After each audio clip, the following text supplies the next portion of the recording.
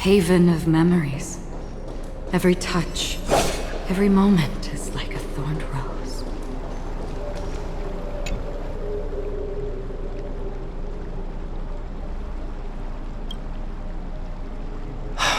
Aglaya, with all due respect, this trial is taking far too long. What do you think of this, Trinan? It's not possible to tell for sure what goes on within the vortex. All I can hear are fragments of speech and distant battle cries. Is it Finon's voice? I'm not sure. It's difficult to make out clearly. Wait, no! Lady Trinan. Snowy's voice. I can't hear him anymore. There's a sun-like existence in the trial. It's burning him up. It has come to this, after all. What now? Get ready, my Demos.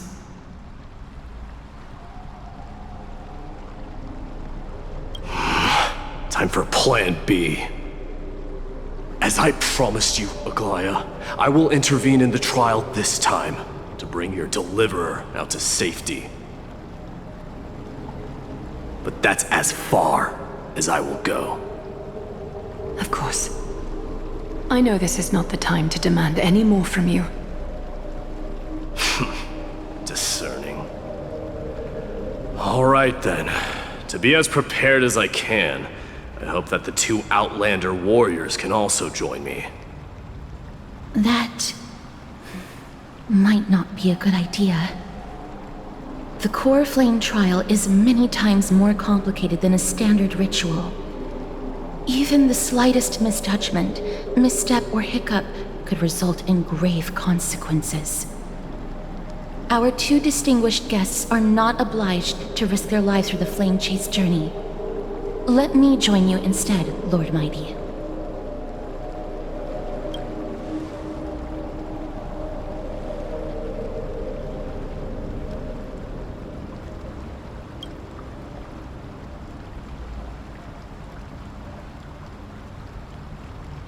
Join me in the trial to look for Finon.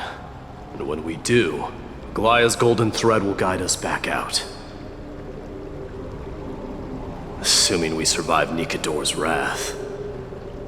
If something bad were to happen, Casterus, your priority is to ensure the safety of these two. I can find a way out on my own. Yes, Lord Mighty. Thank you both for your valor. Time to get to work then. Let me have the honor of taking the lead in this battle.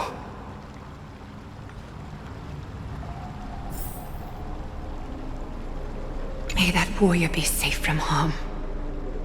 When you are ready, I will preside over the ritual on Trinon's behalf.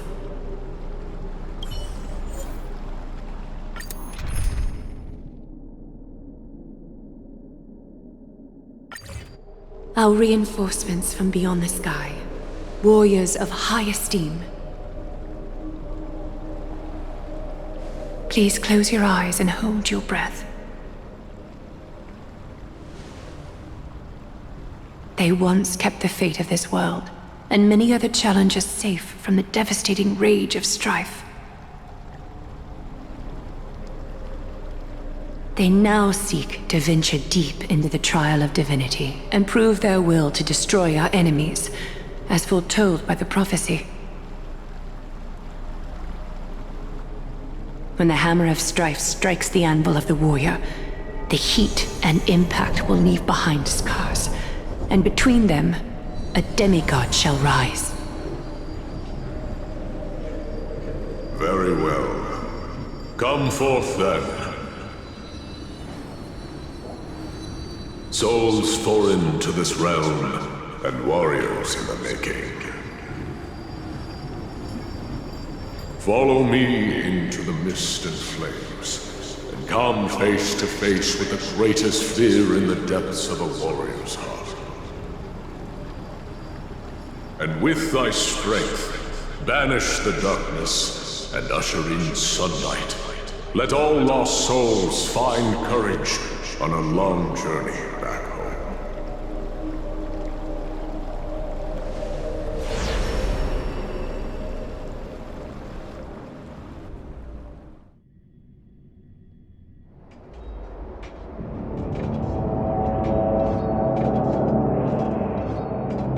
What's the matter? Surprised? Where there's strife, there's carnage. It shouldn't come as a surprise to see such a sight in Nikador's trial. I told you, this is only a mirror of the trial. I don't see him around here. We should go first. Let's pray he stays safe. Huh. The greatest fear in the depths of a warrior's heart, huh? So... You won't get away, Crumnoan vermin! Tell me your name, brute. Your demise shall be a tale I boast about at the feast table. My name is Perdiccas, and I am here to avenge my people. Crumnoans and Accompanyings are at war? Perdiccas? Even the tragic cries of beasts at the slaughterhouse sound better than your name. Say whatever you like, despicable Accompanying. Better to die in battle than return even in glory. May the Crumnoan spirit always watch over me. Foolish brute. I see you're eager to die. Very well then. I shall grant you just that.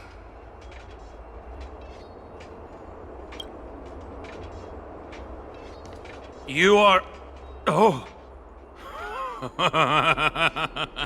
So the Alpha Brute has found his way here. It's a pity, though. You're too late. You will never stop the Holy City's army. Watch as I make this pathetic warrior of yours the first sacrifice. Minimos, my king, avenge me.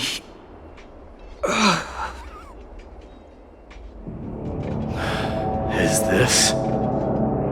You're next.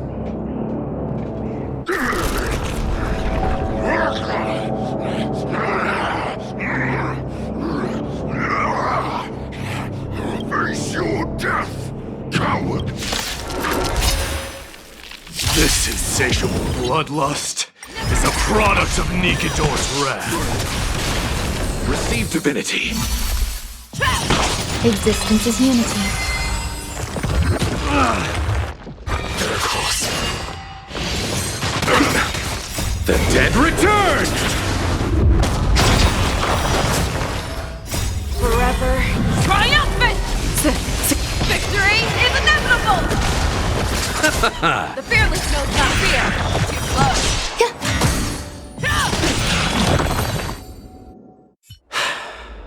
Absurd. I know this Accompanying. Strife contorted an honorable warrior into this perverse and twisted being. And that horrible noise. I can hardly suppress my bloodlust when it sounds. This battle cry must have gone to Finon. That's why he lost himself. What a useless fool.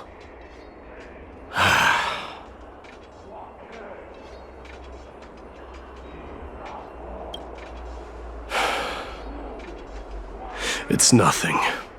Let's go. That voice is Cartonis? Not you too, Cartonis.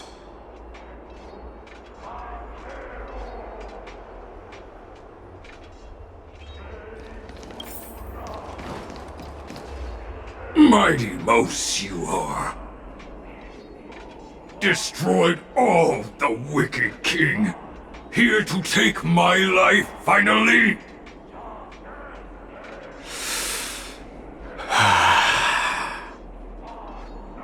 I won't ask how this happened, nor will I hurt you like you said. I just need you to tell me where Finon is. All of this, you know very well. Leave our city, cursed son of Gorgo! I have no intention of hurting you, Cartonus. Humiliate me you shall not! Leave! Get out of Okima! Get out! Symbol of your sovereignty, take it! Signet of Kremnos, bask in blood-soaked glory, your kind alone! This is... Mother Signet? It's here again. I knew it. Ha! Finally gone mad, despicable vermin! With your mad king, perish together in that maelstrom of battle! Enough! Be quiet! You are not at all Cartonus! Look out!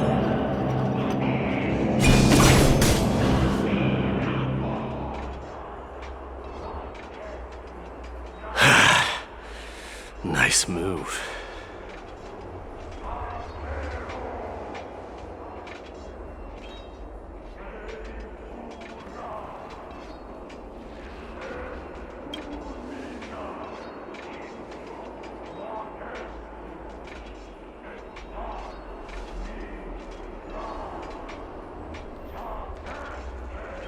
Parted the waters.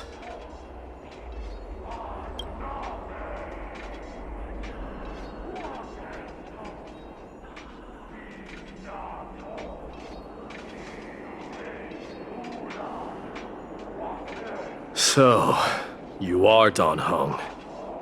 What did you go through before meeting us?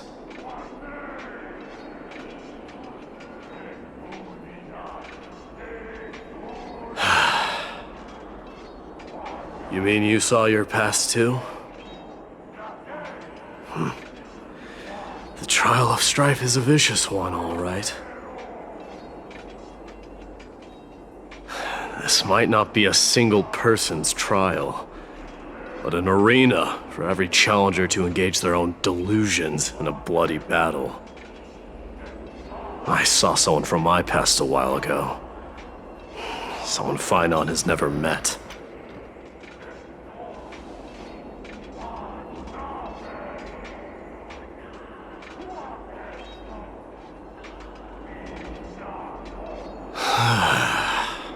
We can only hope this battlefield is nowhere as extensive as I imagined it to be.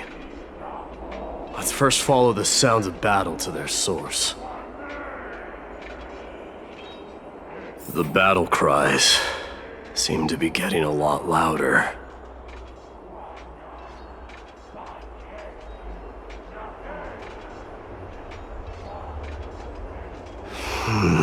I agree.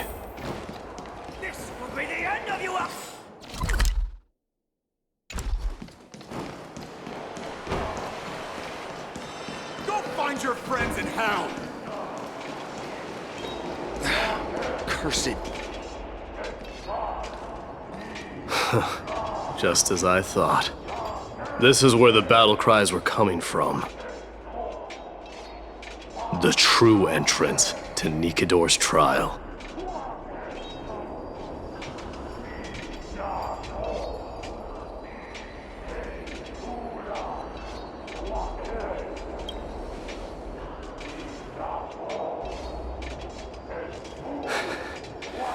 I'm seeing him for the first time, but there's no doubt about it. What I'm sensing can only be Strife's bloodlust. The one manipulating this battlefield is Nikador themselves. My demise. You are a keen warrior indeed. You You know me? The blasphemous prince. Of course I know you. And I happen to know that you're here for the soul of that white-haired warrior. Great. Let's cut to the chase then. Hand over that poor excuse for a swordmaster, so we can be done with this farce. No.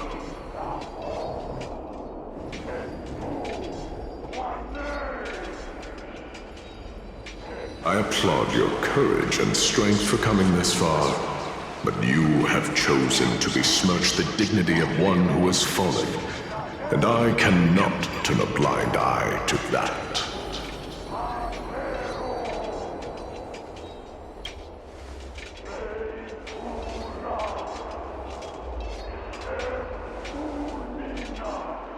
He faced the greatest fear in the depths of his heart, and fought with exceptional valor, though he eventually succumbed to the brutal onslaughts. I have since brought him to the rear battleground, and granted him glory worthy of his courage, tenacity, and sacrifice. You wish to take him away? Sure. Pick up a spear and prove that your resolve can rival his. Of course, cowards who hope to avoid bloodshed are better off disappearing from my sight this instant. Your opinions are of no interest to me, Mad King. If it's a fight you're looking for, then you will get one, Titan. I will put you to rest once more with my curse of immortality.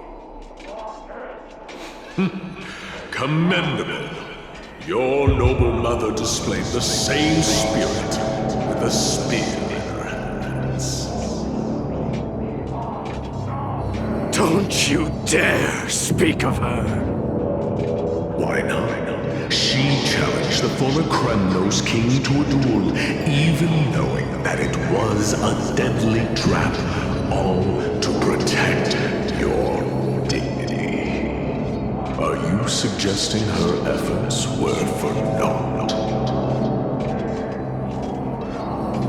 Her death was caused by you, the incarnation of Strife. How dare you talk about her past? Nonsense. You should be wielding your weapon at the god of strife. Battle me and put a swift end to this!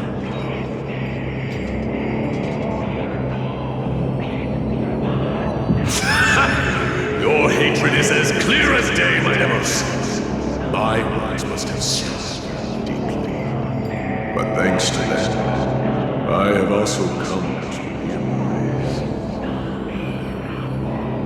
This is why you killed your father for the throne, only to let your signet sink to the bottom of the Sea of Souls, refusing to let the glory of Kremnos live on. This is why you slew the Strife Titan, only to reject the core flame, letting strife continue instead.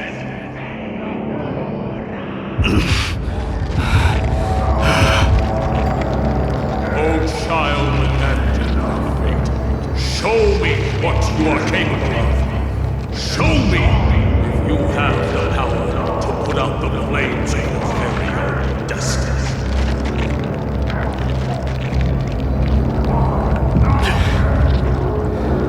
I will rip your chest apart, Titan.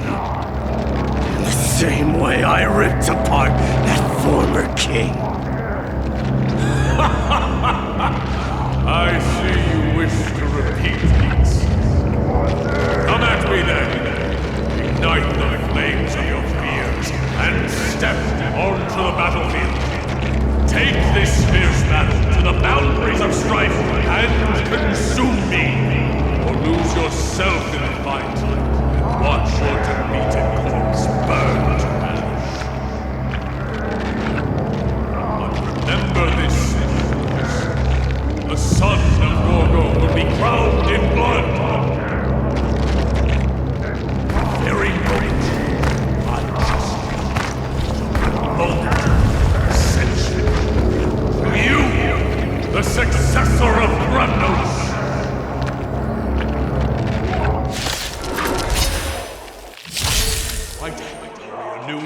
no match for me.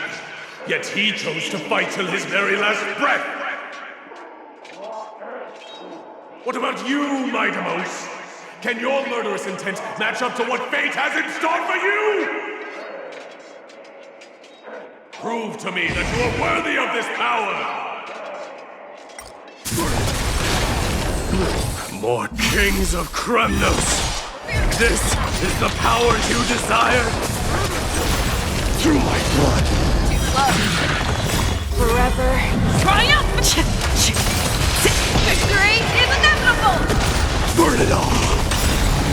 Now accept your punishment. In the name of fairness, I grant you the blood of Strife! This raging power, I can hardly contain it. Repay! Never hesitate! I won't do it. Burn it all! Existence is unity. All will be swept away by the wind. Fury upon you! Receive divinity. Now accept your punishment. Forever doomed! In fear you shall abandon your mortal body, King of Kremnos! Triumphant! Victory is inevitable! How noisy! The fearless knows not fear. I won't do it. Forever doomed! Conquer all lands! Now accept your punishment.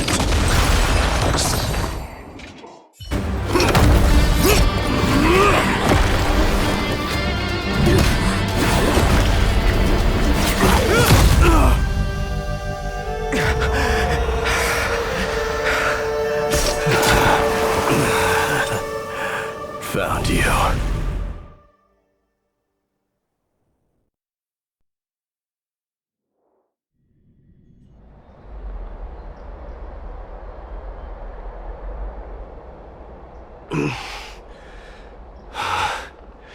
I did my best.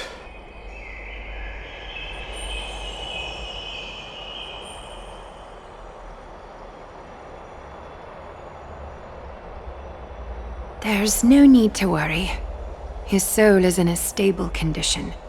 With ample rest for both body and mind, he'll be up and about in no time. The greatest fear in the depths of his heart. Lord Finon must have been forced to relive his past during the trial, and revisit his homeland that had fallen to the Black Tide. In all likelihood.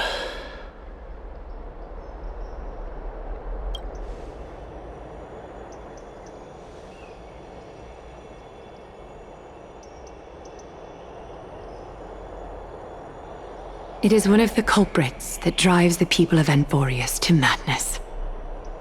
It was during the Era Bellica that this unspeakable thing first appeared, like a plague, alongside the 3 titans of calamity. Nobody knows where it came from or how it came to be. What we do know, however, is that it is steadily encroaching upon what little remains of this tranquil land, much like a rising sea closing in on an island from all sides. It is for this very reason that it became known as the Black Tide.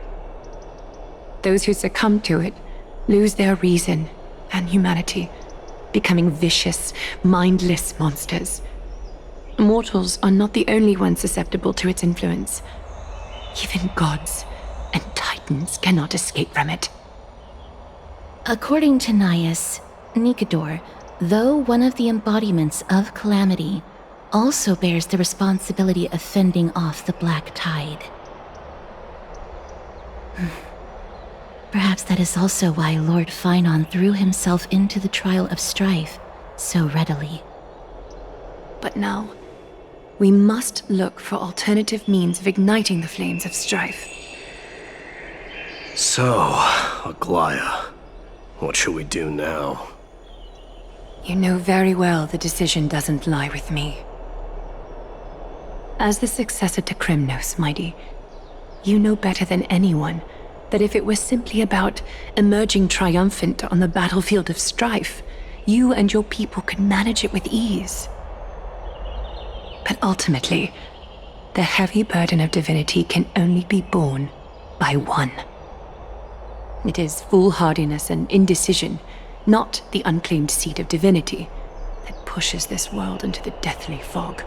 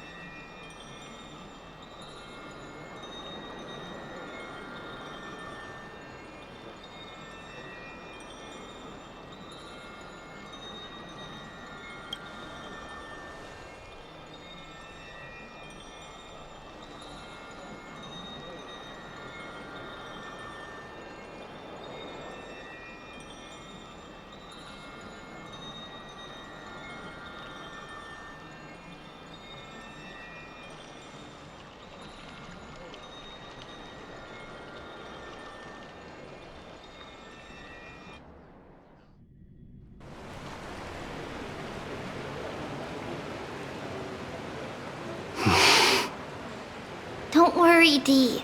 This isn't the first time he's been like this. A long time ago. I'm not worrying about him. Oh, alright. You're a little quiet, though. I'm sorry. That was rude of me. What I meant was, I know that man can pull through for sure. It's alright. Being straightforward suits you better. Actually, Dee, there's something we're curious about. What did you see in Nikador's trial? Something that terrifies me. Isn't that ironic? There shouldn't even be a word for fear in the Kremnoan language. Do you think you stand a chance against that thing that terrifies you? Is this also part of your grand scheme? What do you mean? Aglaya knew that Phynon might fall. And she expected me to take his place.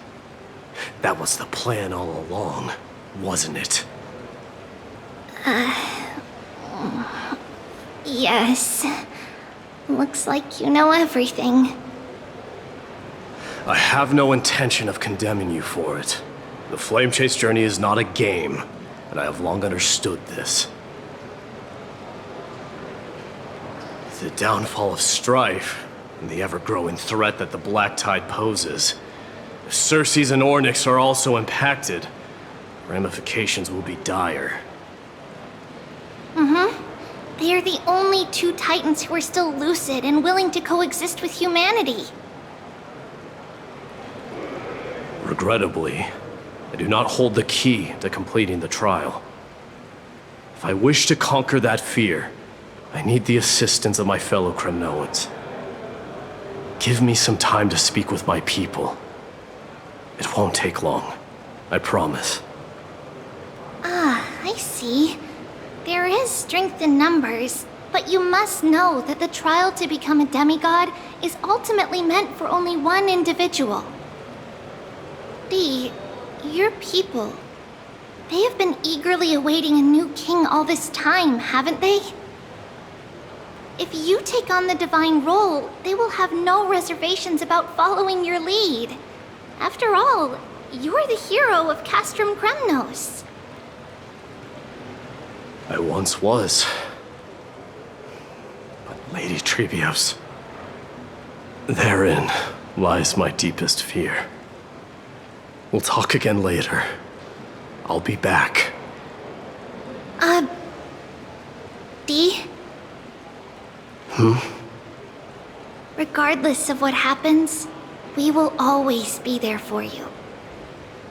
Thank you. The person I'm looking for is probably in the hot bath. I should go take a look. The billowing steam always brings back memories of the furnaces in our homeland.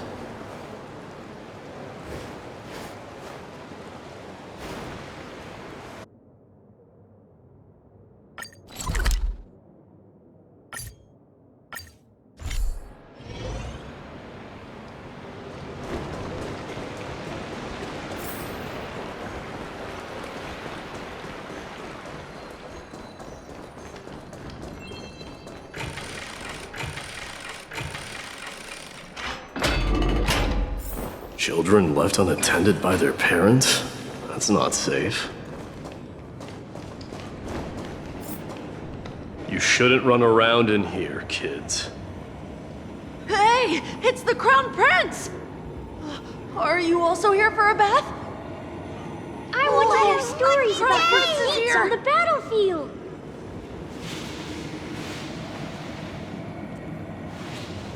The Crown Prince.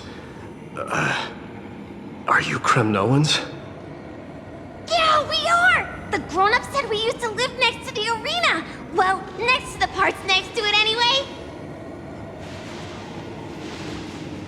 My dad is a centurion with the Hydra Lancers, and my mom is the bravest warrior in the God Shield Brigade. We used to get tons of silver coins from Mr. Crateros. My parents are serving in the Holy City garrison now. As warriors of Kremnos, they're braver than any Accompanying. Why are you kids here alone? Where are the grown-ups? Mom and Dad were asleep, so we snuck out to play hide and seek with Mr. Crateros. That old man can be such a child sometimes. Do you know where Crateros is? I happen to be looking for him. Sorry, I don't. Come to think of it, we haven't seen him in a while. Did he get lost while trying to find us? No way! Mr. Crateros is a member of the Royal Wing Elites. He's the best at hunting down enemies. He was counting near Verax Lea when we went to hide. I thought about taking a peek, but who knows if it might be a trap he set. It was prudent of you to be cautious. So, which Verax Lea was he with? It's, just take a few turns after you go out from here. It's close to the backs. right. I'll go look for him. You should consider the game over and head home for now. And don't play around the hot baths again. Wait, Your Highness! Is there something else? I heard you retrieved Nicodor's core flame. Does that mean we get to go back home soon? Have you ever been to Castrum Kremnos? You were all born in the Holy City, and are living lives no different from the Occamans. Everything you know about our people comes only from the tales of others. You have never even witnessed the blade in the sky with your own eyes. How, then, is a city you've never seen your home? Because this place is definitely not home. Mom and Dad told me that the children of Kremnos are born to wield swords and fight on the battlefield. They also said that the Kremnoan detachment led by the Crown Prince is the bravest army across all of Emphorius. No one can defeat them. The kids in the Holy City don't play with us. The moment they find out that our parents are Kremnoans, they shun us. We don't care. We all know that the Crown Prince will take us home one day.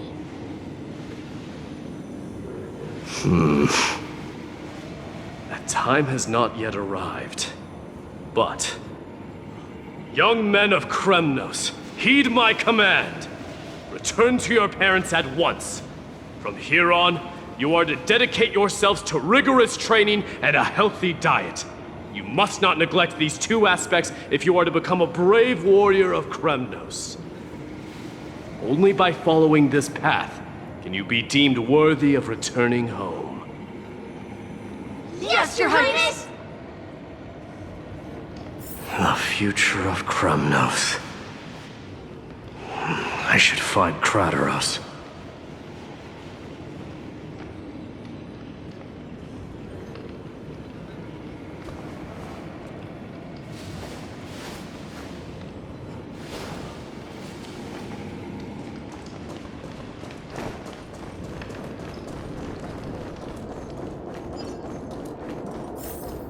There he is. Rat! Oh, it's the Crown Prince of Castrum Kremnos. Get a grip. We're here by order of the Council of Elders. Even the Chrysos heirs have to think twice before doing anything to us. Out of my way, lackeys of the Council. The Civil Guard of Akama is on official duty. Please keep out of this area. Calm down, my lord.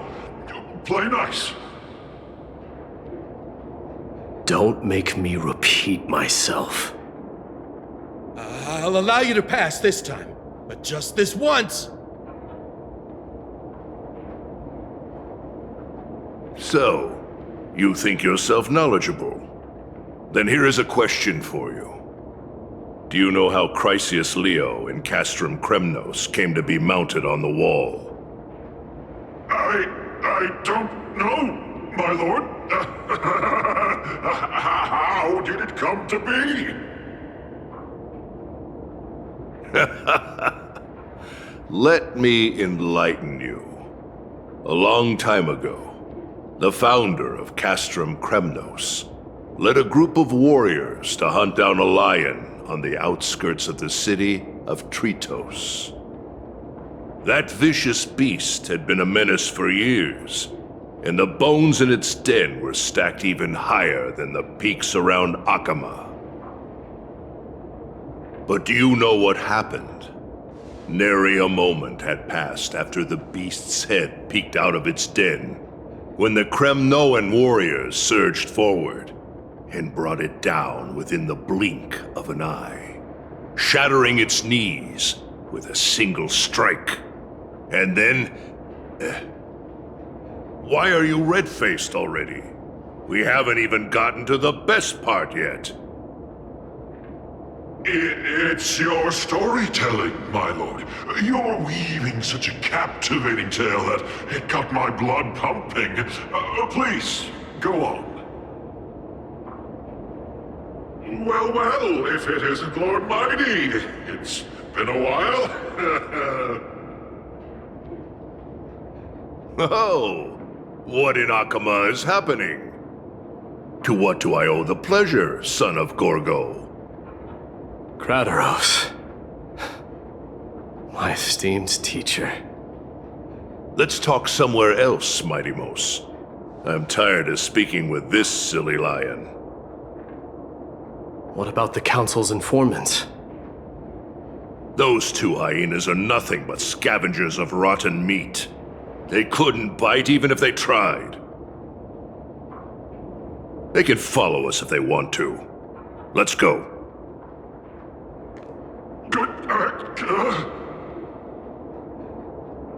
Wait, so how in the world did Chrysius Leo get mounted on the wall? Keep up with us, you hyena. Oh, sorry. I meant officers. Hey, old man, how dare you? Calm down. Calm down.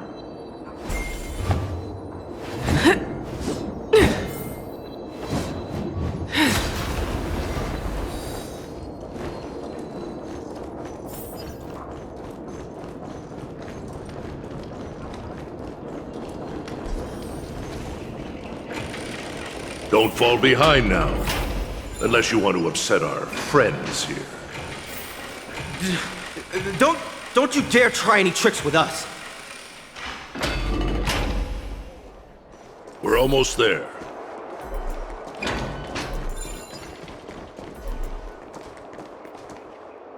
Why have you stopped? This is a nice spot for a private chat. Shall we, sir? Let's do it. What are you up to? Someone help me! Some privacy at last. So, tell me, why have you come to seek this old man's counsel? I came to discuss the future of the Kremnoans. Interesting. I heard the core flame of the Lance of Fury has been restored, though not by your hand. And you're even considering giving up Nikador's divine power. Is this true? Those rumors are not entirely groundless. In other words, you did entertain the thought of giving up the throne of Kremnos and forsaking your people. The divine power is not equivalent to the throne. The path of strife is also not our people's only way. Enough with the word games. You, of all people, should understand the plight of the Kremnoans. Think about all the warriors of the Kremnoan detachment who left their homeland with you. Think about their children. Only the yearning for our former glory days has kept us going all this time. If they ever learn that the crown prince they look up to so much is actually toying with the notion of stepping down, think of the disgrace it would bring upon your departed mother, Mighty Mos. You best remember that she died for you because of Europon's schemes, to restore the glory of Kremnos. Since you've brought that up, tell me, who is responsible for my father's death? Are you trying to shame me, Mighty Mos? I may be old, but I haven't become so decrepit that I've forgotten it all. Of course I remember that Europon died when the Kremnoan detachment surrounded him. You drove the spear into his chest with your very own hands. That was merely the final outcome. Do you still not see it? What led my parents and our people to their downfall is none other than the strife we speak of. The quest for glory. The tenet of valorous death before glorious return. This is the creed of every Kremnoan, no matter whether these beliefs are justified or not. Don't be ridiculous.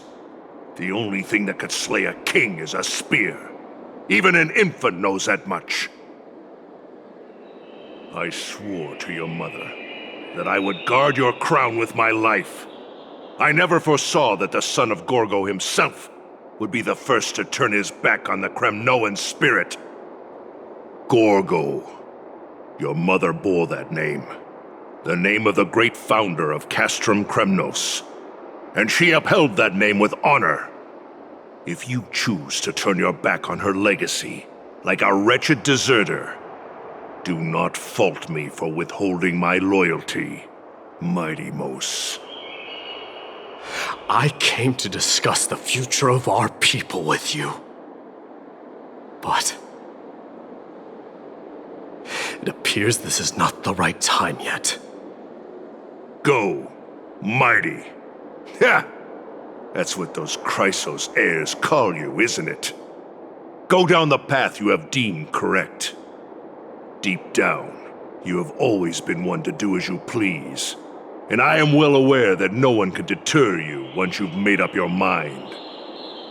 But don't you ever dream of renouncing the traditions of Kremnos. We may reside in Akama now, but we remain eternally bound to strife by blood. Bloodlines no longer hold any significance in this era of destruction. My young lord, always bear this in mind. Never reveal your vulnerabilities to anyone. A lion should never dwell amidst its prey, especially when it wields power enough to dominate the entire hunting ground. Eurepon, the boy did nothing wrong! This is murder! Do not sully the noble name of Kremnos with the blood of an innocent child! You mustn't reveal your weaknesses to the enemy! Enough! My decision is final.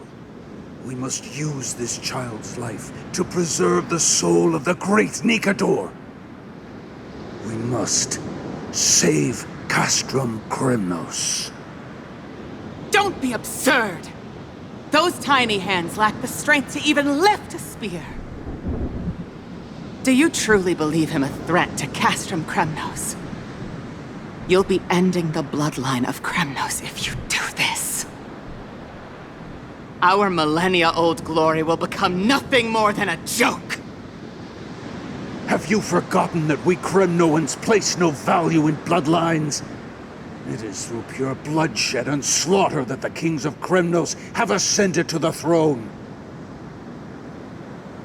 As for our millennia-old glory, it has always been a joke in my eyes. Glorify it all you want, but it will not alter the nature of slaughter. Those who revel in it are but murderers. They are no more noble than the most monstrous beasts in Amphorius. Enough with your words! Among all the kings of Kremnos, which one did not inherit the crown only after plucking it from the lifeless body of his father? But listen to yourself now. Do you truly believe you can cleanse the blood from your hands through mere words alone? Nay, quite the contrary. I will end this cycle of bloodshed. Starting with this child. With these blood-stained hands, I will end it all. Your failure is inevitable, Eurepon. You are just a coward who can only raise his blade against his own child!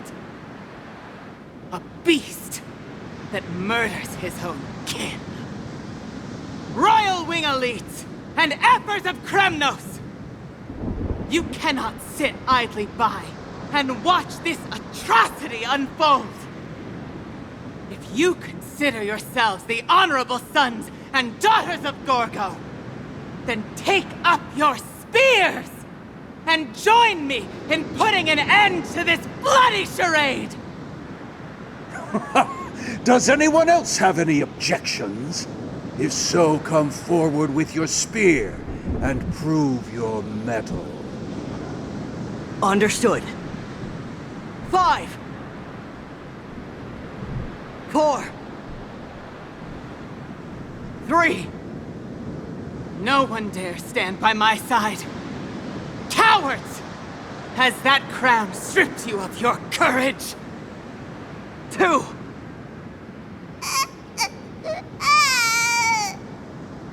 One. It appears there are no objections. Then, in accordance with the Kremnoan Council's principle of tacit consent, the decision is final. With all present as witnesses, this child shall descend into the Sea of Souls, where he will nourish the Lance of Fury and join the fallen heroes. May fate and the gods await your arrival. My son, my Deimos. Stop! If you have more to say, then speak. On account of the life we have shared together, I grant you this one final chance. With the Blade of Fury above us and the Council bearing witness, I, Gorgo, hereby move to challenge the crown in accordance with the laws of Kremnos.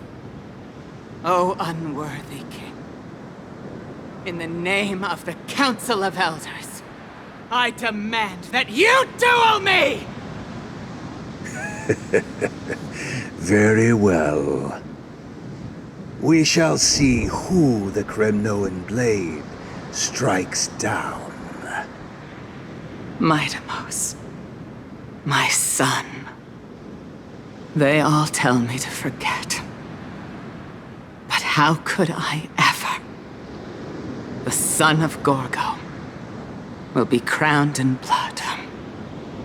If there is no Kremnos without the crown, then I shall seize the crown and smash it to pieces to bring the people to their senses.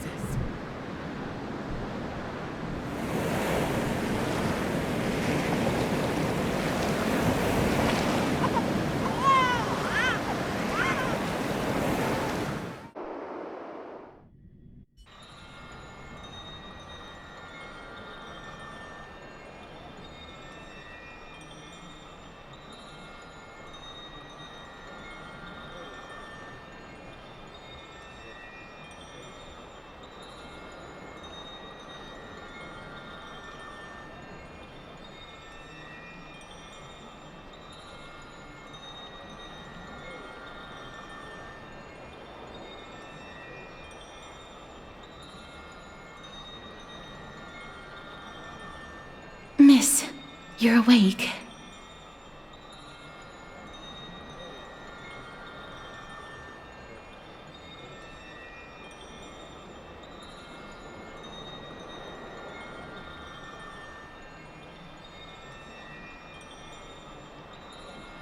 Is the room too cold?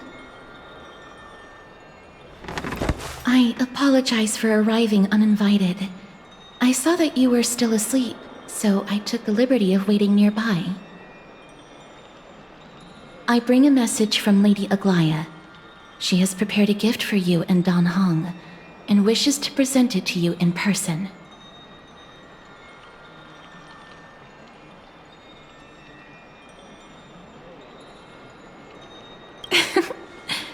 I'm glad you're in good spirits. All right, let's set off.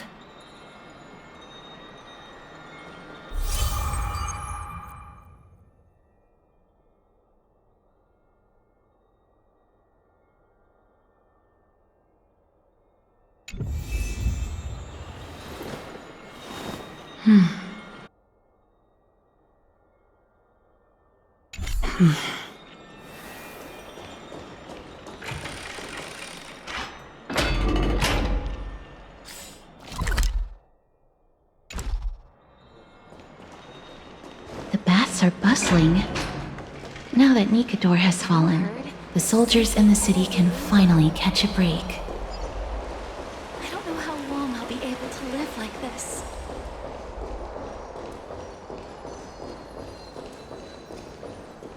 Is that Lady Treby and Lady Trianne? Ah, you must have forgotten. This is a precious relic from our hometown. We definitely all saw it back then. Trianne, this is a counterfeit. We both know it's impossible for something this fragile to have survived all those years in one piece. Nothing is impossible. We are fragile too, but we still got through those sad times. Ugh, look at that color and how it glitters in the light. It's exactly as we remember it. Why won't you buy it? If someone else gets to it before us, we'll miss our chance forever. Calm down, Trianne. You need rest. Please, there's no need to fret. If you need more time to make a decision, I can put this aside for you until tomorrow. Or until you're ready? No, it's all right. Trianne is just... she'll come to her senses tomorrow. We'll be off first. Trianne is just... what? Trianne is super mad, that's what! You've forgotten all about Mama! Mama gave us something just like this before! Trianne...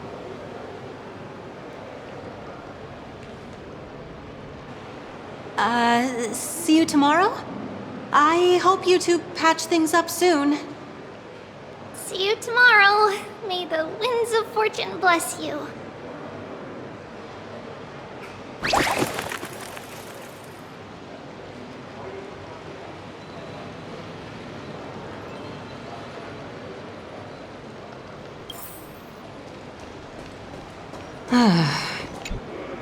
Excuse me, if you don't mind, could you tell me what Lady Treby and Lady Trianne were discussing just now? Oh, it's Miss Castorus. It's been a while. Well, honestly, I'm not quite sure myself. See, I have a little hobby of collecting handicrafts. Some time ago, I found this trinket being sold at the Marmorial Market and bought it to use as decoration at my stall.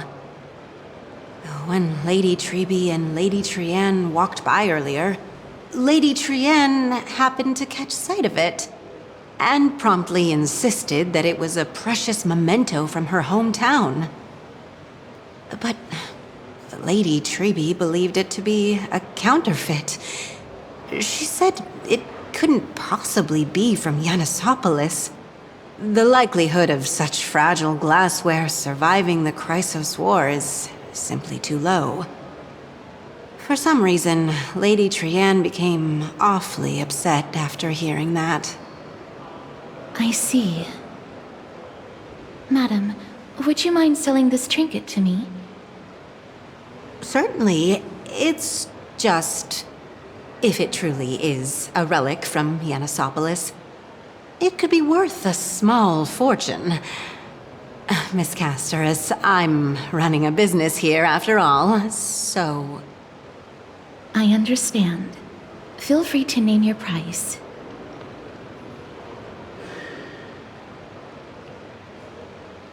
And what might your concerns be, my friend?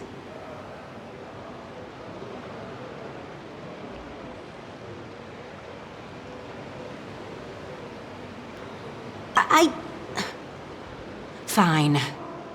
I'll sell it to you at cost, as a sign of goodwill, Miss Castorus. Just promise to support my business in the future.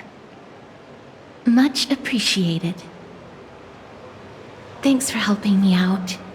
I'm not one to venture out often, and while I have some savings, it takes a lot out of me to even talk to people, let alone haggle. Had you not been here, I would have been set back plenty. The authenticity of the piece isn't important. What matters is that it holds special meaning for Lady Trianne and reminds her of her hometown. I've long wished to show my gratitude for Lady Trianne's care, but I haven't been able to come up with any ideas for a suitable gift. This chance encounter today feels like divine intervention. Perhaps this is the gift I've been searching for. Still, this trinket is admittedly rather fragile. I will have to make some adjustments and stitch it onto wool felt to protect it.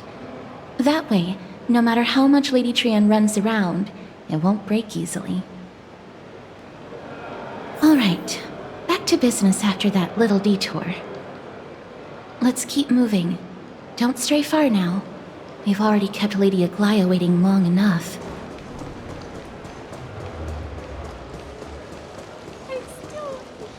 What are you folks going to do next?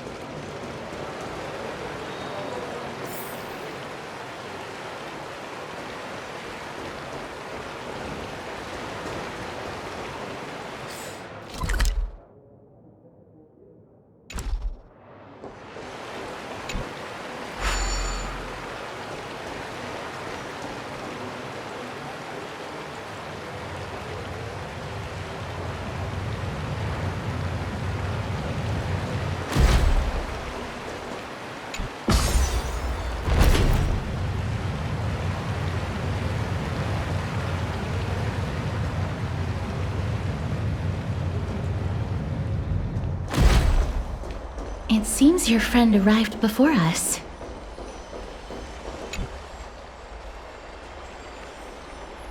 Welcome, Cass. And you as well, trailblazer from beyond the sky.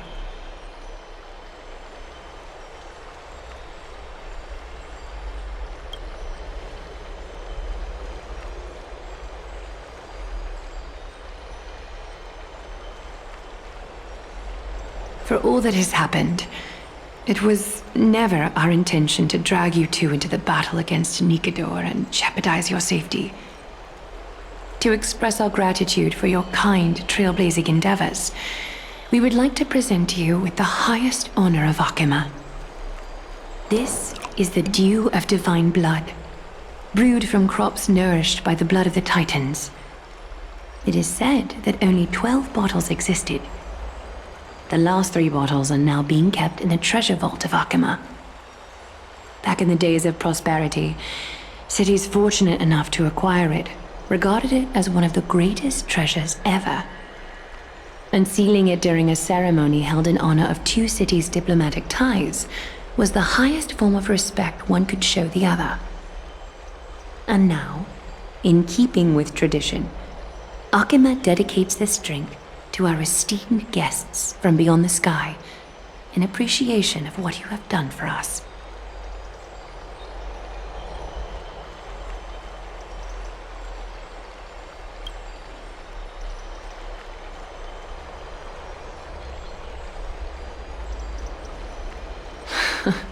Very perceptive, Mr. Dunhung. Your heroic deeds have proven that you come in good faith. With the dew of divine blood as testament, we wish to forge an alliance with the Trailblazers.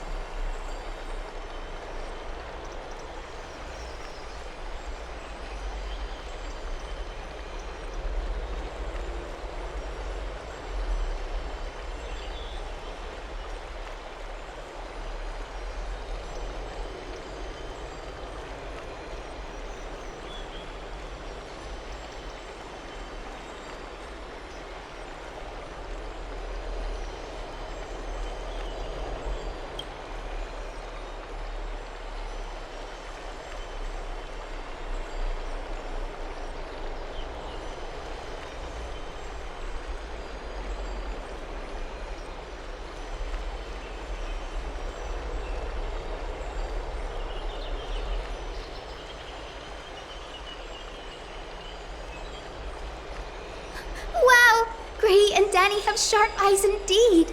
You'd make outstanding members of the Twilight Courtyard.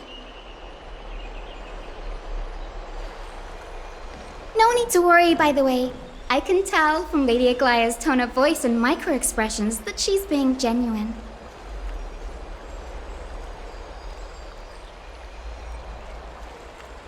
Not only are you guests from beyond the sky, but you've also done so much for Akuma. You're practically heroes to us all. Lady Aglaya would never subject you to Aquila's judgment. Hyacinth, thank you for taking care of the wounded of the past few days. Oh, it's no trouble at all. The patients are very cooperative when we attend to them. I'm just thrilled to see them all going home healthy again.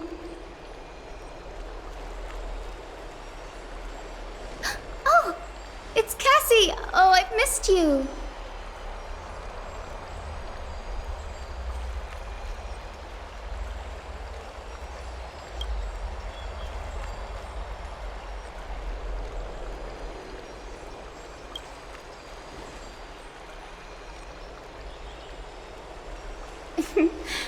As an acolyte of Aquila, I'm here to bring healing light to the world. Plus, I've heard you're also children of the distant skies. Fate must have brought us together. Can we be friends? I'd love to hear your tales of the sky. And oh, it's a rare occasion that Akuma presents such an invaluable gift to guests. Lady Aglaya, may I have the honor of tasting it too? Of course you may. Esteemed guests of Akuma, please believe me when I say that this gift carries no hidden agendas. As for the matter of the Alliance, you need not give me an answer here and now.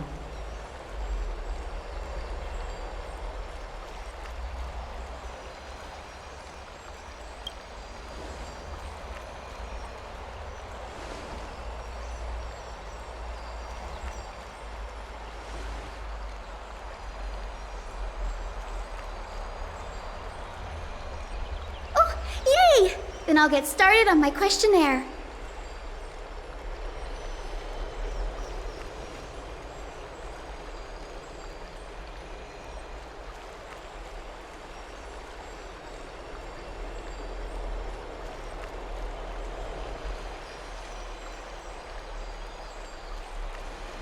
Allow me to do the honors. This young lady is Hyacinth, Assistant Lecturer of the New Sporists at the Grove of Epiphany, and Head Nurse at the medical institution known as the Twilight Courtyard. Many of the Chrysos heirs suffered injuries during Nikador's attack on Akuma, so the Grove sent Lady Hyacinth to treat the wounded in Akuma.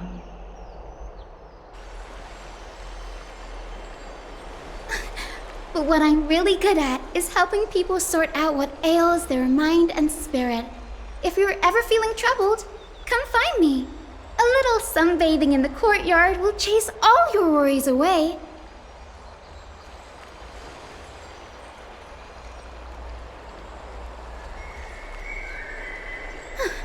Well, it looks like everything's sorted out now. The patients have also all recovered. I think it's time for me to head back, Lady Aglaya. I would love to keep you in Akuma for a few more days, but I would hate to provoke the ire of the Grove. As it happens, Akuma intends to send a messenger to the Grove for updates about the research on the Black Tide. We also want to communicate our desire to discuss the retrieval of Circe's core flame at the earliest convenience. Oh, that sounds pretty serious. Lady Aglaya, you can't be asking me to... No need to fret. We won't put you on the spot. Trianne will be going there as the diplomatic messenger of Akuma, and Castris will be accompanying her. I happen to have a few questions for Professor Anaxa as well, regarding the missing Titan Thanatos.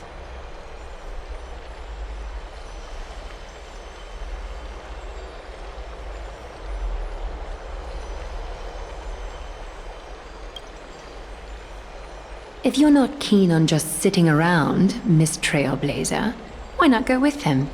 The Grove is a picturesque place, perfect for sightseeing. That's a wonderful suggestion. Come visit the Grove, Gray. I'd be delighted to show you around.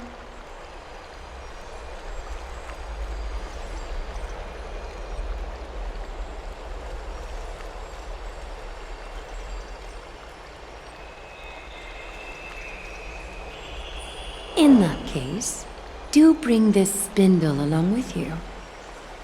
This tool, called the weft, is used to spin thread and has been passed down in my family through generations. Though it doesn't see much practical use nowadays, it's become a symbol of great significance. In this respect, it is the perfect token to represent my will. If you encounter trouble at the Grove, just take this out and show it to them. While you're in the Grove, the golden thread of the weft can also render all things around you visible, regardless of whether they're corporeal or not, allowing you to see things as I would.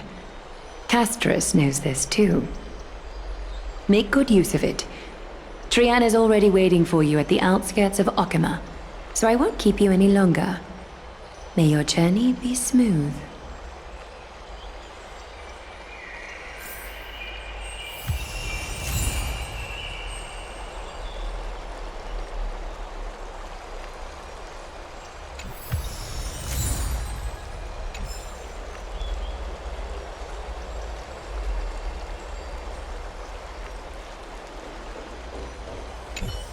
I'm glad to be in your company again, miss.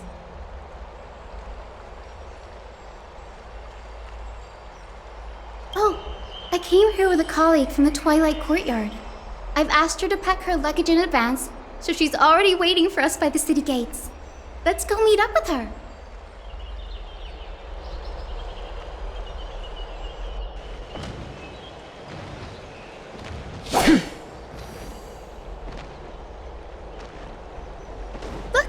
There she is!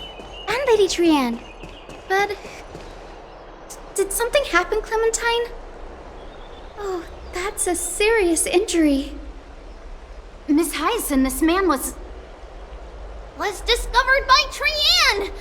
Trian was in a bad mood this morning, so we went to the outskirts of Okima for some fresh air.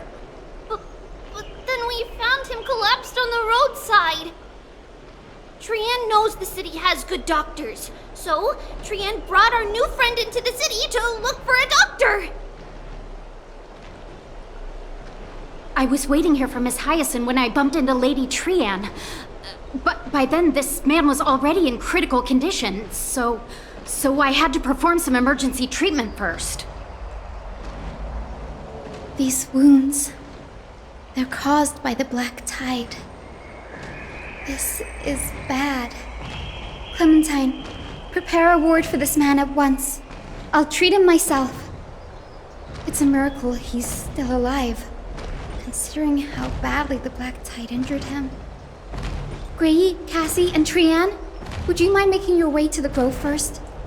Once this man is out of danger, Clementine and I will join you. As a healer, I cannot ignore those in need of medical attention. I understand. May fate have mercy on this poor man. Trian believes he'll get better. Everybody, follow Trian! Fly, fly, fly away from Okima!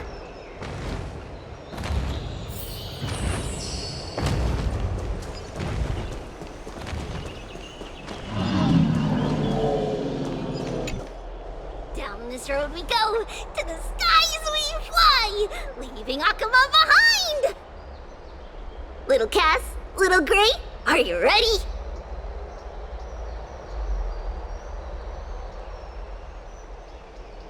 I'm ready, too. Okie dokie! Everybody, let's hold hands. To the Grove we go!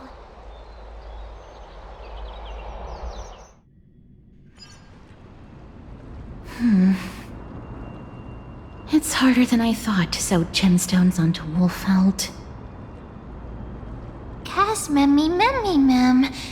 Memmy, mem, mem, mem. Mem wants to try sewing. Here, why don't you give it a go?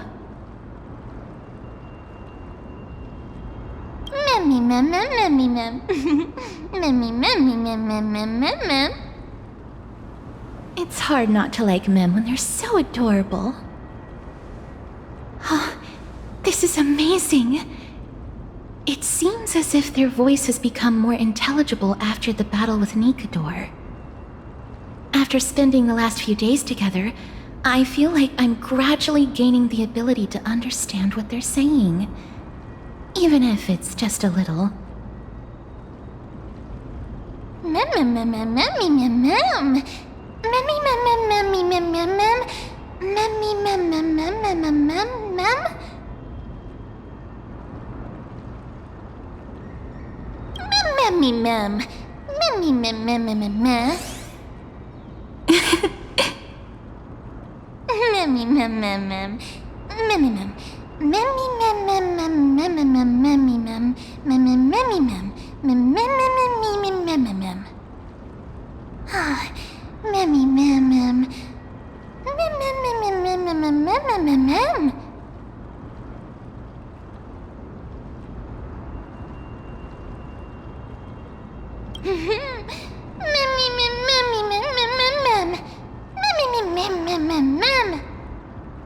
Cute.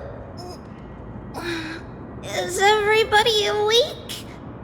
Little Gray, little Cass, and a little pink puppy? Puppy?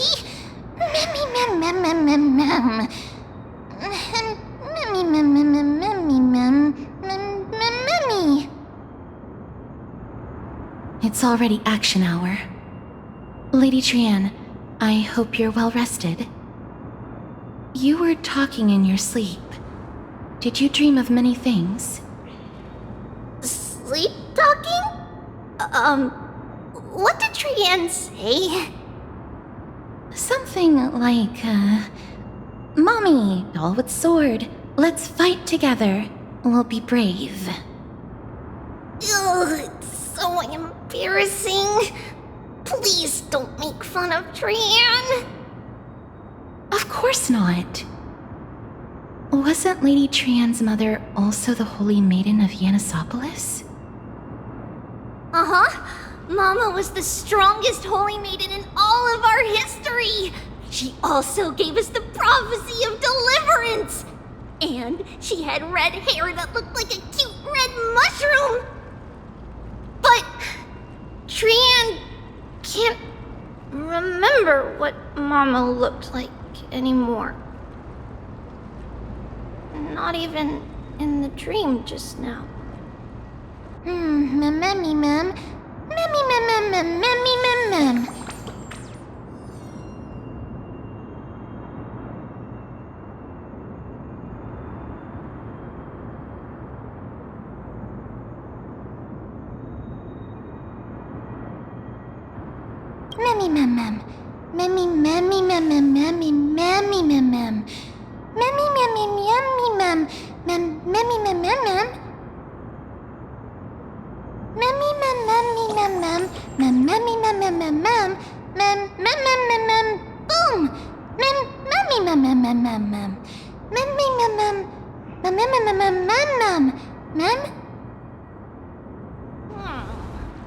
Trienne thinks that's a great idea!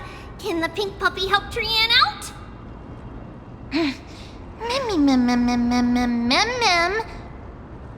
Yay! Then I'll call you... Little Memmy from now on!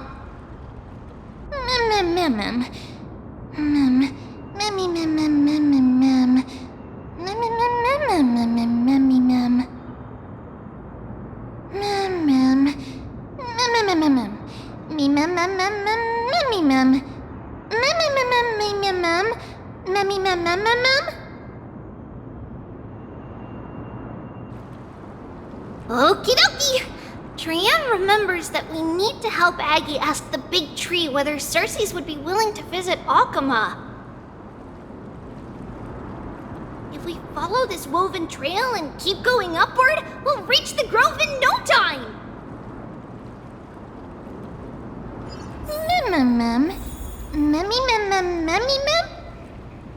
Legend has it that whenever they requested an audience with Circes, Nestia would always come to the meeting in a long white dress. As the warps and— Look! A huge tree! It's... Ma'am.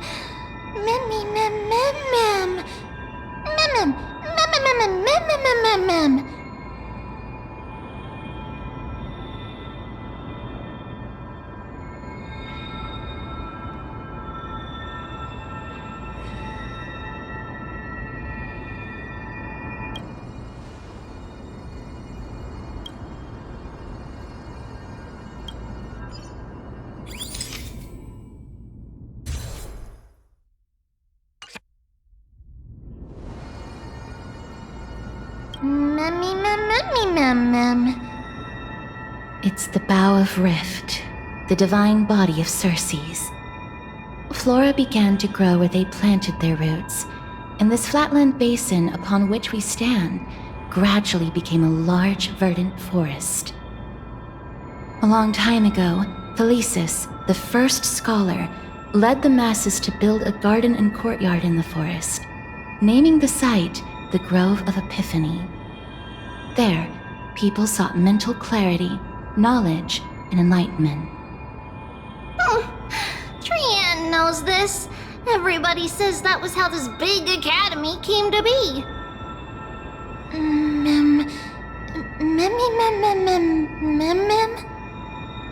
Something feels off. The Grove has always welcomed scholars. So too would Circes give us her delicate leaves and extend her branches in greeting. Yet, it seems both the Grove's messengers and the Titan are indifferent to our arrival.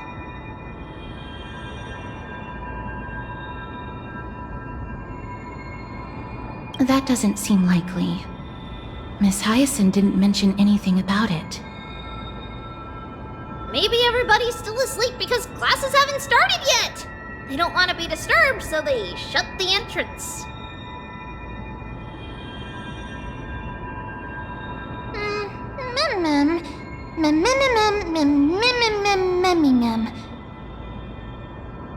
This place is too quiet. What in the world is going on? Oh! Trianne found it! Everybody, the entrance on the other side. What could it be?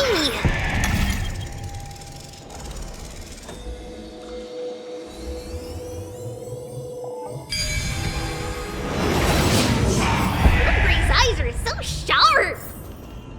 I knew you would find it. The courtyard of Storgi should be just ahead of us.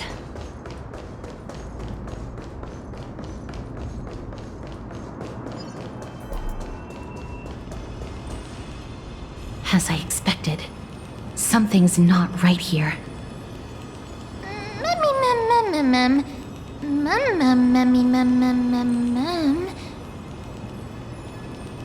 Not to mention that this whole place is also eerily quiet.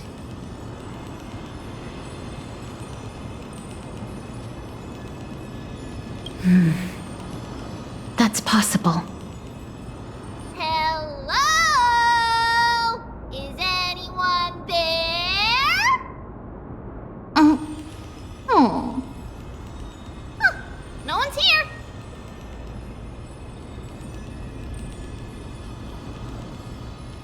I have an idea.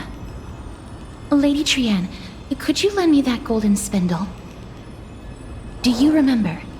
Lady Aglaia said this: while you're in the grove, the golden thread of the weft can also render all things around you visible, regardless of whether they're corporeal or not.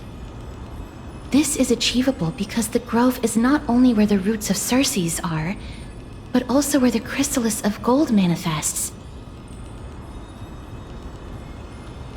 Oh, Nestia, with the weft as my vow, I beseech you, entwine my body with your golden thread and affection.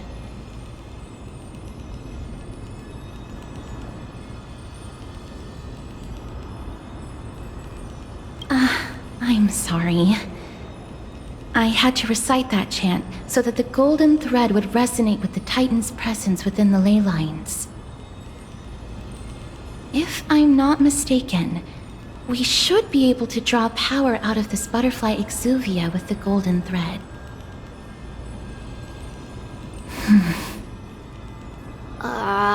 There isn't a reaction. Did it not work? But that shouldn't be. Mem. Mem. Are they white dryad flowers?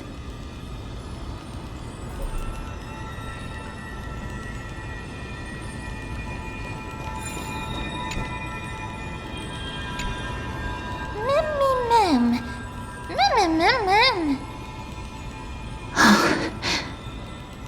No, these aren't white dryads. These are shadows of dead white dryads. Dead Mem? Shadow? Strictly speaking, these white dryads are still plants. They only gained sentience as a result of Circe's blessing of equality. But their sentience is minimal when compared to that of humans. These flowers have already died. What you see here are just faint afterimages of their souls. However, this also means that the golden thread has definitely connected with the Titan's presence. Without the golden thread's outlines, we would not have been able to see them at all. But what happened to them? Why are there only tiny shadows of them left? Mem, can you read their memories? Let me try. Mem.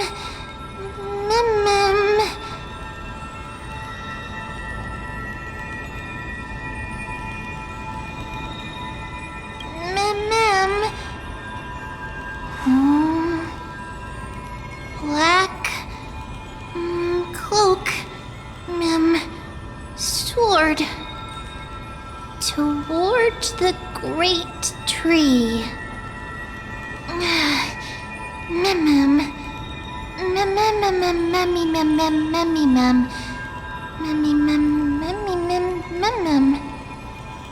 I have a bad feeling about this.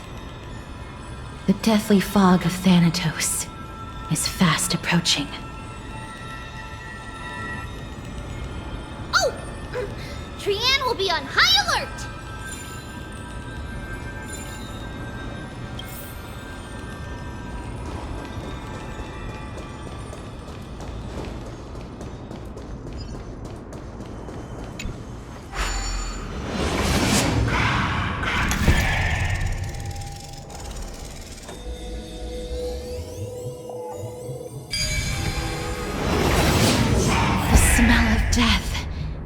Becoming more and more intense.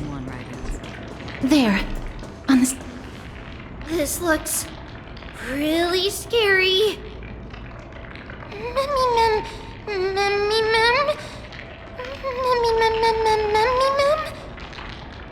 No, it's neither of those. This is a creation of the Black Tide.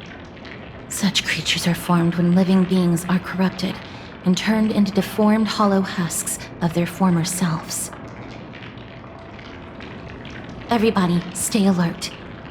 Regardless of what has happened to the Grove, the fact that we're seeing the remains of a Black Tide creation here definitely doesn't bode well. Should we inform Aggie about this? Mem.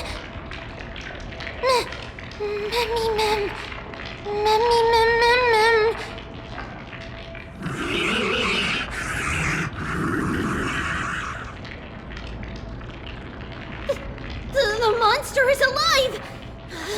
Trianne will protect everybody! Trianne, please hide behind us. Miss, let's do this.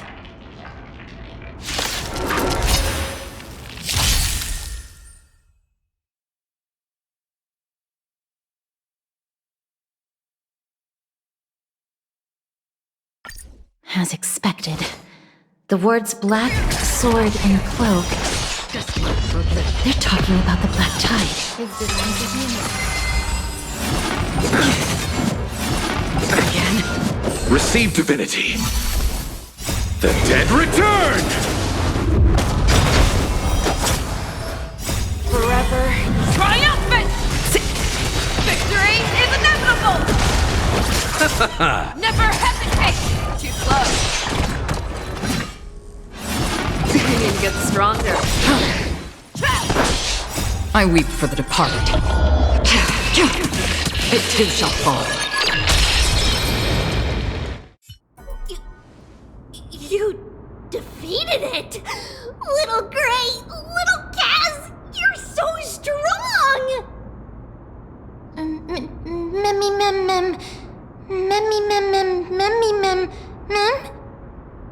To think the Black Tide has spread this quickly to the Grove despite its remote location.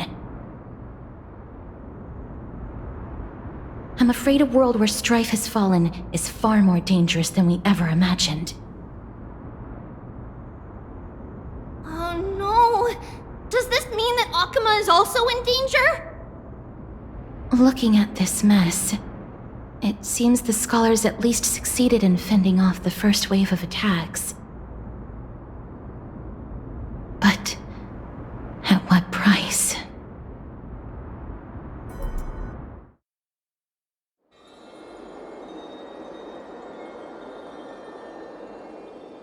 Lady Aglaya, after a few days of surgeries, both major and minor, we were able to save the life of that patient found on the outskirts of Akama. Thank you again, Hyacinth, for your hard work. The scarring of his organs was especially severe, a result of the Black Tide's corruption. It's a miracle he's even survived.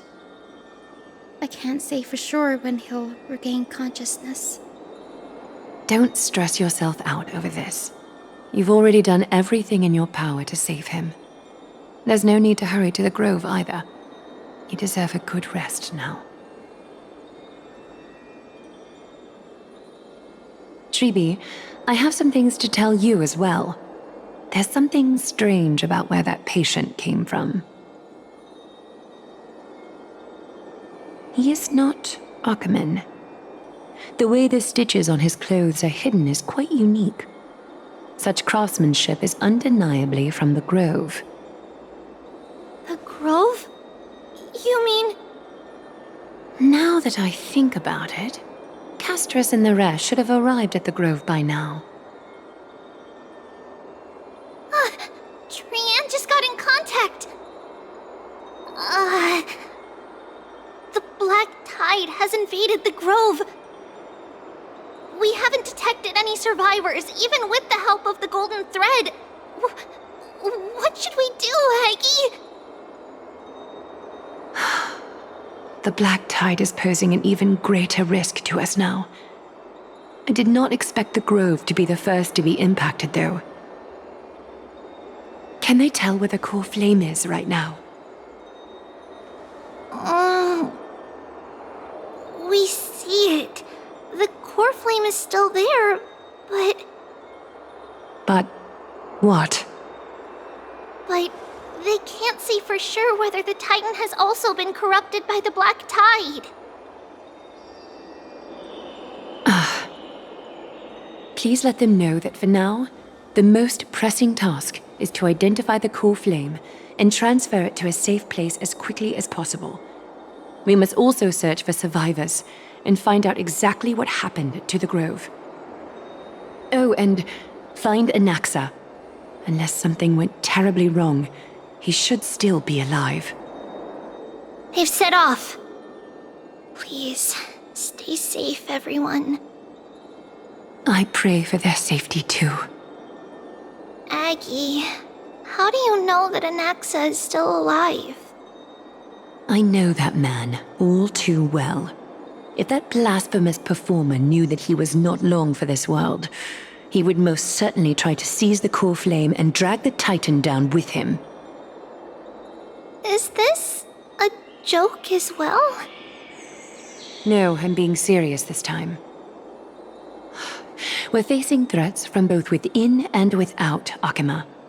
The merciless carnage may have ceased, but Akima's Nemesis continues to sharpen their blades even now. They may have even prepared the gallows from which to hang us already. You mean...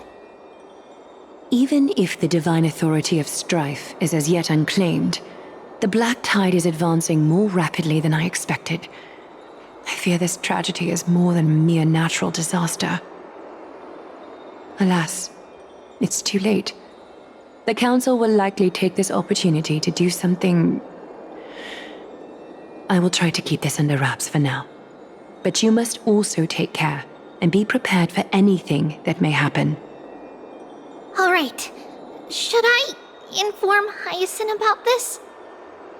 Not for now. She must be exhausted after performing surgeries non-stop for so many days. I don't want to overwhelm her with this bad news.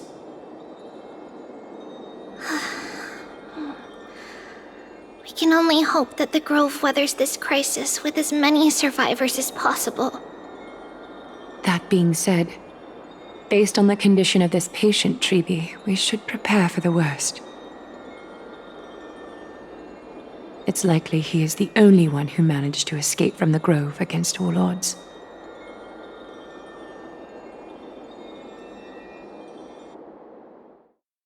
Everything will be fine. The people at the Grove are really smart. They'll definitely be able to chase away the Black Tide.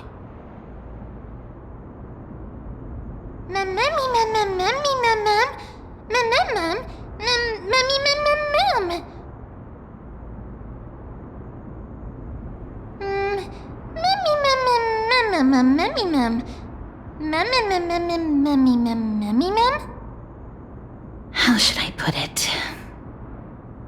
Lady Aglaya doesn't trust Anaxa at all, I'm afraid.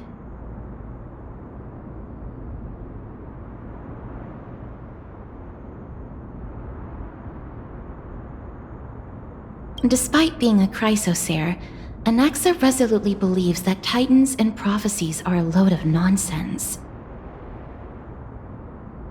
During our regular citizens' assemblies, he always votes to oppose the flame chase journey.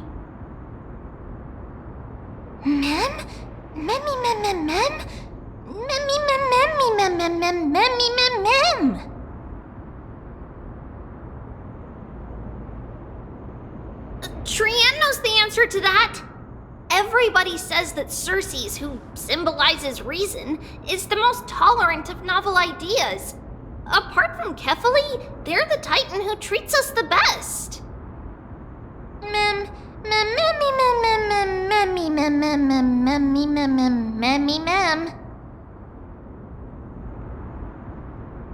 Yes, that is how we formed an agreement with these Titans who bear no harm toward humanity. If they agree to support us on our flame chase journey, we will wait till the final moments of the journey to restore their core flames. With the exception of Voronix, that is, they didn't lend us their power willingly.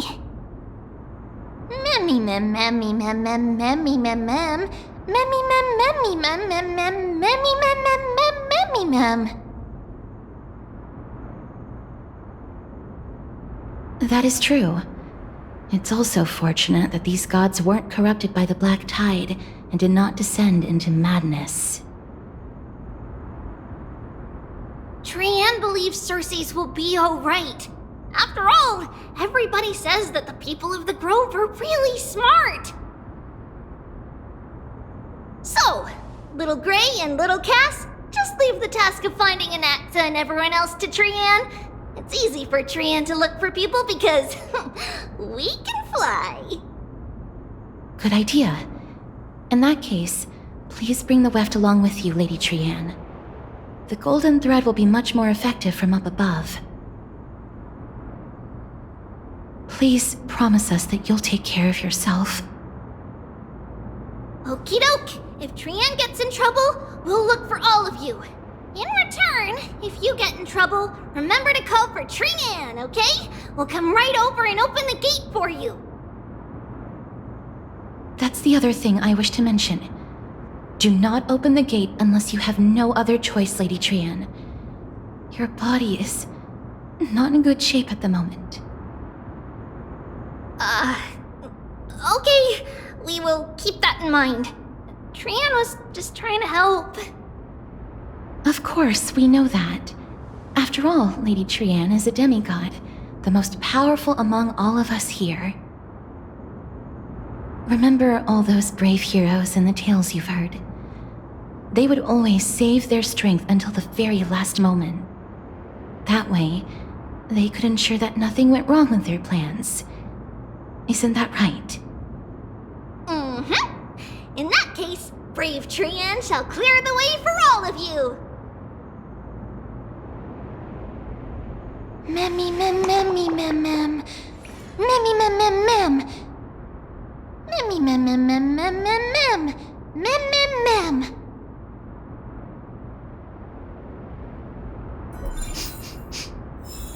Memmy mem mem mem.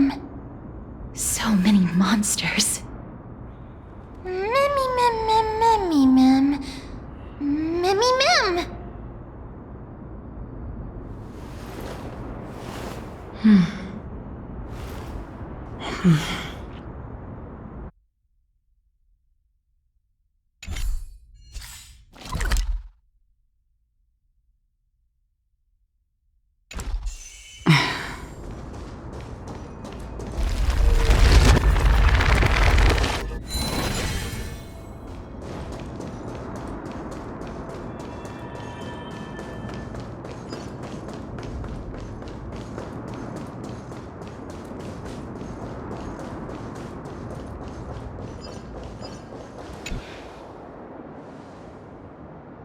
Can't open it.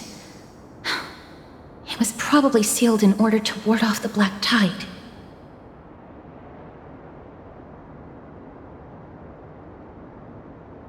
Yes. Most of the doors on Amphorius are sealed using the power of Yanis. Mem mem memmy mem mem memmy mem mem. Memmy mem mem mem memmy mem.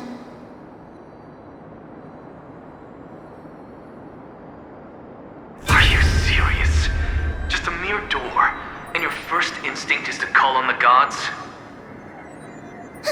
Memmy!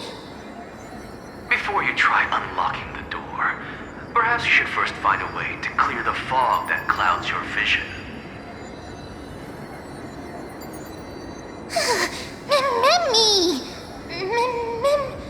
Mem. My name is Anaxagoras, one of the 7 sages of the Grove of Epiphany, and the founder of the New Sporists. Before we go any further, rule number 1. Do not call me Anaxa.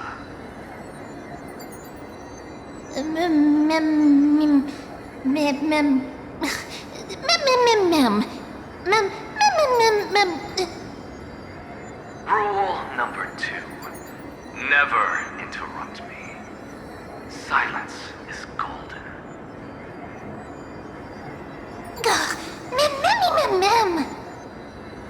The person standing here and conversing with you right now isn't the vestiges of a memory. Rather, it is the culmination of the greatness of science and the pure, irrefutable, and undeniable exalted truth. Through the wonders of alchemy, I have shattered my soul and transmuted it into gold before burying it in this spot. I have recorded these words so that visitors may learn where their next destination lies.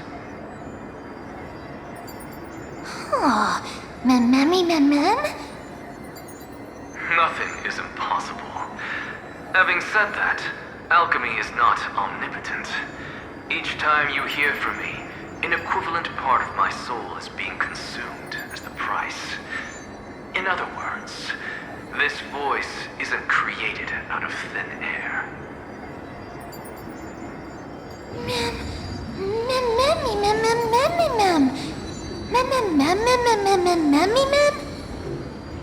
That's because my precise calculations account for every possibility. I also know that you have already discovered the cause of the calamity at the Grove, the Black Tide, and that you mistakenly believe that the scholars have been wiped. But that is where you're wrong. While the Black Tide was still approaching the Grove, the sages found a way to evacuate the vast majority of the scholars. They are heading toward the holy city of Akama as we speak. Only a small fraction of the scholars stayed behind with me to defend the Grove. If all goes well, Cersei's core flame will reach Akama before long. But since you have accessed this message, something unforeseen must have occurred. For now, you should continue onward to the Luminary Throne, where you may retrieve the core flame. And our mortal remains.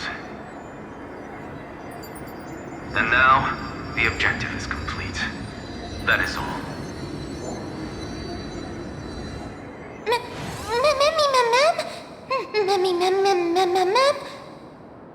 Miss, judging from your reaction, you must have found a useful memory. Professor Anaxa? That's a lot to digest at once. I'm sorry. Please give me some time.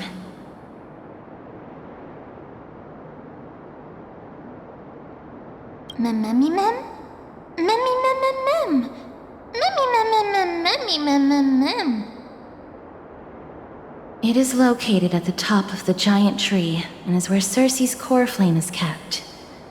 According to Anaxa, the core flame should still be there. But making our way there won't be as simple as the professor made it sound.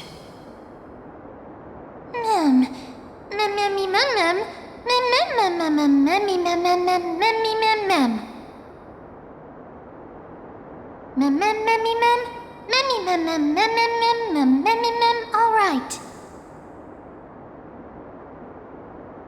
Right.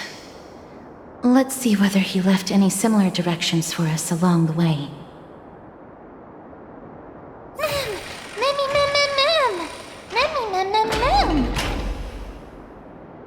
Alchemy is truly incredible.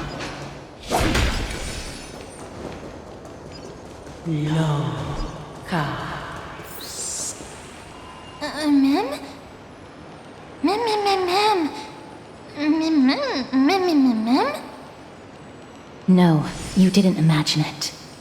I heard it as well. I'm afraid that someone's probably nearby, as we are unable to ascertain whether they are friend or foe. We better remain cautious.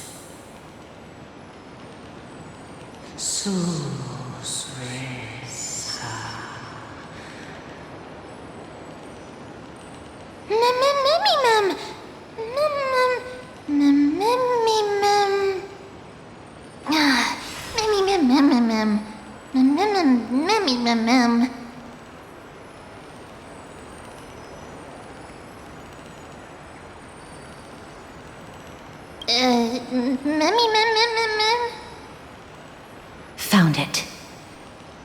The voice is coming from over there.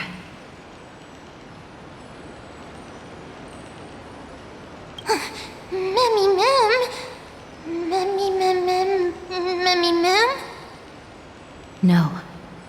It seems to be coming from somewhere even further that way.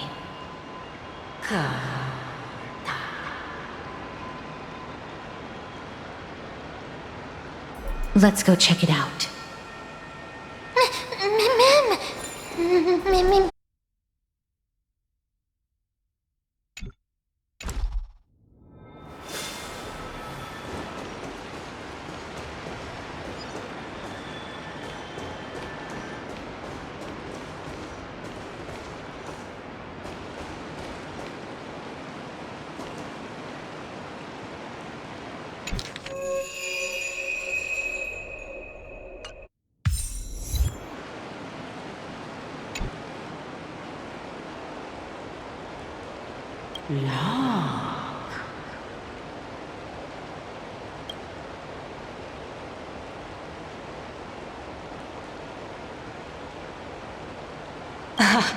Regardless of what you do, a stone won't be able to speak. Mim! Such a lively little bunny. You even smell a little familiar.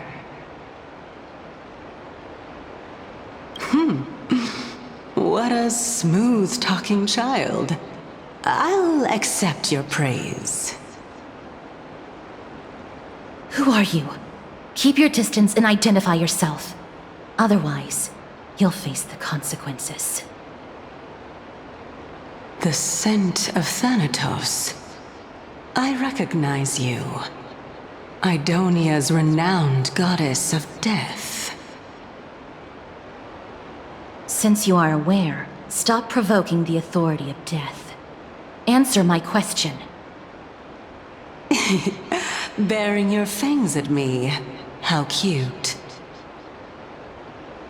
Just call me Calypso. I greet you on behalf of the Seven Sages and the Litophagists. Of course not. Just ask the fair lady beside you. She'll definitely know the reason why. Be careful. Even if the head of the Litophagists has never shown their true identity before, we shouldn't trust this person so easily. The Weft could not detect her presence just now. That would be out of the ordinary if she were truly a phantom body. But if she is someone who has passed on, I should be able to tell. Let me test her. Do you mind if I join your private conversation?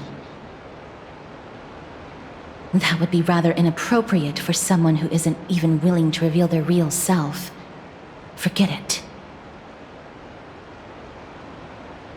However, I'm going to ask you some questions. Please answer them truthfully. If you can do so without hesitation, we won't treat you as an enemy for the time being. A pop quiz? Well, that sparks my interest. Go ahead. What was the topic for the grand finals of the 752nd Great Debate? Is a flying arrow in motion or at rest? Who was your representative? Medea. She went up against Phynon of the New Sporists. Who won? Nobody won because the 752nd Great Debate never took place. What I just mentioned happened during the previous debate. Phynon emerged victorious and obtained his 10th consecutive debate wreath. Also, to alleviate your worries, I shall provide you with a piece of information that's more valuable than the Great Debate. Anaxa the New Sporist is still alive. I saved him, and he is now recuperating at the Luminary Throne. So, are you satisfied with my answers?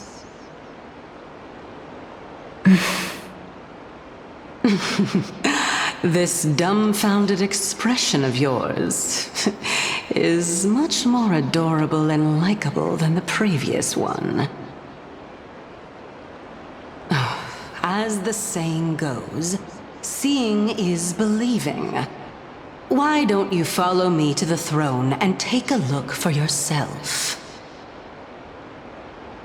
I'll keep my eyes on you at all times. Oh, that's truly an honor.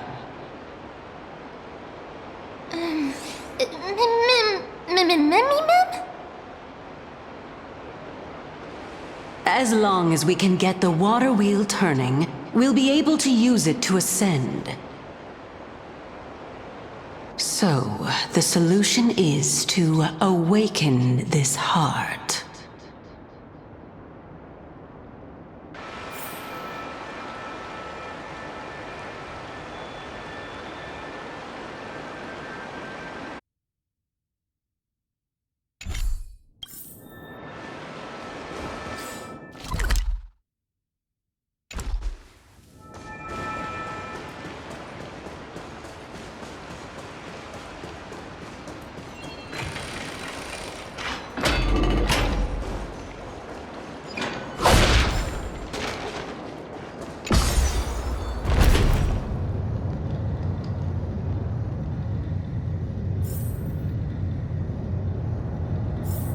Is that the Chamber of Purifying Tears? You have a good memory. Why exact... My intention should be obvious. See that shallow pond over there? Water lilies grow there. Initially, Circes watered them with their tears, while Nestia nurtured them with affectionate love. They are a token of the eternal companionship between the two gods. All the two of you have to do is to cross the deep well and retrieve the golden bough of vows for me.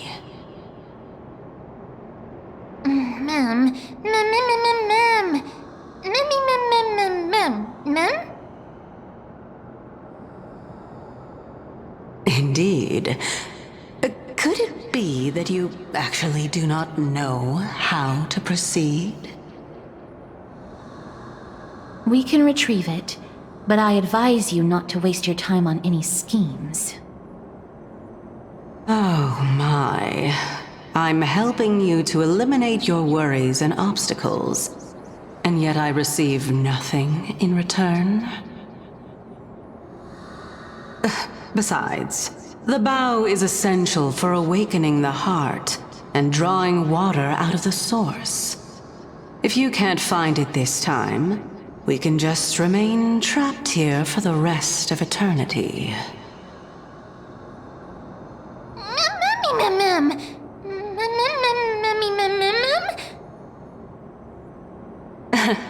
You're overthinking things. We're all in the same boat. Although it would be absurd to say that I have no other motives. Since you've brought it up, I might as well take this chance to explain. I'm simply making use of this opportunity to see what you two are made of. So, is that truthful enough for you?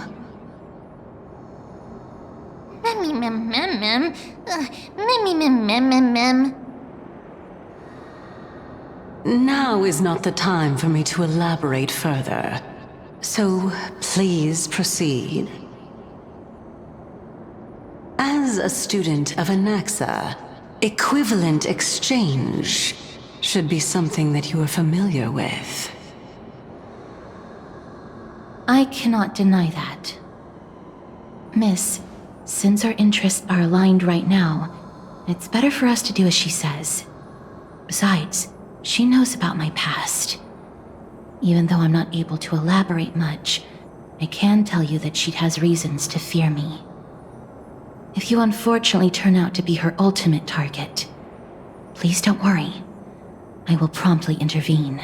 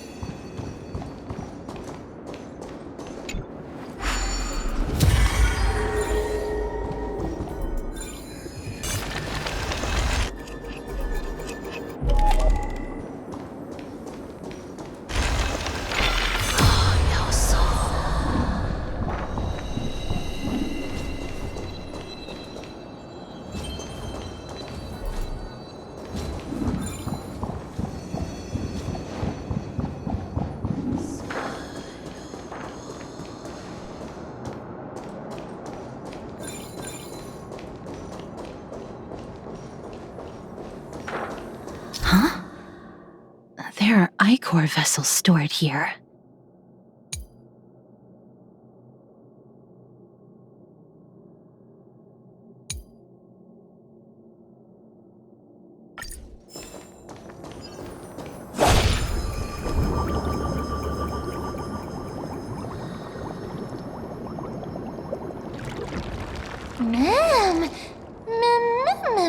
Flowers.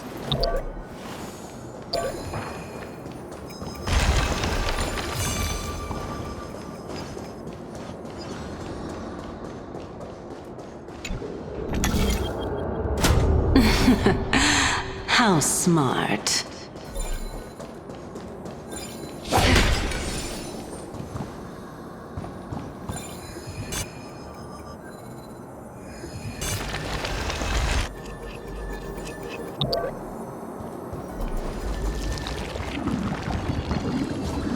Let's hope that this is not a trap.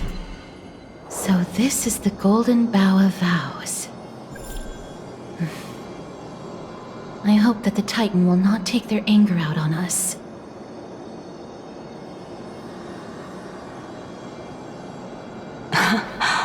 So lustrous and beautiful.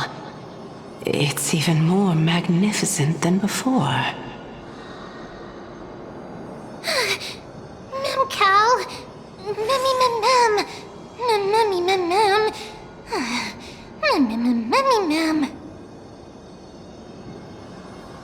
Understood.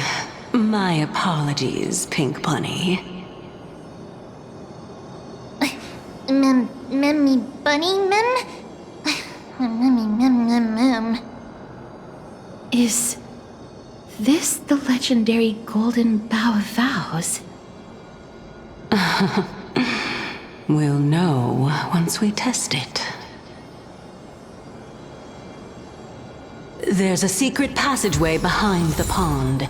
It's faster if we take that path.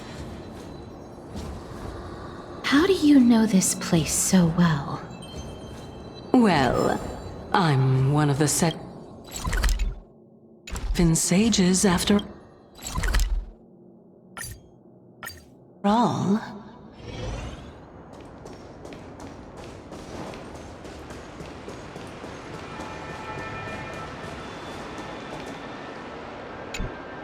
We're here. Could you kindly pluck a petal for me and place it into the pool?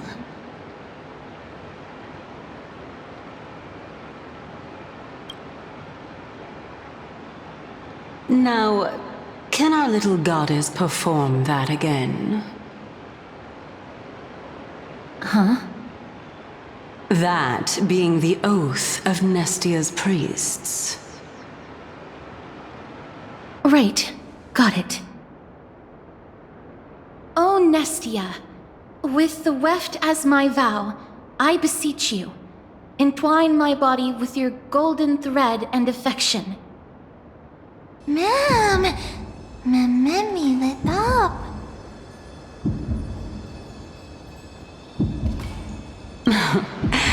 It's just an ancient promise between the Titan and humans. So, what do you think? It really is the Golden Bough of Vows. And I did not set any traps for you, right? That is indeed true.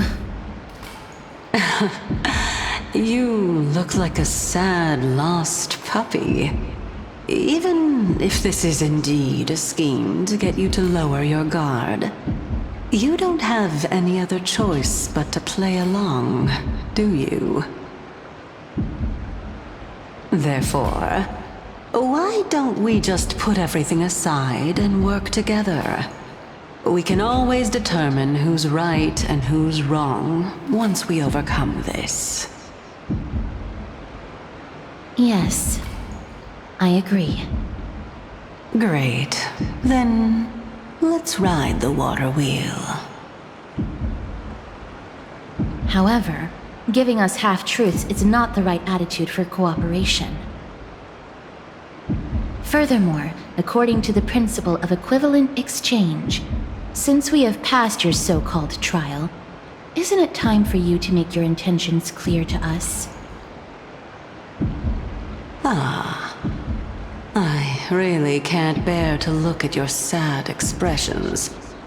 Although you only cleared a simple trial, I'm willing to make an exception and treat you with sincerity. I'll allow each of you to ask a question. Up, but not the little bunny. So, ask away.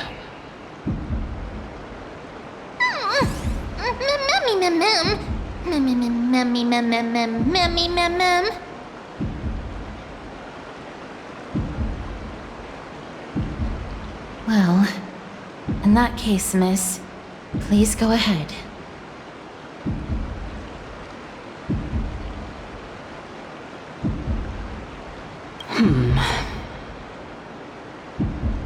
As I've previously mentioned, I'm one of the 7 sages of the Grove of Epiphany. If you think that this answer is insufficient, then I'll add to it. I'm the leader of the 7 sages. Well, it's your turn now, little goddess of death.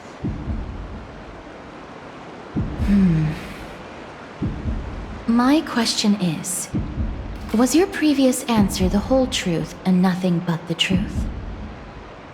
There's no point in making this unnecessarily complicated. That applies to you as well. However, we do not harbor any hostility. We merely want to avoid any potential harm to us. Lady Calypso, if you want us to work together more effectively, I advise you to answer my question honestly.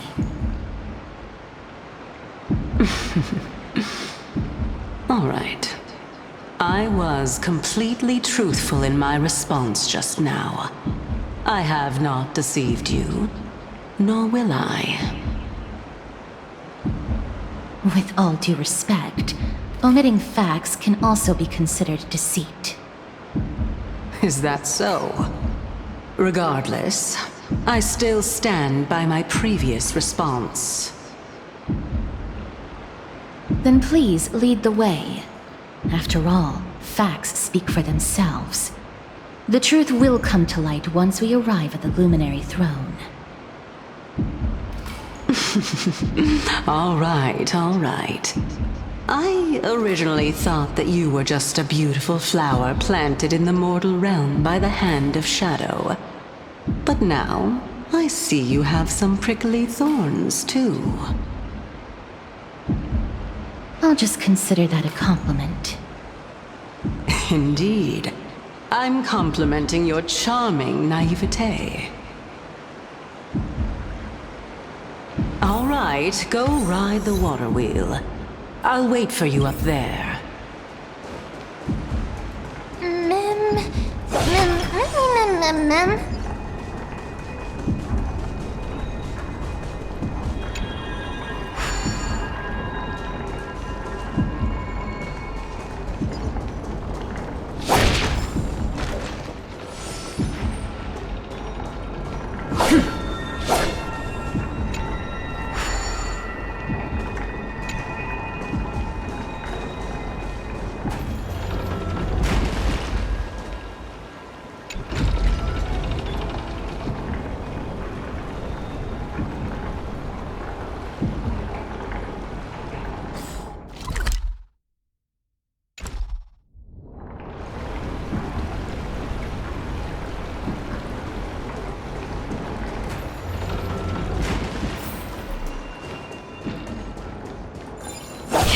Speaking of which, don't you also have a red-haired companion?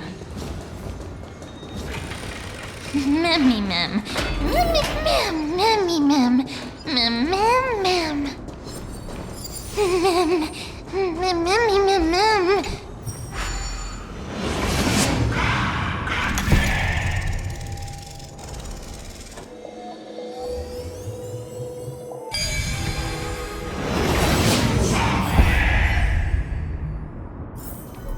Perhaps there's more than one right answer. Whoa! It's little Gray, little Cass, and the pink puppy!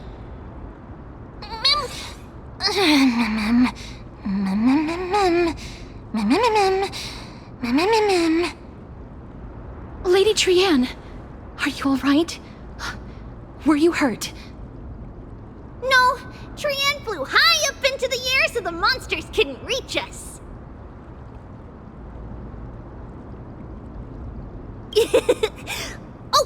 Also, the spindle that Aggie gave us is so powerful that Trienne seems to have found Nax. He's near the treetop. Even though our perception of him is very weak, it's not like the White Dryads from before. But since Trienne was alone and afraid that it might be dangerous, we did not fly there to take a look.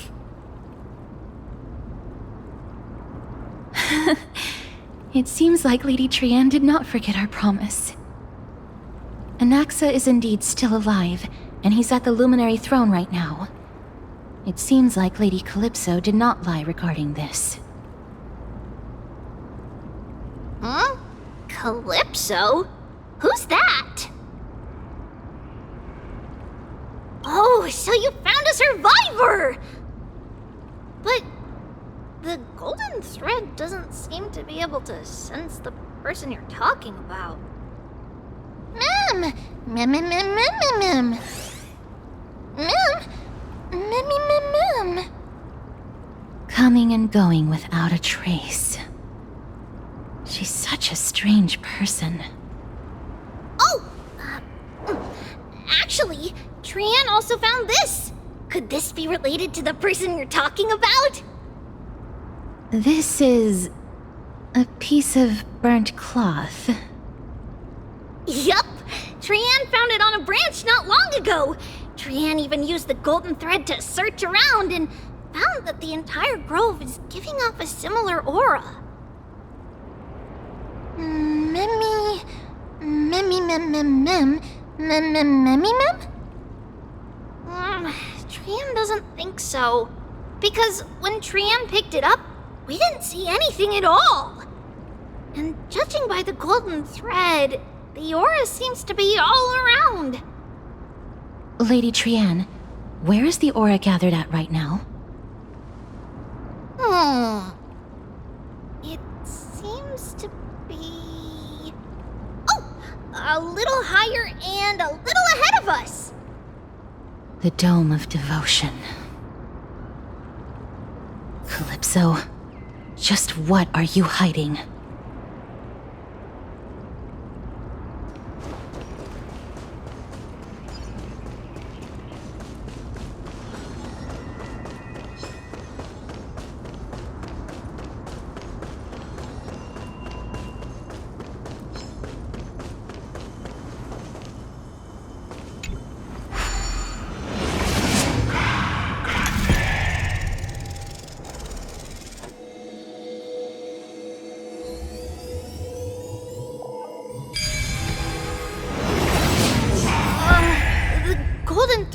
Vibrating more and more violently! Everyone, let's be even more cautious.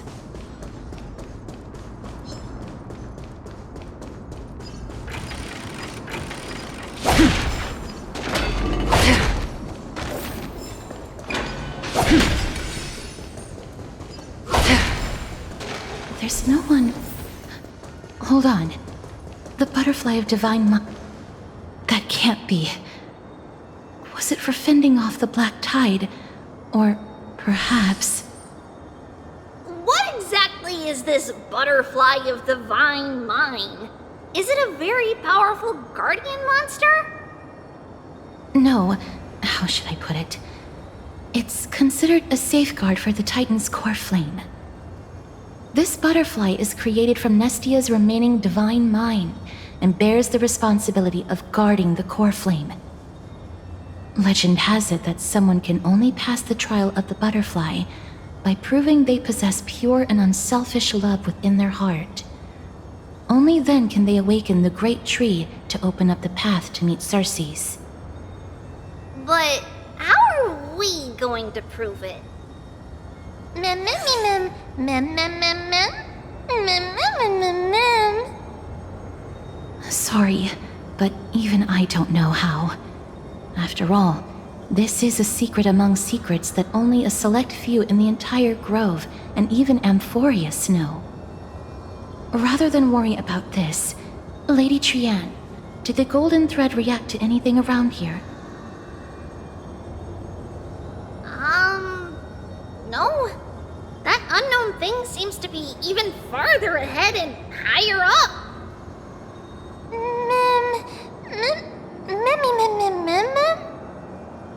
Perhaps we can try again. Let's see if the butterfly will still react to the golden bough of vows despite having dissipated. If it's indeed the token mentioned in the legends, there should be a reaction.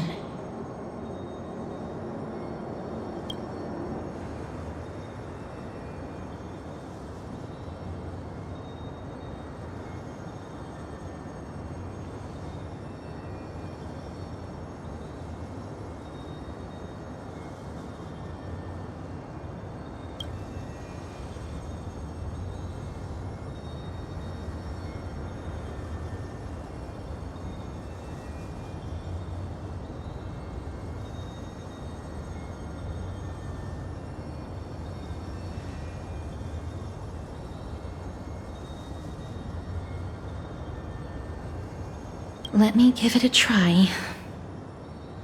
Oh, Nestia, with the weft as my vow, I beseech you, entwine my body with your golden thread and affection.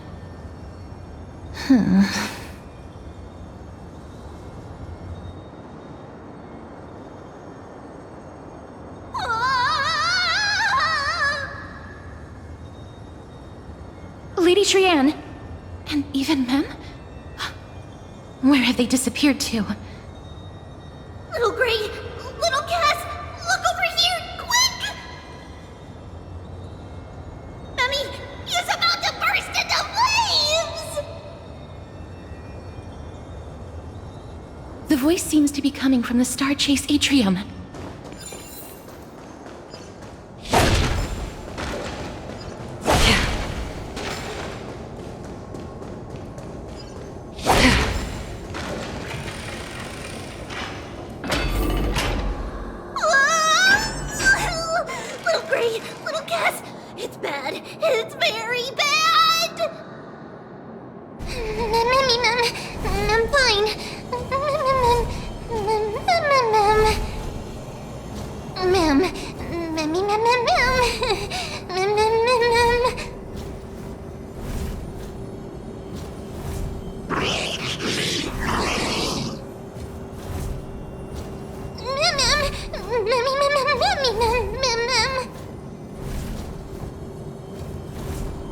Lady Trianne, what exactly happened just now?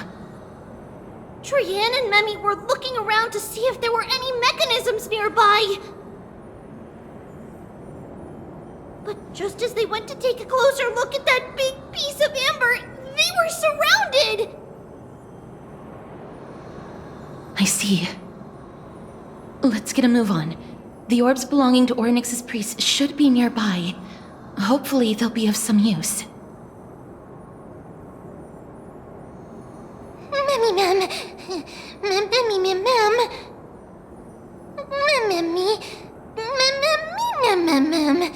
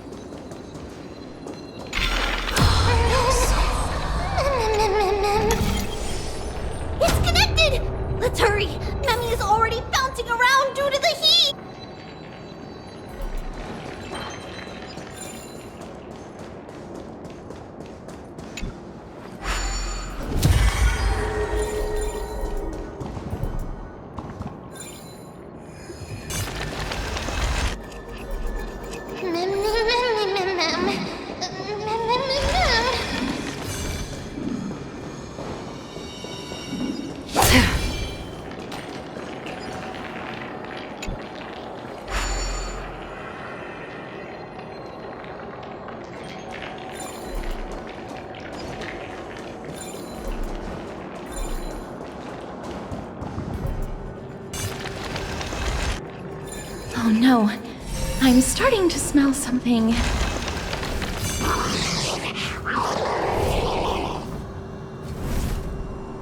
Mem, mem, mem, mem, mem, mem. Memmy mem mem. Memmy mem mem. Memmy mem mem mem. Memmy mem. Memmy mem.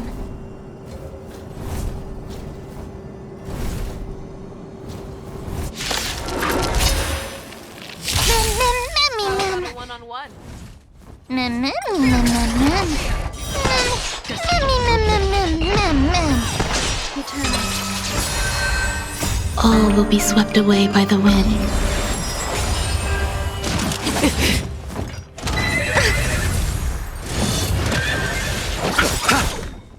Forever triumphant! Victory is inevitable! Never hesitate! That won't do. On the still waters of oblivion, I weep for the departed. It too shall fall. Mem memmy mem mem. Memmy mem mem mem. Memmy mem mem mem. Memmy mem easy. Mem mem memmy mem.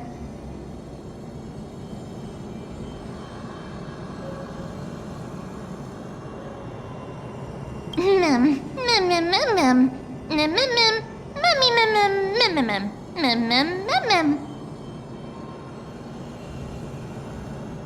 I'm glad that everyone is all right. Speaking of which, this piece of amber is... A remnant of Nestia's core flame.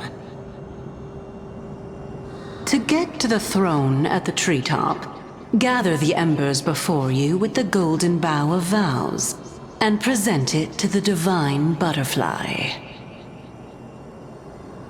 Whoa, where did you come from?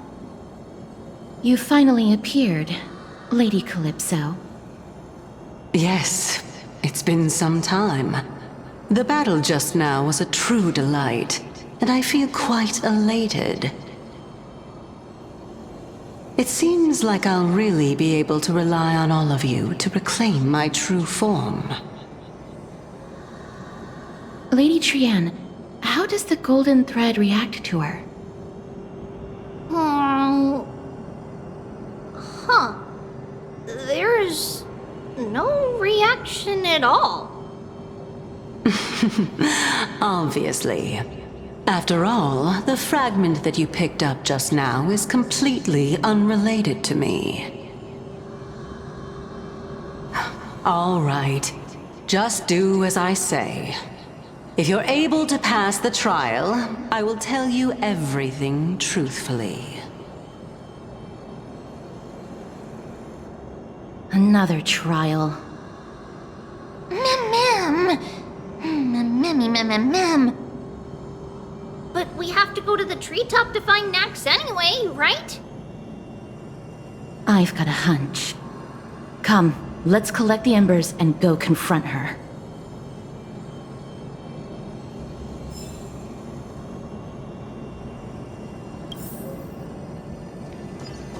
According to Calypso, we just have to gather the embers before us with the golden bough of vows.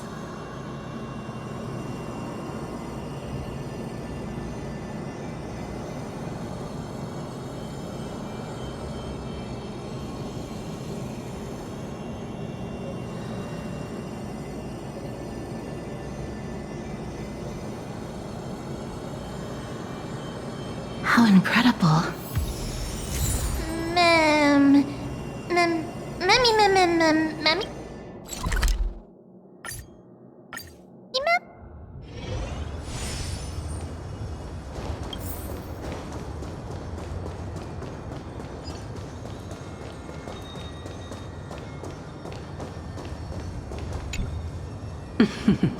It seems like you managed to gather the embers. In that case, just offer it to the divine butterfly. It'll be fine. Let's just do as she says.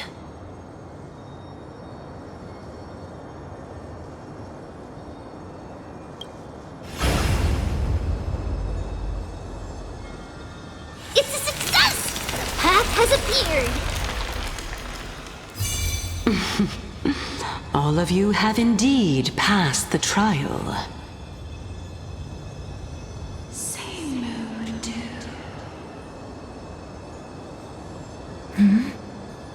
The sound of a butterfly's wings.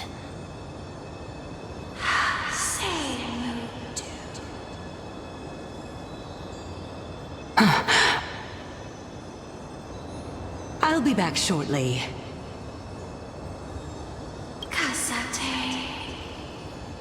Of course, our promise still stands.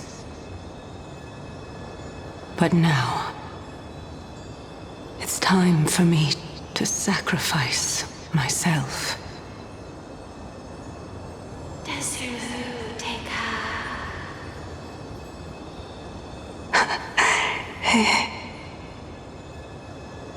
If the West Wind ever ends, let that be the place where we reunite. Farewell, my love. Lady Calypso, this is...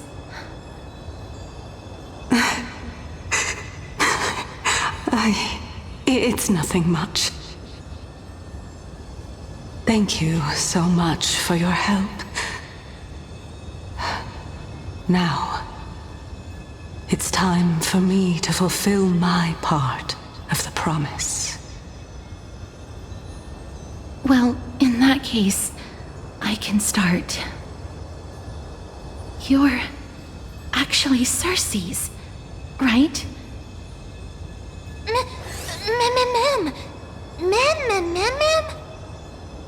Oh my. The children of humanity have passed the final trial at last. I was wondering when you were planning to expose me. How did you know? The riddle-like trials, your distrustful yet sincere character, referring to Nestia as your love, and... The head of the Litophagus is actually called Medea, and not Calypso. Since you knew from the start that I was not who I said I was, why did you wait until now to expose me? Because I did not believe that Cersei's would walk this world in a human form. I was also afraid that the Titans were under the control of the Black Tide, and would do us harm. Also, to make a claim, one must have evidence. This is the precious knowledge that I acquired during my time at the Grove. Excellent. To think we were able to gain a new chance at life in the midst of death. Fate truly is a mysterious thing. Well, shouldn't you also tell us why you went through all the trouble of setting up these riddles? Oh, the reason's quite simple. I needed your help, and just like how you were wary of me, I had to ensure that you were not villains who were trying to get their hands on the core flame. I also had to ascertain that you were capable of dealing with the threat at hand. Is this threat related to the Black Tide? Indeed, and it's even more related to that lost item from before. Its owner is a quiet and paranoid hunter who seems to have been reborn from the Black Tide and is attacking along with it. As I could not do anything about him, I split my body up and escaped to avoid harm. I bided my time for a chance to seek assistance. Unfortunately, this was not a sustainable long-term plan. What you mean is that you hid your own core flame? Indeed. I split it into 3. I hid one within the Golden Bough of Vows, and sealed another in the amber, along with Nestia's remaining embers. As for the last one, it's currently in Anaxa's body, which is in dire need of repair. What? Do you mean that you're using such a method? After all, the scholars of the Grove have always been willing to lay down their lives to defend my core flame. As a respected god, it would be too embarrassing if I were to do nothing and simply watch the children of humanity give up their lives for me. Especially that heretic named Anaxa. He did not even hesitate to tear his soul apart and use it to perform a miracle. He trapped all the creations of the Black Tide within the Grove, so that they would not be able to harm others. His way of thinking was so out of the ordinary that I felt it would be a waste for him to meet his demise in the Black Tide. And so, I decided to save his life. Of course, this also meant that I was able to conceal myself and remain hidden. Well, that's also an equivalent exchange, right? Mem! Mem, mem, mem! Mem, memmy, mem, mem, memmy, mem, mem! Mem, memmy, mem, mem, mem! What a smart little bunny. This way, I'll be able to regain my true form, and you will be able to bring the core flame and your teacher back to Akama. We'll also take down the black-robed swordmaster at the throne, together in one go. But, Circes, aren't you the reason, Titan? Even if I do not have the authority of Strife, I'm still a god. I just need you to buy me some time against the warrior's blade. Once the core flame is reformed, I'll be able to show my hand.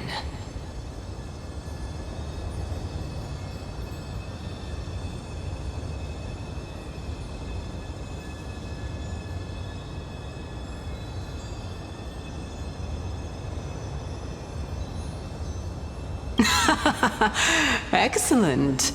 Then just continue climbing to reach my throne. Turn the golden bough of vows into firewood to reignite the core flame of reason.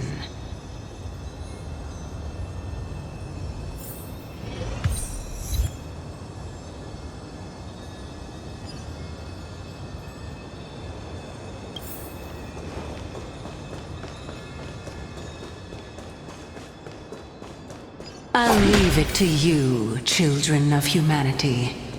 May you be blessed with good fortune.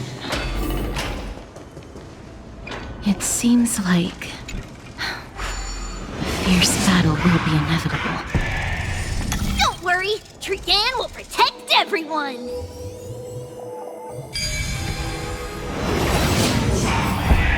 Ahead lies the luminary and also the battlefield that... Mem, Memmy, Memmy,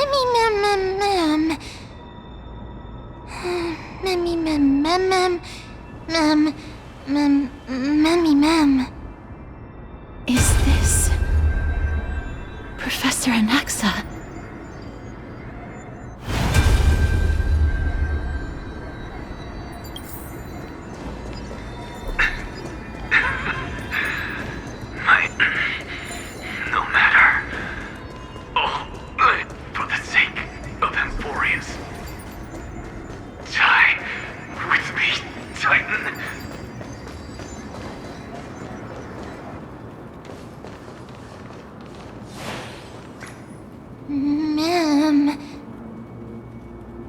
Cersei's was right. He's indeed here.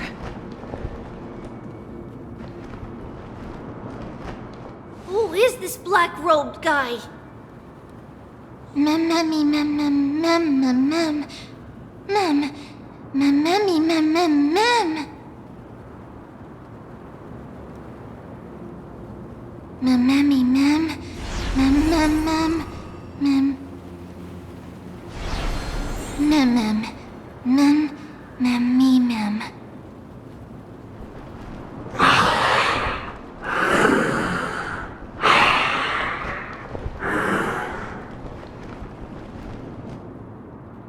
Everyone, brace yourself. This must be the hunter reborn from the black tide that Cersei's was talking about. The black sword and cloak. The owner of the piece of cloth. The north wind that sent over the deathly fog of Thanatos. You're not demigods.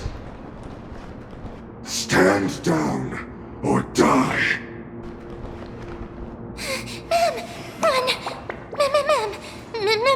Run!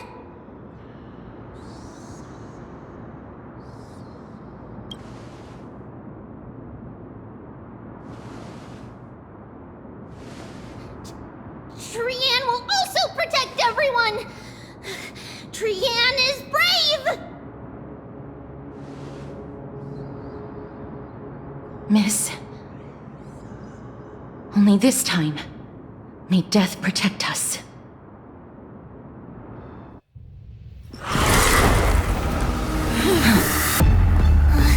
Be careful. One slash. 2 slashes.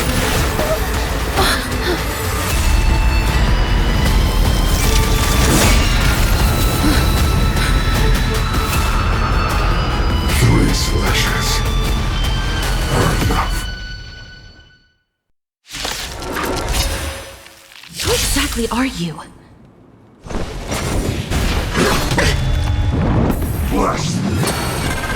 I underestimated you. You look pretty lively. How about a one-on-one? Fearless and unstoppable!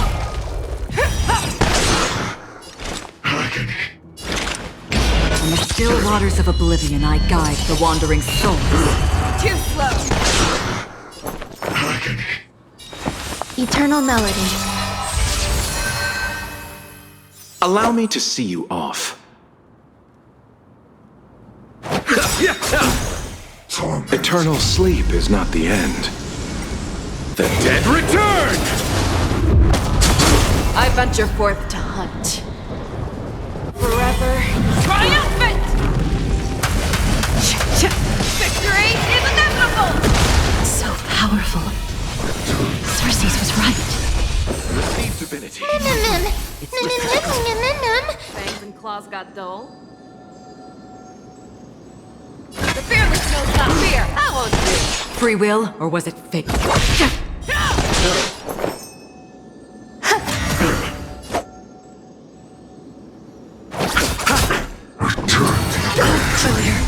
Offer your souls to the fire.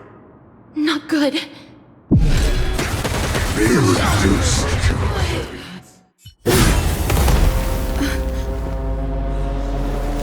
In that case...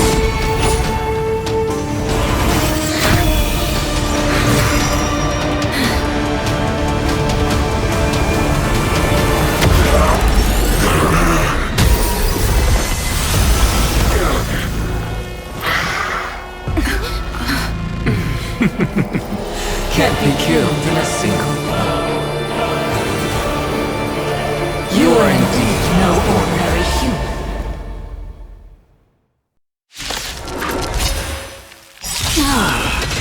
How annoying. Children of humanity. Don't waver now. Since the ambush failed, it'll be difficult to find another opportunity. Professor Naxa? No. It's Cersei's. Swept away by the wind.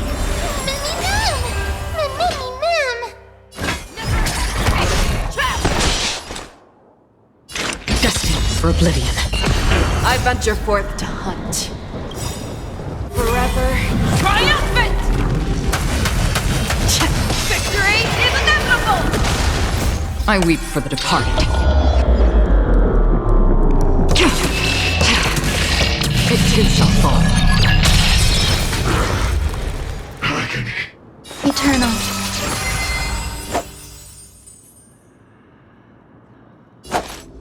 Receive divinity. Thank Repay. you. Stay safe. I'm about to be overwhelmed. Fighting is so much more tiring than thinking. I won't do it. Eternal sleep is the dead return! Some value, I suppose. I'll see you off.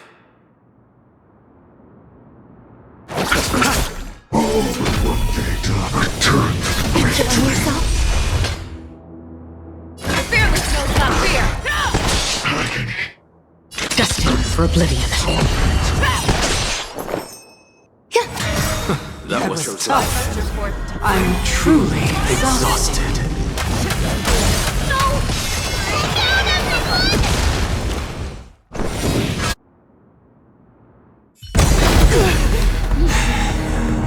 This is bad. Century Gate, open!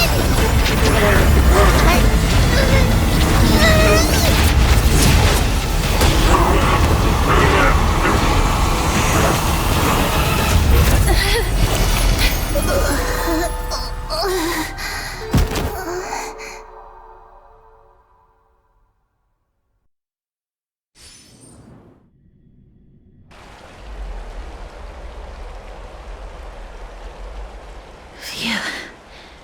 That was a close call. Thank goodness that we returned to Akama unharmed.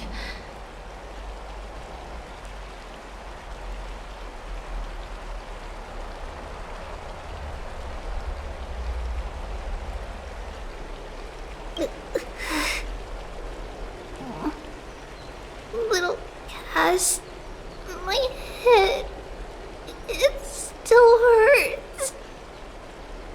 Sorry, I know you told me not to open the gate. Please don't blame yourself, Lady Trianne. If it weren't for you, we would have already met our end at the Grove. I feel awful. I need to go back to get some rest. Lady Trianne, you haven't been well since you woke up. Are you sure you can make it back on your own? All this noise and commotion. Akama hasn't changed a bit, has it? Are you Professor Anaxa? There's no need for doubt. The Titan no longer speaks. It is I, Anaxagoras of the New Sporists. Indeed. You are the only one who would refer to yourself like that. Professor, let me be frank. The mission Lady Aglaya entrusted us is to search for survivors, uncover the truth about the disaster at the Grove, and retrieve the core flame of Circes. That does not surprise me. And now, I'm a survivor who witnessed the entirety of the disaster, as well as the defenseless bearer of a core flame. Are you going to bring me to Aglaya to fulfill your duty? That is indeed my duty, but I prefer not to present you to her as a captive or spoil of battle. Fine. There's no need to make your life difficult. I'm not against meeting that woman. But I have some things to take care of first. The families of some of my fellow Grove scholars live in the Holy City. Before we meet Aglaya, I want to visit them.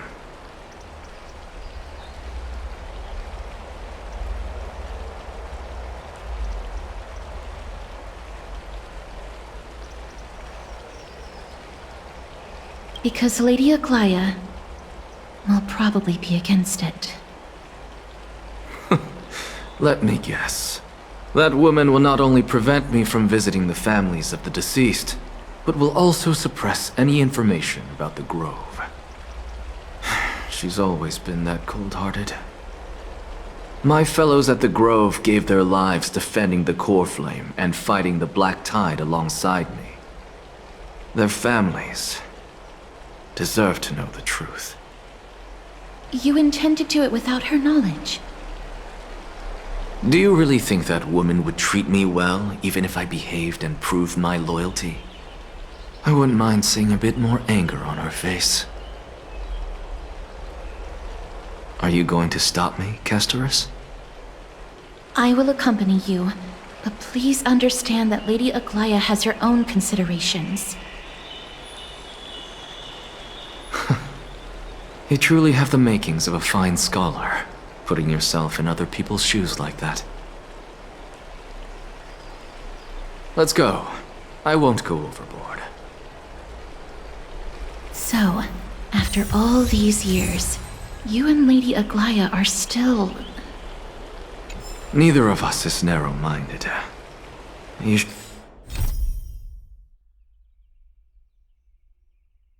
should know the root cause of our conflict.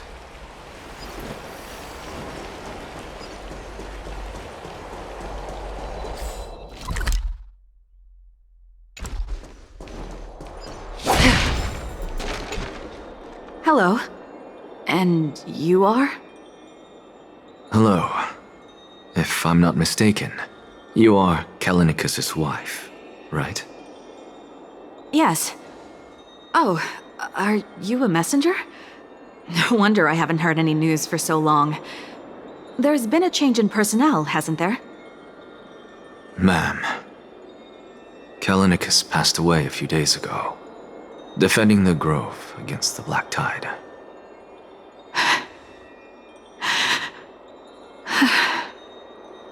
So,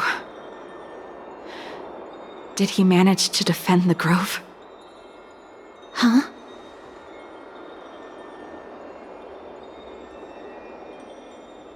Yes. He managed to protect Cersei's core flame, at the cost of his life. I see.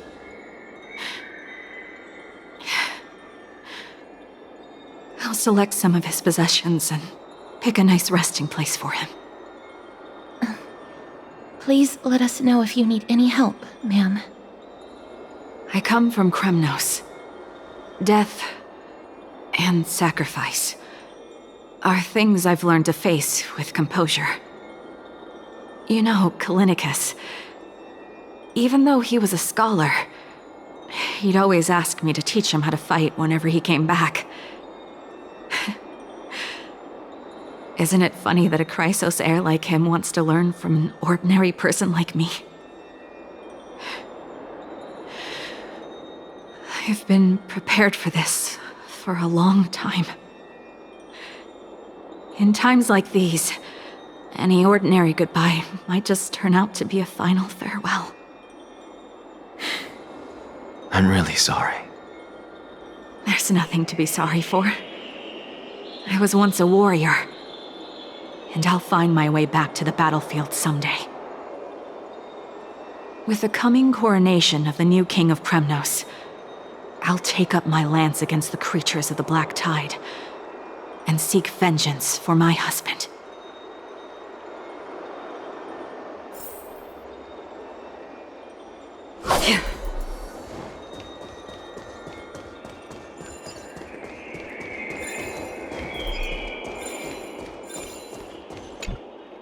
Oh, hello, young ones. Is there anything I can help you with? Are you the father of Kenani and Artakama? Ah, yes. Did my daughters cause trouble at school again?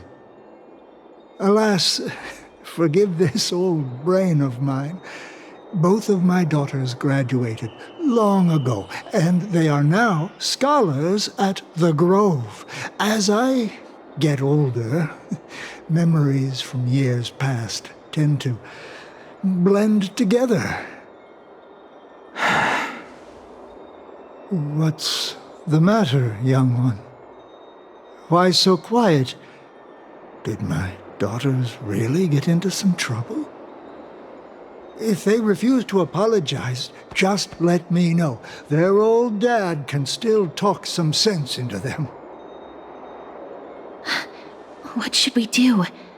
I really can't tell him. Mr. Fabio, the Black Tide took Kenani and Artakama. What? They fought until their last breath against the Black Tide to defend the Grove.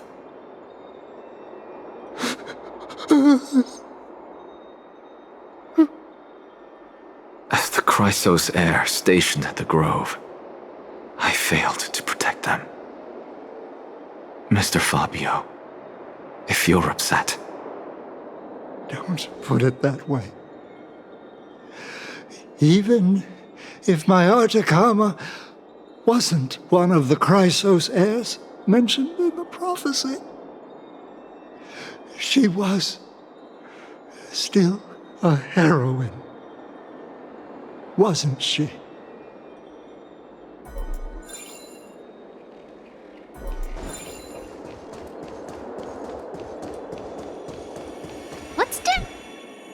What's wrong? I'm busy.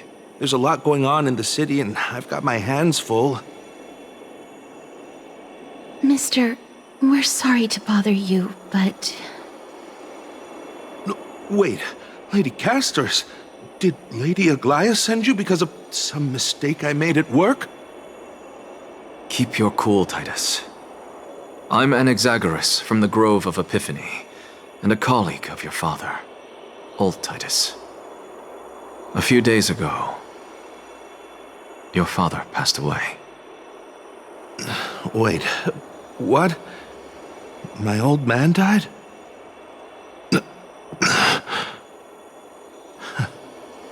That's no shocker. At his age, he was due for the River of Souls any time. Just up and left me behind. That old man. I've been telling him for ages to stay in the Holy City and enjoy his retirement. But no, he just had to go off to that grove and mess around with those scholars.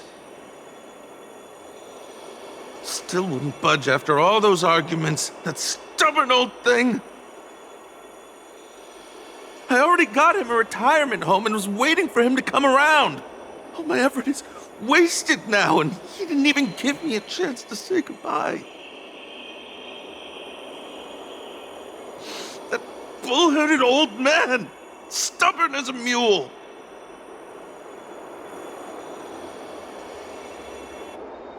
That is it.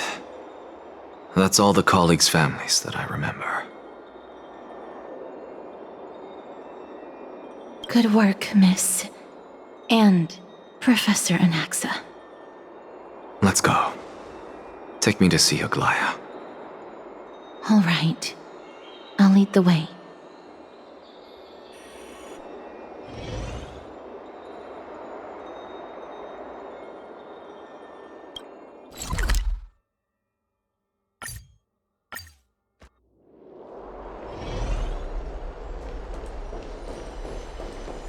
Miss Castoris, my lady, you're back. Hello. We have an important matter to discuss with Lady Aglaia. May we trouble you to inform her of our presence? My apologies, Miss Castoris. Lady Aglaia has just informed me that she has no time to receive anyone at the moment. That's just great. She refuses to even see me. Answer me this, friend. Did Aglaia order you to take me directly to prison? Who are you? Please don't jest. It's possible that she really is busy. Let's wait here a moment, and I'll try to contact her using the slate.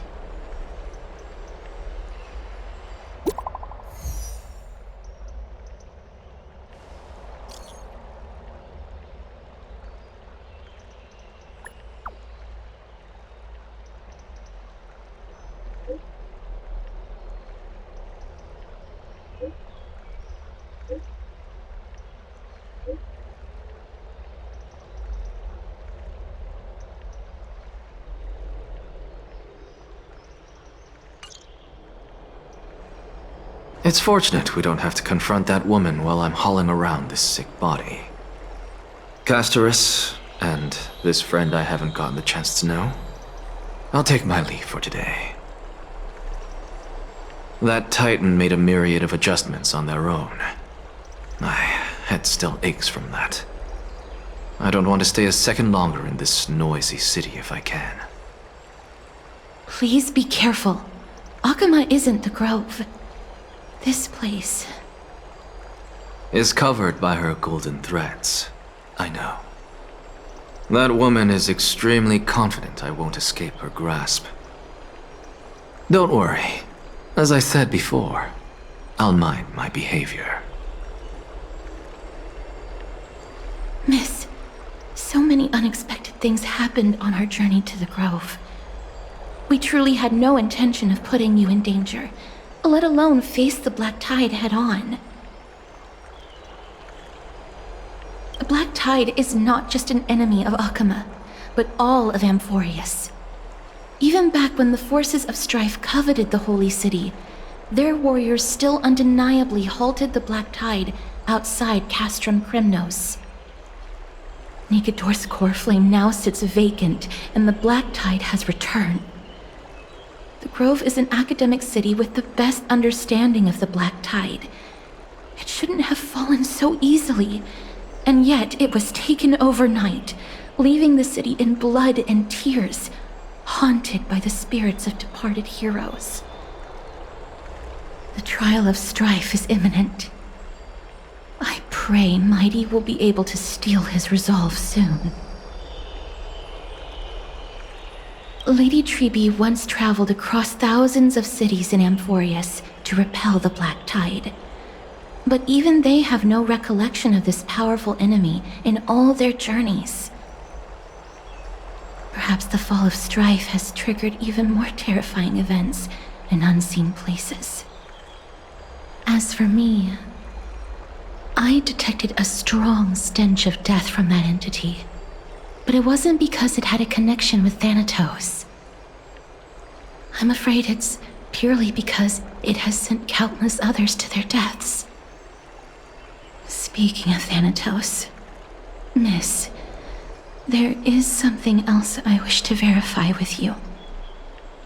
You must have an idea of the curse I bear by now. I was born as the shadow of death. A poison shunned by all living beings. Yet when you caught me in the Grove, I'm curious why you weren't affected by my power, Miss. My apologies for the abrupt question. For all my life, I've always wondered, what is my connection to death? And why am I inextricably linked to Thanatos? Miss, you must be tired after being on the move these past few days. Please set aside the tragedy at the Grove for now, and rest for the day.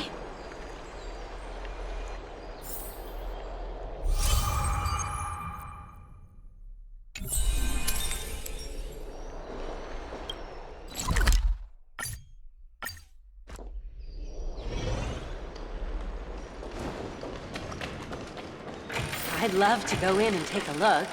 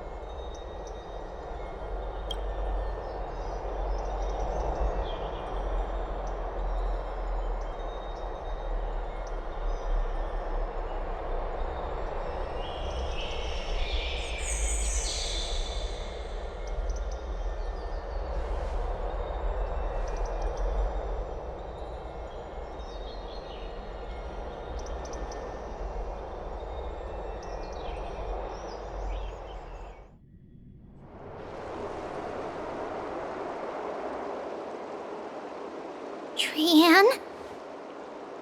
What's wrong? Is there trouble at the Grove? Yes, I sensed something. It was fleeting, but very strong. It feels like they're in some big trouble. Trianne used the Century Gate again. Can you see what's actually happening? No, it's fuzzy like always, but the enemy's aura has disappeared. Maybe they've moved to a safe place? Let's hope that it's just a false alarm. We should place our trust in her and Castorus, teacher. They will keep Trianne safe. Aggie, you're talking like we're little kids. One day, Trianne will reach her limit, and Trebi will take on the role of gatekeeper from her. We are all aware of that. I am just a little concerned about her state of mind. Trianne was already unable to speak, even in short sentences when they left. We want to say a proper goodbye at the very least. I will pray with you. Thanks. And Aggie, it looks like we will need you to come with us to the baths this time to unwind. It feels like neither of us have laughed for a long while. It's time to head out with the West Wind! All right.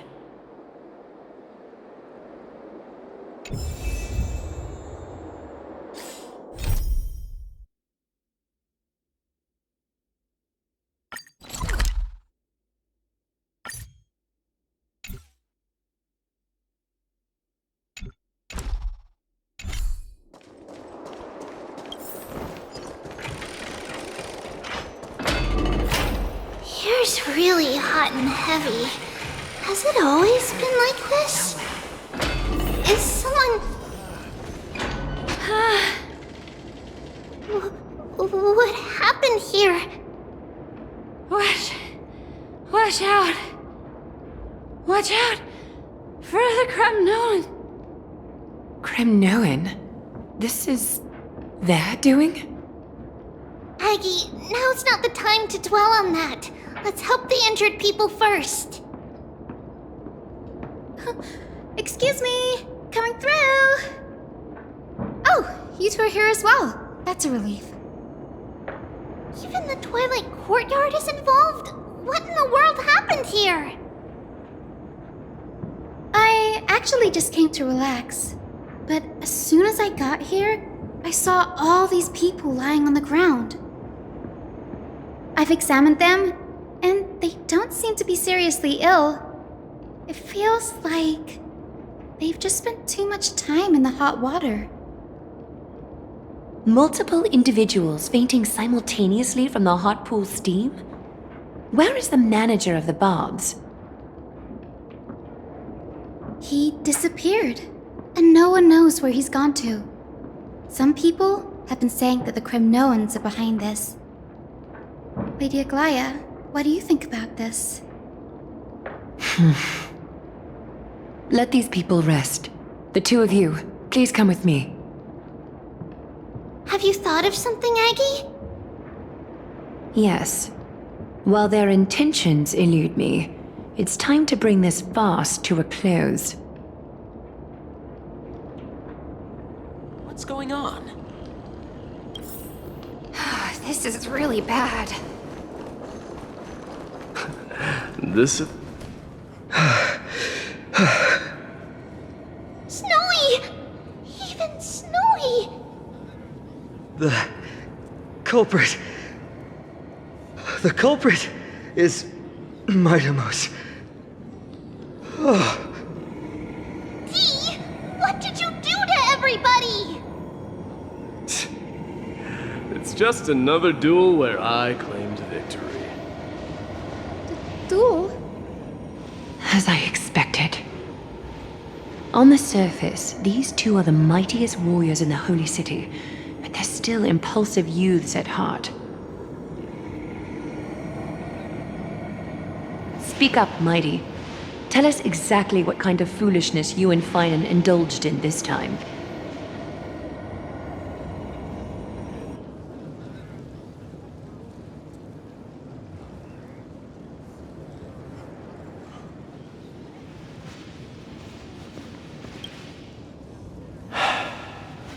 No, none of those sound right.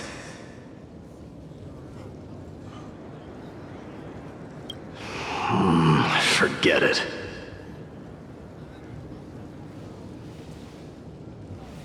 Am I seeing things? Is the magnificent deliverer finally deigning to step outside?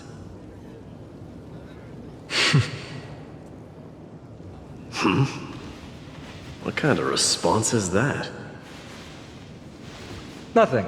I was just imitating your usual response. I don't feel anything special from you. Have you passed the demigod trial? The ritual hasn't reopened yet.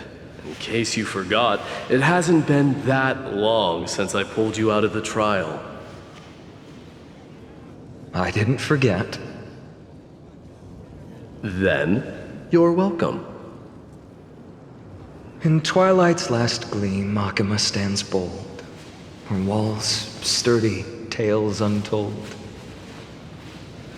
Dreaming of her fruitful gardens, pilgrims arrive from distant lands. Figs and olives, so grand.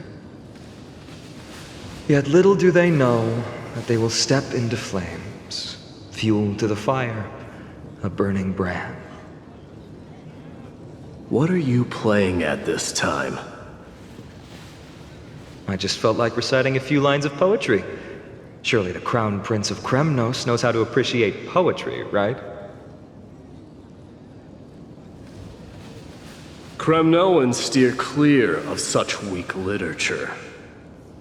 But my library doesn't lack collections of this kind. These lines express the poet's yearning for their home, just as Akama is distant from many people's homes. I know how to interpret poetry, Haikis. There's no point in pretending to be profound, my friend. Thank you for helping me out when I was in a tight spot, but it seems to me that you aren't prepared for the trial either. Don't compare your situation with mine. My people are still relying on me. I can't ascend to godhood on my own without first resolving their issues. So, are you suggesting that you, the mighty Mightimos, and the heir to the throne of Kremnos, wish to defy tradition that has endured among your people for millennia?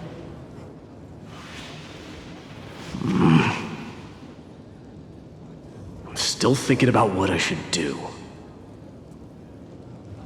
Never mind. It's probably not my place to offer you counsel. An idea does strike me, though. Go ahead. Let's see what terrible ideas you've come up with this time. Maybe we both need to relieve some stress. Come, Mightimos, let's recommence our previous competition. This time, we'll see who can stay in the super hot bath for longer.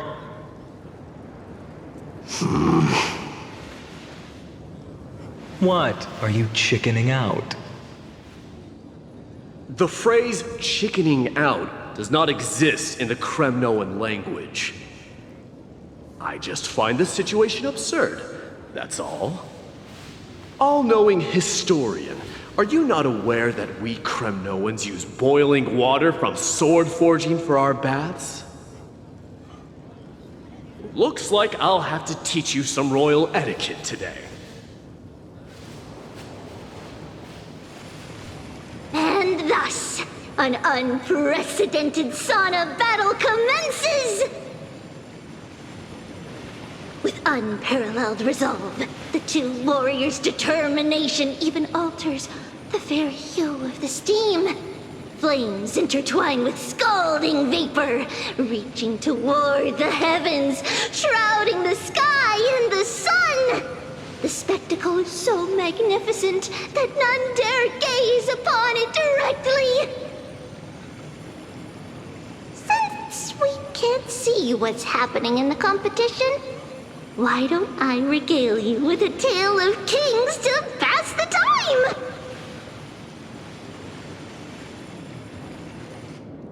Do you recall the legend of the Gorgo lion mentioned by a certain veteran? The central figure, the main character, was not the sole sovereign of that land. An Oryx stood as its formidable rival. Long before the dawn of Era Chrysia, the two beasts started their timeless battle on the plains of Tritos. The lion regarded the Oryx as its food, while the Oryx perceived the lion as a scornful, oppressive, and challenging barrier that it swore to topple with its antlers. For tens of thousands of years, without respite, the two creatures thus continued their relentless pursuit and rivalry.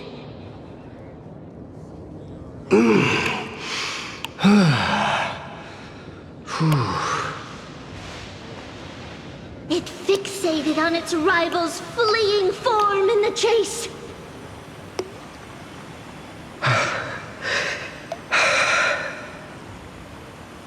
It set its sights on the other's neck, nearly within reach.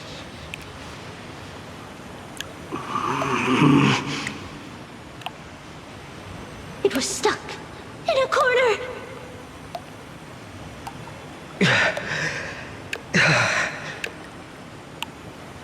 It had nowhere to escape. On the land of Amphorius, some lives meet their end at dusk, some at dawn, and yet others are fated to perish under the blistering sun at noon. And at last, the most scorching moment of the day descended upon them. The formidable hand of fate heeded their call and arrived! My lords, would you like me to reduce the temperature a little?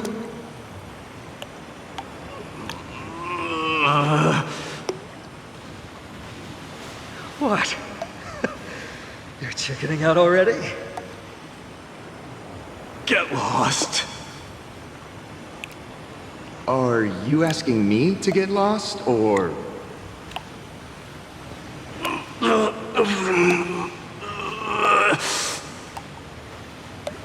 Do whatever you want.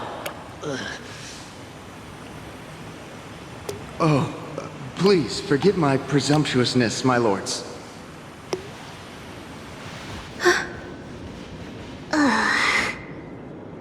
What a spectacle of folly.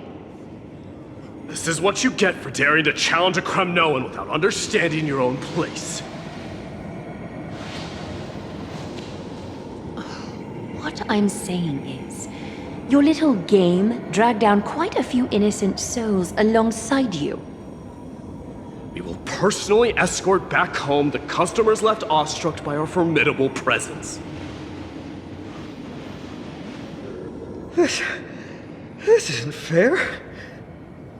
You are wearing way less than I am. Is this the latest trend now?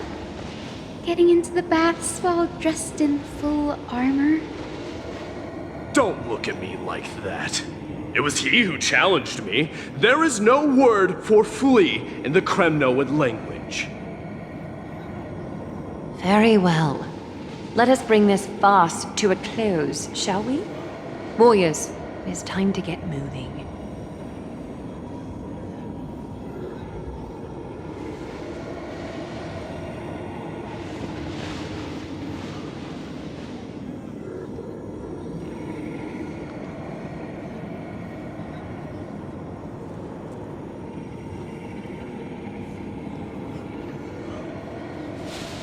Alas, The flame chase journey is destined to be a lengthy one, replete with obstacles.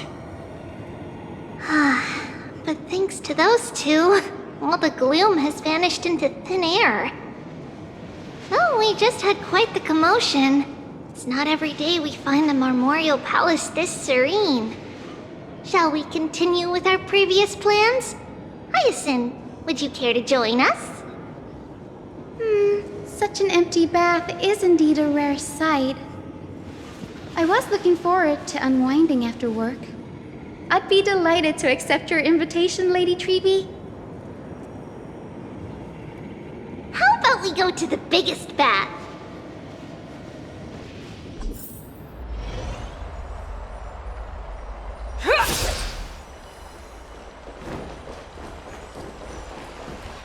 Let me check. The water temperature feels just perfect. So, how is the feeling of having the entire bath to yourselves? It's so good. But, Lady Treby, aren't you going to soak in the bath with us? We will have to pass. After all, we've become children. Please understand that she can no longer endure the heat of this pool due to the blessings of Janus. Oh. Are you curious about us, Hyacinth? I am, but something tells me that it might be better to change the topic. Don't get all nervous. It's not something we can't discuss. The truth is, a long time ago, we were a mature adult just like Aggie. Then, because of reasons, we inherited Janus's divinity and gained the power of passage.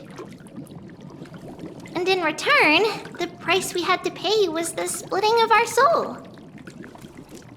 Each opening of the Century Gate intensifies the strain on Treby and the others. They are gradually regressing towards infancy, both in body and mind. We don't know what awaits us at the end either, but anyway, that's why we've turned into children. In that case, when you opened that giant sentry gate above Akama during the battle against Nikador. Well, there's no way around it. We all know that the flame chase journey won't be a smooth ride.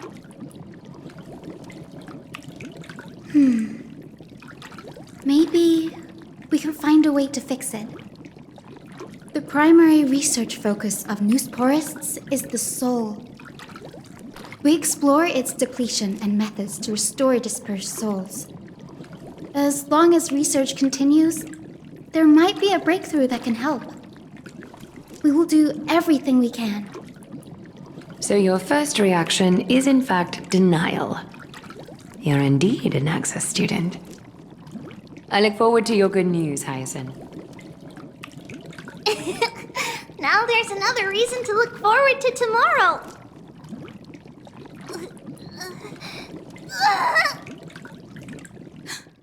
Lady Treby, what's wrong? Something's off. It's that strong feeling again. Is it Trian? Wait, no. It's not Trian this time. It's Trinan.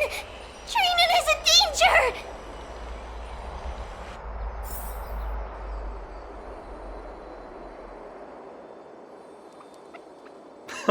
I win this round of escorting the bathers home. How does one contender alone make a valid competition? Offering a compliment or two wouldn't be the end of you, you know. Haikas. What is that word? Is that your native tongue? It means hyena. I'm likening you to a weak hyena. By the way, you emphasize the completely wrong syllable. Though we've been acquainted for some time, I have rarely heard you talk in the ancient tongue of Kremnos. It's because I'm not exactly a master at it either. I can listen and read just fine, but when it comes to writing... You can write?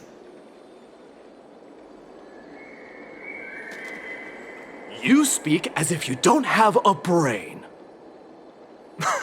That was in jest. I understand.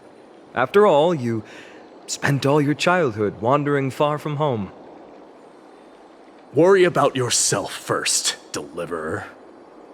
You also never mention your hometown, apart from when you need to introduce yourself. Well, it's because there isn't much to say. Ides Elysiae is simply a tiny village that disappeared many years ago in the flames of war. The only times I get to see it are in my dreams, and in the trial from the Lance of Fury. I knew it. Yes, I saw it all. Ides Elysiae ablaze with everyone. My family, friends, and my kin, lying in a sea of flames. A blood-red half-sun hung in the sky, just like on that day. And before my eyes, that murderer killed Cyrene. But I saw its form this time. A black cloak, an eerie mask, and a broken giant sword that carried an ominous aura. I fought it in the trial. But even though I've been fighting, improving, and resolutely getting stronger all this time, I still couldn't defeat it. You were blinded by hatred, and almost lost yourself in that trial. That's right. And that's why I am truly thankful to you, Mightymouse. You finally picked up some manners. Better late than never. Then what about you, Mighty? What did you see in that trial? What do you fear? There is no word for fear in the Kremnoan language. I'm getting the feeling that your language has no words at all.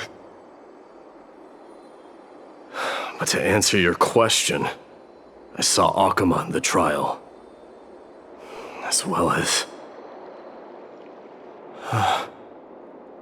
my old comrades. Hephaestion. Perdiccas. Ionius. Ptolemy. And Possesta. Ever since I returned from the Sea of Souls, these five have been by my side. We faced life and death together during our days in exile. Those 10 years were arduous, yet filled with moments worth treasuring. Each night, we would gather by the campfire, savoring honey brews and singing our hearts out. The wind in the wilds of Amphorius smelled like rust. Hephaestion would always tease me about adding goat milk to the honey brew, claiming I ruined the blood-red color of the drink. He had a scrawny figure, but was a relentless force on the battlefield, dispatching foes without so much as a blink. Perdiccas was an expert in concocting medicines, delving into all those strange folk remedies. Ionius was a swift runner and our most reliable messenger. Ptolemy was a real bookworm, always spouting off in chapters and verses.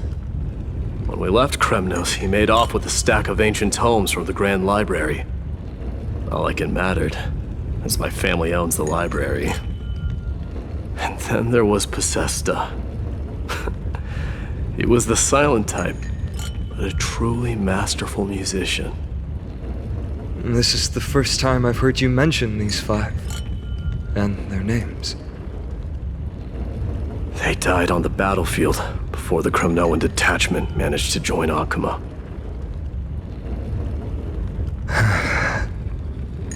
Perdiccas was the first to go. He was shot in the stomach by a poisonous arrow from the people of Ladon in the second month of cultivation. In the end, his remedies mended all but himself. Midamos, do not mourn. I have achieved honor by bestowing a noble death upon the enemy. Leonius died in the 5th winter. Idonia's snowstorm lasted 3 full months. On the night of the fiercest storm, our foes launched their assault. Idonia. Is that the city Castorus used to live in? Yes. Those zealots were as fearless as Kremnoans in the face of death, but they lacked respect for honor. They cornered us in a bottomless swamp. Leonius covered for our retreat, and they cut his legs off. He vanished into the mire of a foreign land, his body never to be recovered. This is perfect. Midamos, I can finally deliver the news of you ascending the throne to the Nether Realm.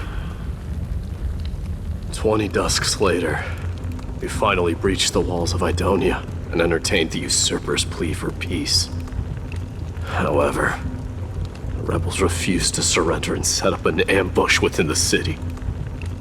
Ptolemy and his cavalry met their end before they could even relish our triumph. Those obelisks that collapsed after being set on fire became their final resting place. Midamos, please tell my family. It was not cunning schemes that vanquished Ptolemy, but the immense weight of Amphorius' entire history. Then, it was Pacesta. He lured the enemies into the city of Aeneonis with his melodies, buying us invaluable time. Our enemies, consumed by indignation when they discovered the trick, set the entire city and my soldiers on fire. His final words were recorded on a small clay tablet, fractured by the flames. Midamos, don the crown. And at last, my most trusted friend, Hephaestion. He was supposed to stand by my side through it all. But a sudden relapse of his illness hit him on the eve of my duel against my father. He hid his condition from me. By the time I returned victorious, he had but a breath left in him. A Kremnoan dying on a sick bed. I would be a laughingstock to everyone. Hephaestion, my dear friend, spare your strength. I'll go get a physician. No need. Even if Perdiccas were here, he couldn't stop destiny from taking me away. No! None can take you away.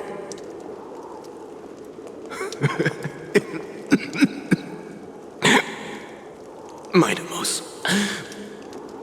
our king, do not shed tears for me. It's not befitting of your status. Farewell, my dear friend. You must lead us back home. What a grave trial indeed. Now I understand why you see immortality as a defect, or even a curse. My father threw me into the sea of souls to break the wheel of karma. But little did he realize it would grant me an immortal body and summon a fated revenge on his head. Following his demise, I considered leading my people back to our homeland. Kremnos had already turned it into a wasteland. Only darkness and insanity thrived there. Against the dissent of many, Krateros included, I made the Kremnoan detachment stay in Akama. But I know that their glory will never be doused out. The instant of strife shall inevitably arrive. If you take over Nikador, then you must begin the journey back to your homeland. So, you hesitate because you think leaving your people in the Holy City is a better choice?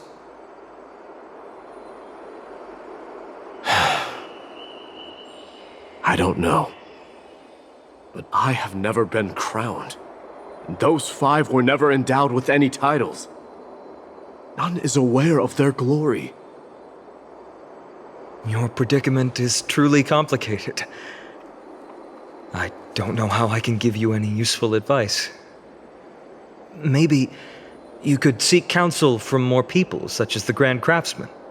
Cartonis' people seem to have been through comparable dilemmas. And that teacher of yours, Krateros? Dee, we've got a big problem! Big problem! Lady Triby, what's making you so flustered? Hurry up and go save Trinan! She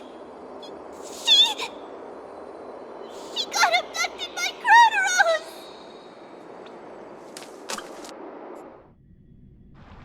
Krateros! What's going on? Mighty-Mos. It seems I was the one who exposed my vulnerabilities first. Aglaya, I demand an explanation. This man abducted Trinan by force, and forced her to bring him to the vortex of Genesis. He then brazenly stepped into the trial of the Lance of Fury, and naturally failed. She telling the truth? Why did you do that? Because I don't want to wait anymore. Your hesitation made me desperate. If you want to run away from your destiny to become king, then keep running. Someone will eventually stand up and fill in the gap left by Strife. Then they will lead our people home. Age has blinded you, teacher. Can't you see that I'm hesitating because of this very recklessness seared into your blood? Krateros, do you truly believe you're worthy of entering the trial? To blaspheme against the prophecy? Does the mission we Chrysos heirs bear seem like child's play to you? Do you know how the Kremnoans see you, Aglaya? You're a hypocrite and a megalomaniac. The prophecy of Genesis and the Flame Chase journey are just excuses for you to seize power. Silence, Krateros. Do you even know what you're saying? Are you defending this woman, Mighty-Mos? How many wars did people start because of her and her so-called prophecy? How many cities fell in the past millennium, their people massacring each other? Even if this so-called Genesis really exists, will there be a place for the Kremnoans in that new world?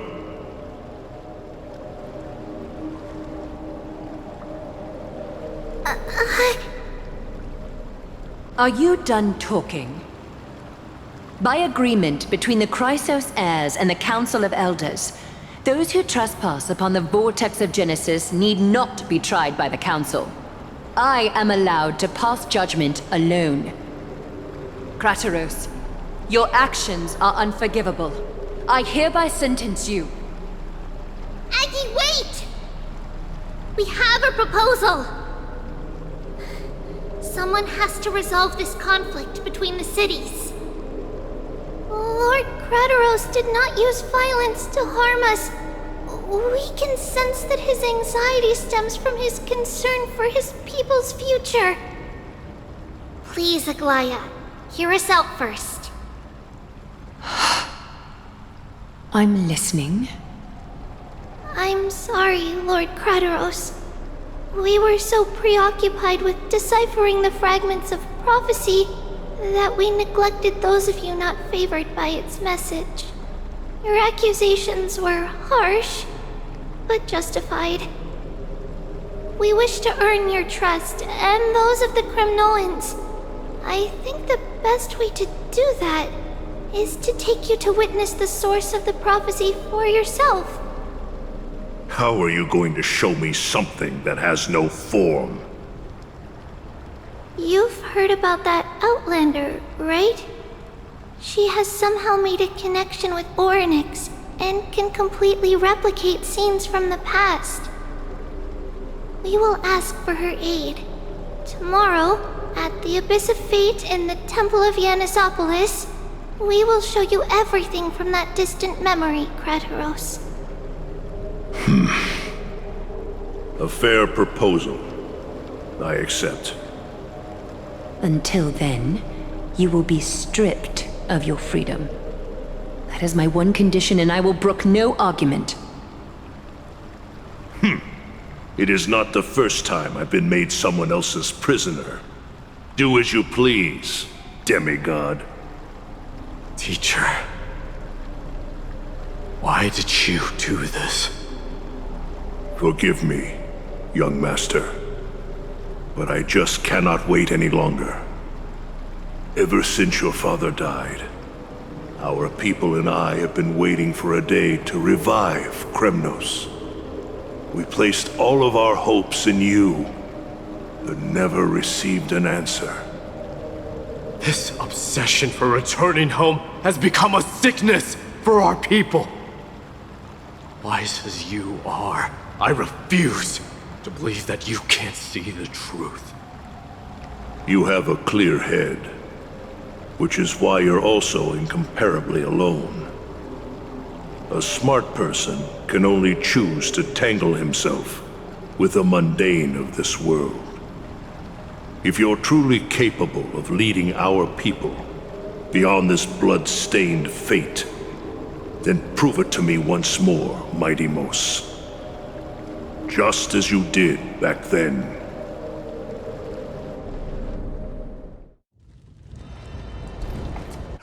A fierce fighter. I did not expect such heroism from a feeble Achaemon. Fulfill your duty as the victor, warrior, and tell me your name. I seek an honorable death from you. As if you have any honor! Listen closely. I am the leader of the Kremnoan detachment, Mighty Mos. I'm here to finish you, Father.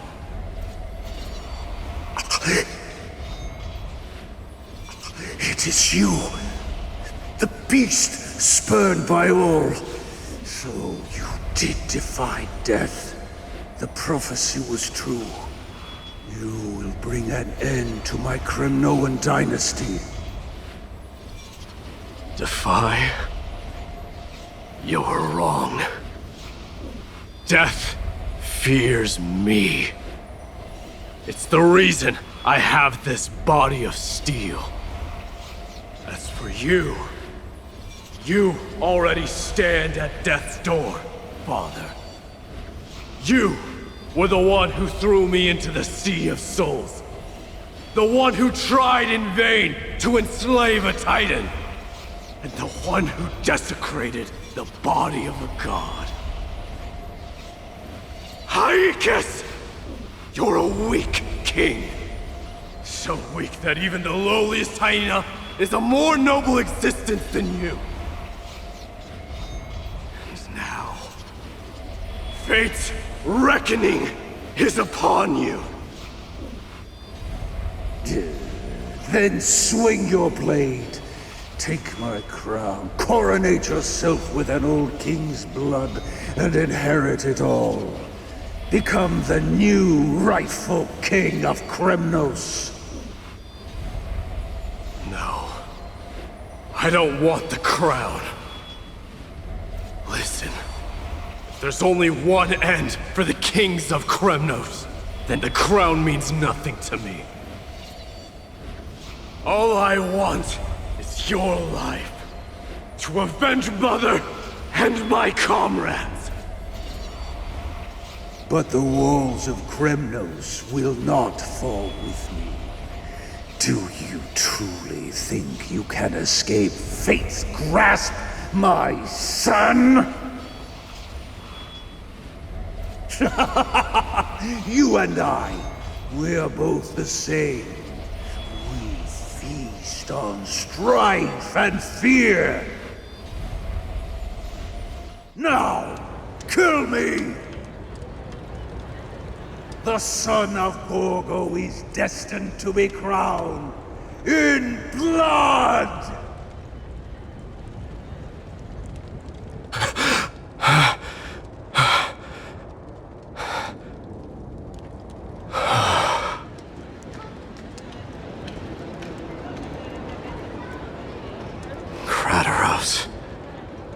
He said the Grand Craftsman Cartonus might have some suggestions. Might as well go see him. Grand Craftsman, how have you been? King of Kremnos it is. That you would come, I knew. You knew I was coming? Your matters, I've heard. The path forward you seek. Many questions you have. But before that, take this. What's this? A signet ring for the King of Kremnos. Belonged to your mother. Recast and restore it. I did. What? Mother threw it into the Sea of Souls. A long time to fish out it took. Very fortunate we were. I can hardly imagine how much patience and courage it must have taken to find such a small signet ring in the Sea of Souls. I owe you one. Gratitude there is no need for. Repayment for saving me, this is. Questions you bring with you? Ask, now. Fate I've always denied. It's finally caught up to me. By all rights, I should accept Strife's authority. It would make everyone happy. The Chrysos heirs, the Council of Elders, the Kremnoans. Even the bards who will write it all into song. Yet hesitate still you do. Hesitate, why do you, young king? Because of my people. Be they men, women, the elderly or children. The hearts of all Kremnoans yearn for home. They've all been waiting for this day. For the day their king returns. Children of Strife would then be able to go home and embrace the old traditions. Never mind that most of them have only ever been heard in these so-called traditions in song. They would then gather around their king and throw themselves into battle. This is not a good thing, you believe. The Kremnoans have been trapped in a cycle of bloodshed for the past 1,000 years. They seek vengeance, start wars, become prosperous, and decline. How much innocent blood flowed into the River of Souls in all those years? How many needless sacrifices could we have avoided? If I accept that fate and become the totem of Strife, that lead my people into repeating the same mistakes, then of course I would be terrified. I'd be terrified of becoming king.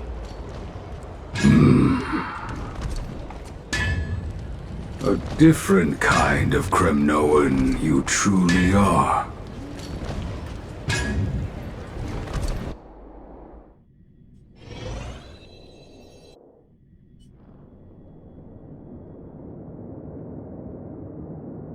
Mama, I had a dream last night. Oh. Now what did you dream about, my darling Trebios? I had a dream that I turned into many me's. Then we made the moon into a ship and made the stars into our sails. Then we floated on the ocean and let the wind blow us in any direction it wanted. Well, that sounds like a lovely dream. Yeah! The ocean and the sky were really, really dark, but there were so many of me that I wasn't scared at all because we'd all sing together. The ocean wind blew us onto an island where the wind tasted like flowers. There were bleating sheep and chirping birds inviting us to be their guests. There were so many animals on the island, but none of them ever fought. Yanis's holy maidens can receive guidance from the God of Passages. Perhaps what you saw in your dream is a divine land somewhere in Amphorius. You think so? What's wrong, Trebios? You look unhappy. Because on that same island, I saw a dark mountain on the other side of the ocean. And it was very, very tall. The mountain looked alive, and it kept getting closer to the island. Then I realized it wasn't a mountain, but a very, very tall wave made of water.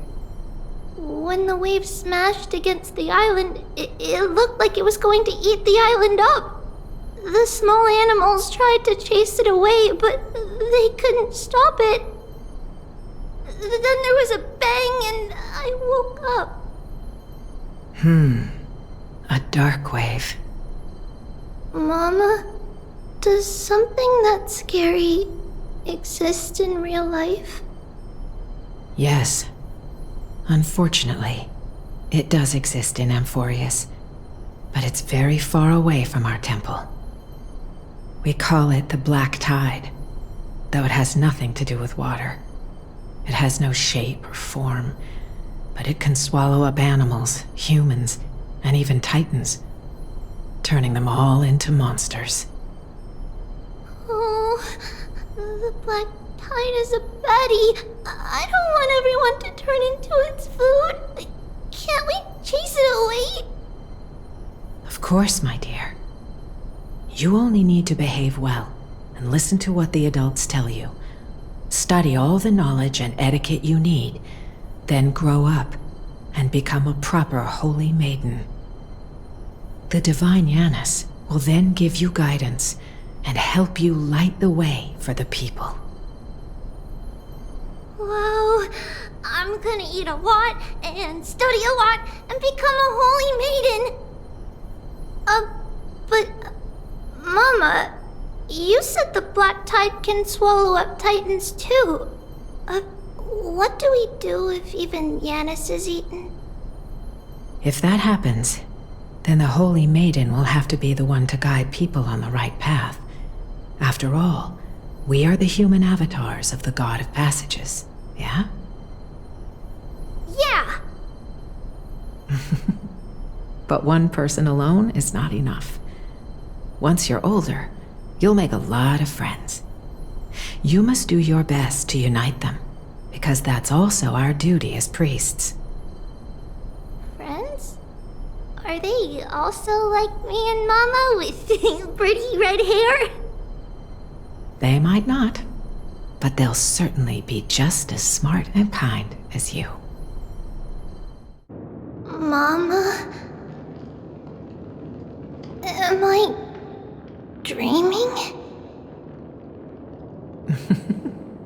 Don't be silly, dear. Of course you're not dreaming. I've always been by your side. What?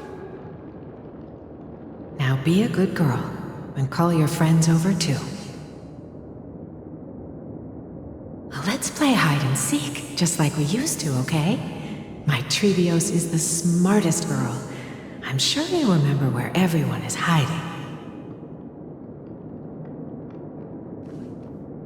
The voice sounds so far away. I don't remember. Who am I looking for? Your friends, who will chase the black tide away alongside you, of course. Is this from my childhood? I don't remember.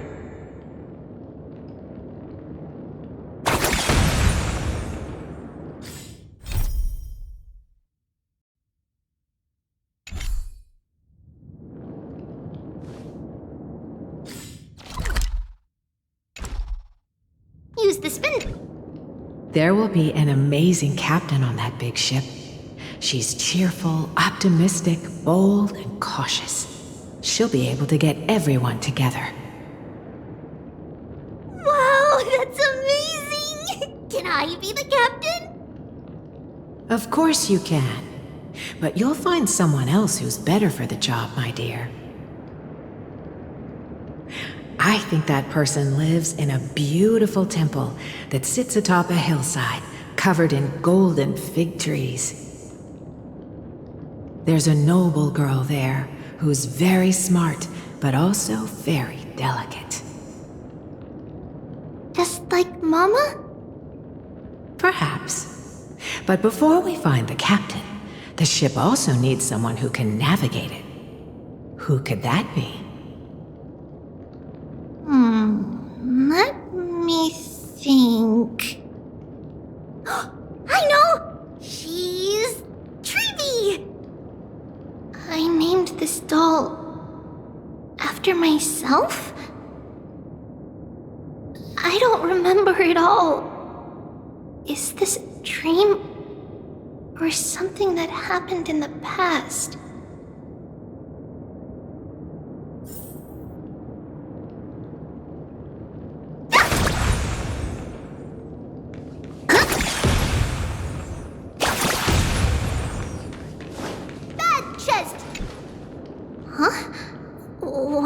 This doll inside a chest. It's holding a sword. Why? Many years later, many brave warriors will board this ship. They're skilled combatants who fear no danger. Ooh, I can learn how to fight too and protect everybody! Silly girl. You're Yanisopoulos' holy maiden. It's not your duty to fight. There will be many others to protect you. All right. Then where will they come from? I believe one warrior hails from a lovely village where bulrushes flourish, while another comes from a magnificent royal city. Though each has their own troubles, both are ready to lend their strength for the ship's long voyage. In that case, let Trian fight by their side. This way, they'll always stay on course. How could I have known the name Trian back then? Was it just a coincidence, or...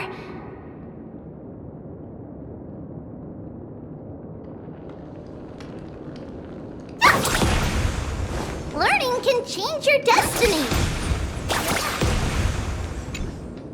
When navigating at sea, you need to know both astronomy and geography.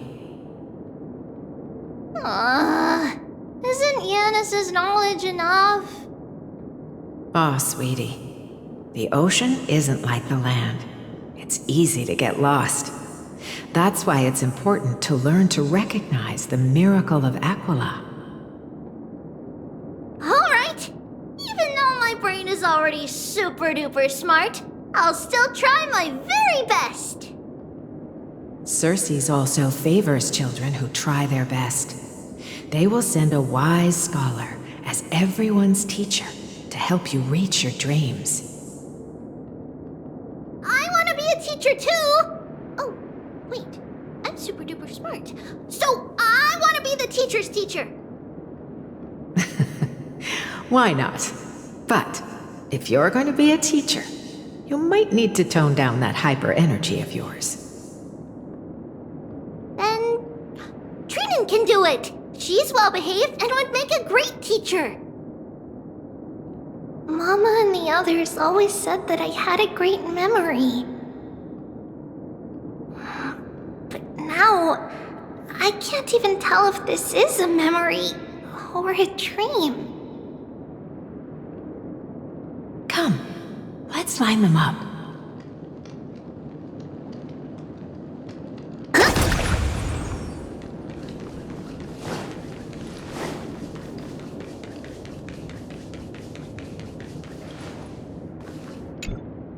Now, Trebios, set them on this music box and let them compose a melody for our song. Music box? What's that? Sweetheart, are you still groggy from your nap? You invented it. I invented it? What does it do? Oh, my lovely Trebi. You're usually so bright. What's gotten into you today? Well, you might as well see for yourself. Put your good friends on it and see the wonders it can do. Put the dolls on.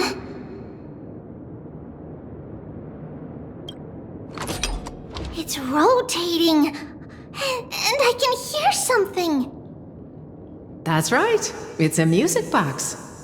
If you place the dolls in the right spots, it will start rotating and play beautiful music.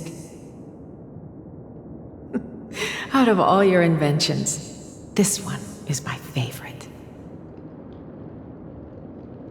I don't remember. It's all right, my child. I'll sing along to the tune, and it will help jog your memories. Happiness abounded in this lush land by God's chosen. Giants raised their glasses in a toast, beheld by the 12 constellations.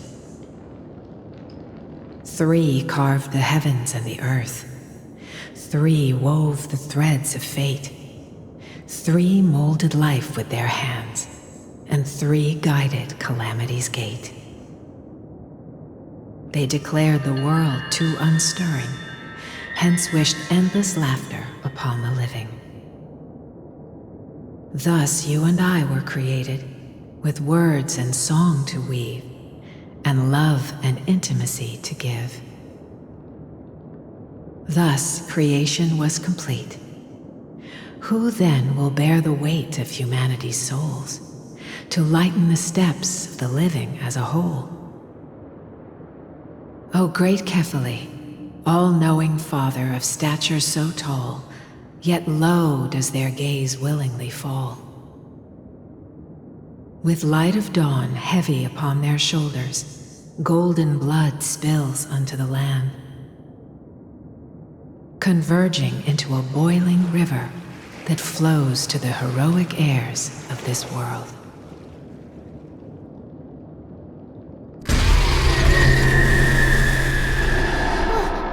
What's going on? Oh, Yanis, please lend me your ears. In the black mist, as death and fate draw close. On the bloodied earth, the living dead, but ghosts. What is this world? It mirrors your maze-like fate. What is this world? A silent lament without a trace. What is the past? Wandering ghosts that linger. What is the future? Souls scattered by fate's finger. What is the start? A voyage born in solitude. What is the end? A spirit, lonely and subdued. Lonely and subdued. Then subdued. Then subdued. Subdued. Subdued. Subdued. Subdued. Subdued.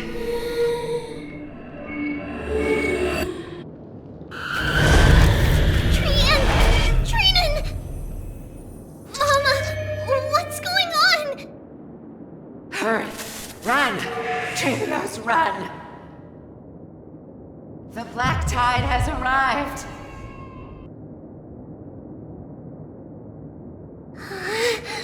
Where can I go?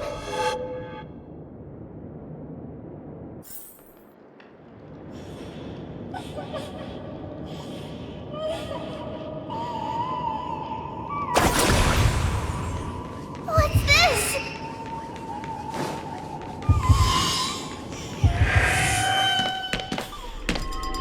Why? Are there dolls everywhere? This is the sacrifice of a holy maiden. You won't make it to the end. Only one person can. I know! It's fine if we can't reach the end. Our minds are made up! Go. Bid your farewells, treatments. Time is running out. Mama, are you going to leave me? My sweet girl. I will never leave you. But remember this, Trevios.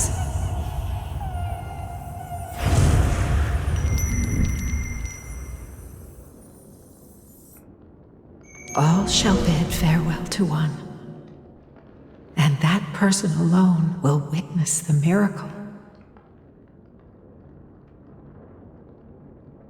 Since your mind is made up, then traverse the black tide and dispel the fog for Amphorius. I shall see you tomorrow, my dearest Trevios.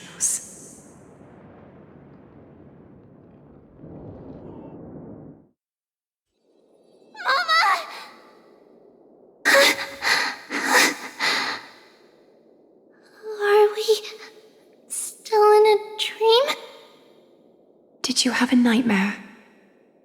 Maybe. But it's been a long time since we had any dreams.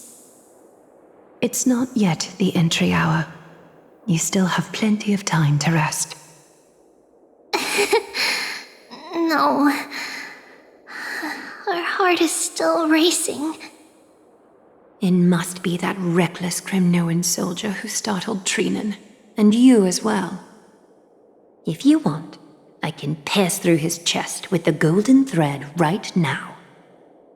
Aggie, cut it out with the scary talk. I'm just kidding. If I were serious, I wouldn't have waited until now. Do you want to talk about the dream? Keeping it bottled up is not good for your health. We had a dream about Mama. The dream itself was nothing. It's just the timing that feels a bit unsettling. You mean... It's Trian. Even if we refrain from ever using the power of the Century Gate again, her soul continues to slowly drift away from her body. There isn't much time left. Perhaps it wouldn't be such a bad idea to let her relinquish her role as the gatekeeper and live out her days as a carefree child. You have a point, Aggie, but our decision has already been made on that matter. I believe there's still another way. Souls will be spent until they dissolve into dust. Such is our fate. Once we had a whole and connected body. If that body were a tree, then its trunk and branches would share the same fate, decaying at the same pace. Now, we are fragmented into numerous selves. Despite the absence of a trunk, we are offered another possibility. We can choose how our branches will perish in a way that is most beneficial to the flame chase journey. Compared with saying farewell to one person, watching many fade away before me is even more sorrowful. But advancing is the destined end of Yanis's trial. There's no retreat in our path. Don't feel sad about saying goodbye to us. We've already agreed on this, right? It won't be long before I forget what sorrow tastes like.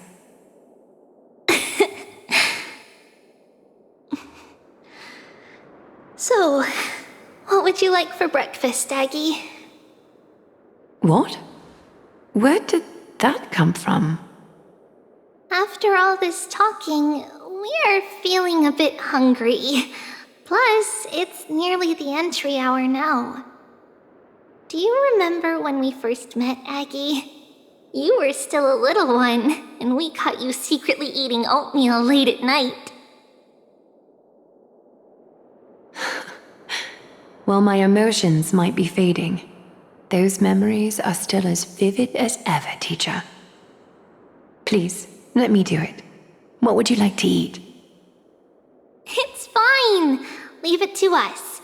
You should rest for now. It won't take long, and we'll call you when it's done. In that case, thank you. Then, see you tomorrow, Aggie.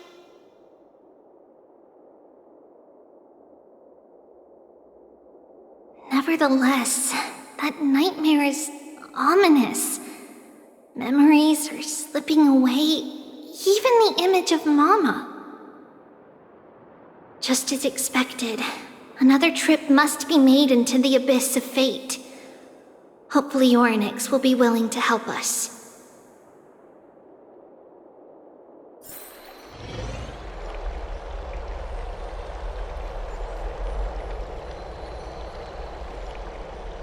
Long time no see, Professor Anaxa. Who are you? It's been a while. I'm the one who once overthrew the entire classroom in that spiritual physics lecture.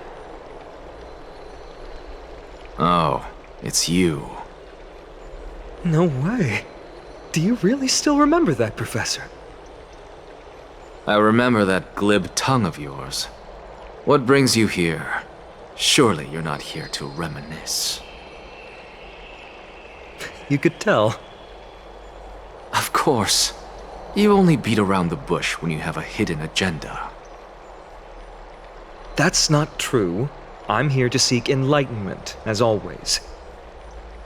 Could you please teach me everything you know about the black-robed swordmaster? Rumors sure travel fast. Unfortunately, I too know nothing about it. I can only tell you that it is clad in a black robe and wields a greatsword. At least, it looks like a greatsword. It's shaped like a twisted half-sun, and a peculiar dagger resembling a crescent moon. By the way, take this with you. I got it from the sneak attack. It's yours now. I was right. It is this thing. The one who torched Aedes Elysiae to the ground. And killed everyone. Don't try to be a hero. No one in Akama stands a chance against that thing right now. Is that what the Titan said as well? Not at first. But the god relented after having had a taste of its power.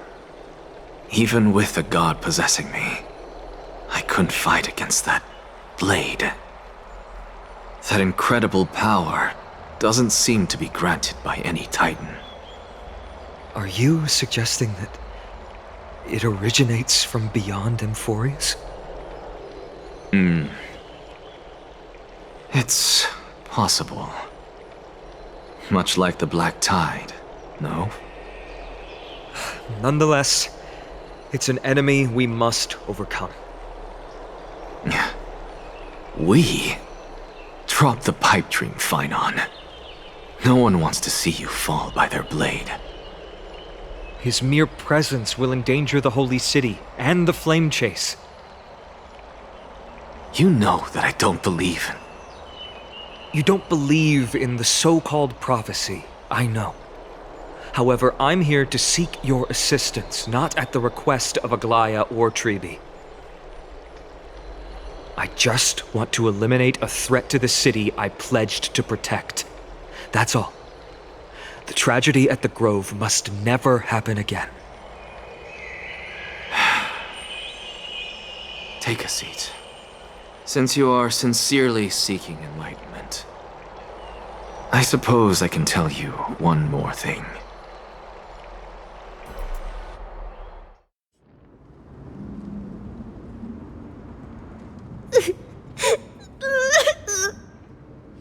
What's wrong, Trian? Nothing. Just remembering what happened at the Grove. Monster in the black cloak. So scary. Everyone in danger. Nightmare. I can't forget. Don't be scared. There are no bad guys here. Didn't you save everyone with the Century Gate, Trian? Trian threw it away. Far, far away. It's never coming back. We got back safe from the Grove because of you, Trian. You're the reason the Flame Chase journey can continue. Sorry. Trian feels a bit dizzy. Why are we here again? For the same thing, of course. Remember? Tomorrow we will reveal the prophecies past to everyone. But first, we need to restore the memories that have been blurred by the fragmentation. We hope to present the full truth to everyone without hiding anything. Since Yanis caused the fragmentation, we can only turn to another Titan or Onyx for help. Also, remember to get breakfast ready for Aggie before the lucid hour tomorrow. Oh, yes! Trian remembers now. Oh, on that note, we had better prepare some saffron before we meet with the Titan. Saffron? Huh, it's an essential offering for rituals in the Temple of the Three Fates. You think we shouldn't go to Orynyx empty-handed? Yes, it's also a symbol of Yanisopolis. If we are to replicate memories, we need to use something that has experienced those days. And when we first met Aggie, we added that to the porridge we made for her, and she really loved it. I see! It's like killing 3 birds with 1 stone! But it all depends on whether Orynyx is willing to help us. This could be a problem. After all, it was us who took the core flame from Yanis, from Orynyx's kin. We will have to give it a try. If there's truly no other way... In our current state, we probably can't do anything to them. We'll cross that bridge when we get there. Leave it to Trian. Trian knows how to play cute. In any case, let's look for Saffron first. I hope there's still some left in the temple, untouched by Nikador's soldiers. I remember that aged saffron is preserved in sealed jars. Let's be on the lookout as we go.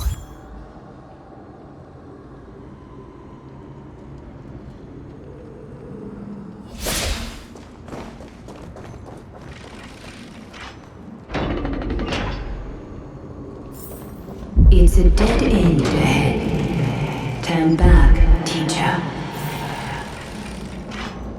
What? Aggie? No. Wow, this room is huge.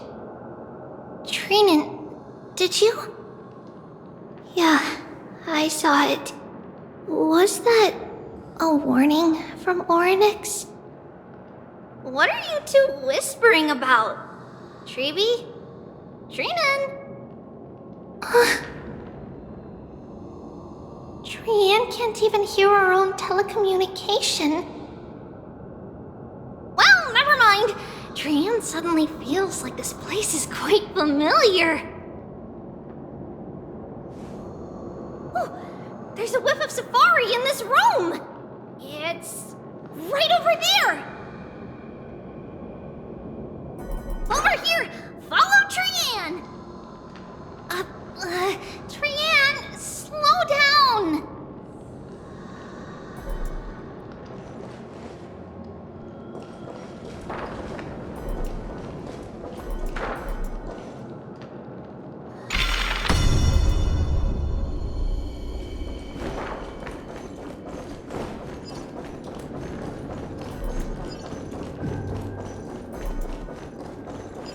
Even if separation is our fate, a futile death is not the solution.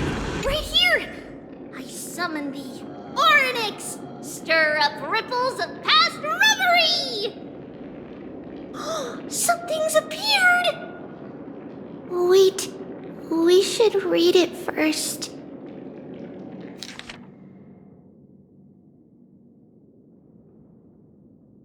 Wait, this is a letter?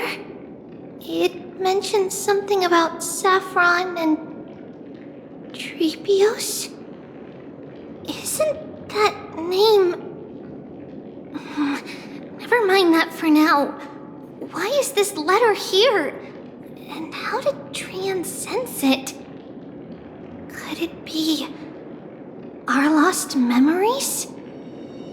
Is it possible that we were already noticed by Orynyx and entered their trial?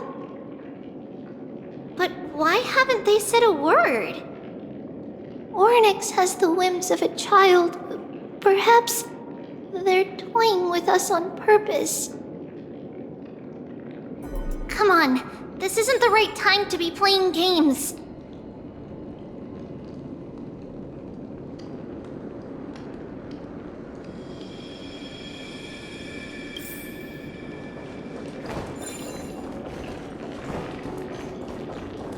Separation and death, reconciliation doesn't come easily for a mortal.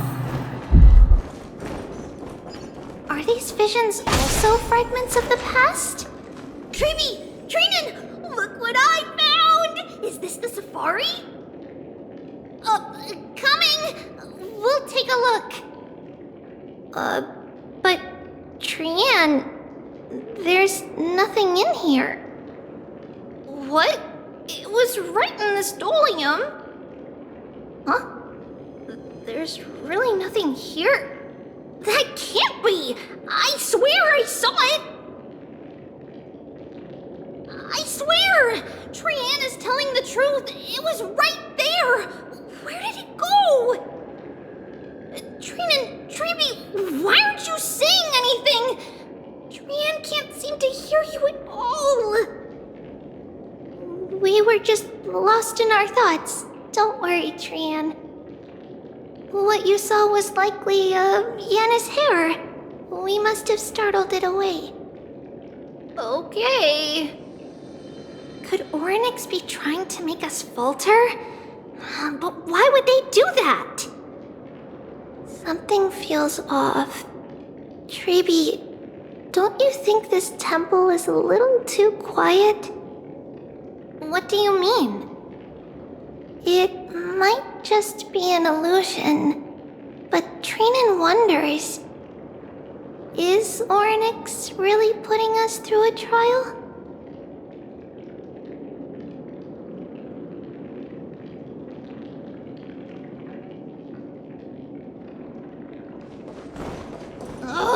Still no luck finding any safari. I suppose we can do without it.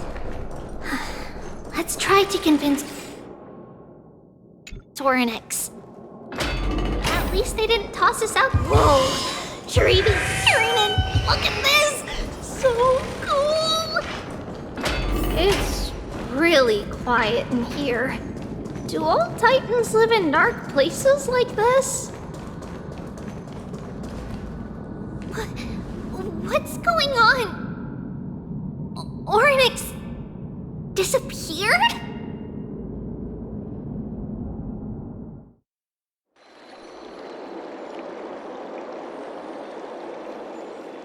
Are you saying that the black-robed swordmaster is not just tied to the Black Tide, but is also hunting for core flames everywhere?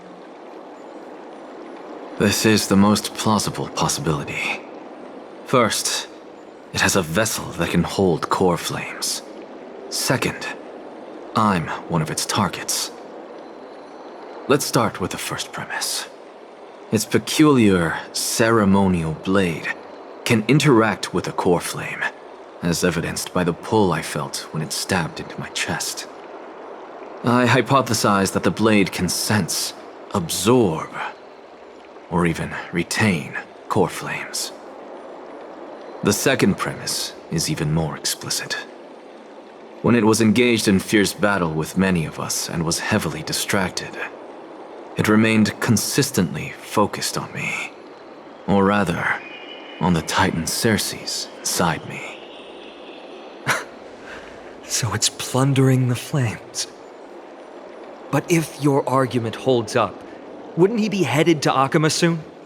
The vortex of Genesis is full of the Titan's core flames. Not necessarily. Let's call that person the Flame Reaver for now. If my presumption holds, that person has 3 targets.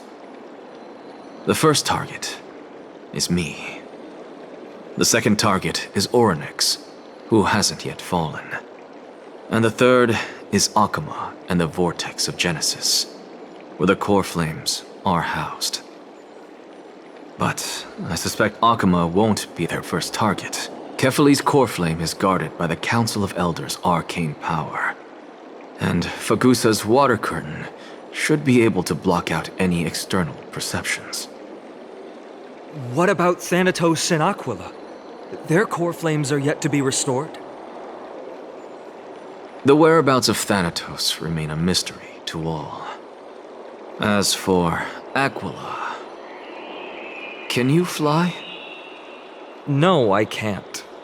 Why are you asking that? Can that Swordmaster fly? Good point. But what if he does grow wings? If they had wings, I wouldn't have made it out of the grove alive. That's a relief. Anyway, since the Flame Reaver has 2 targets, we need to move fast. With the distances between Akama, the grove, and these potential targets, I believe we should bolster our defenses and...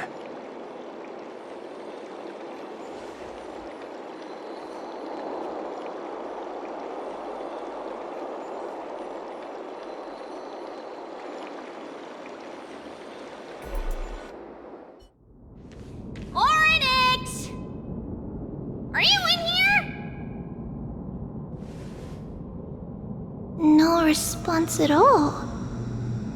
Did they foresee that we were coming and hide in the fog, or...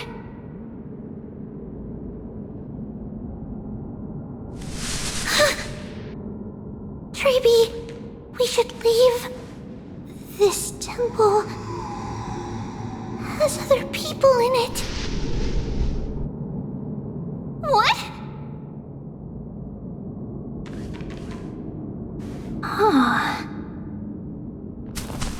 Listen. Footsteps. Fast ones. 3 or 4 people coming this way. Come on. We need to hide.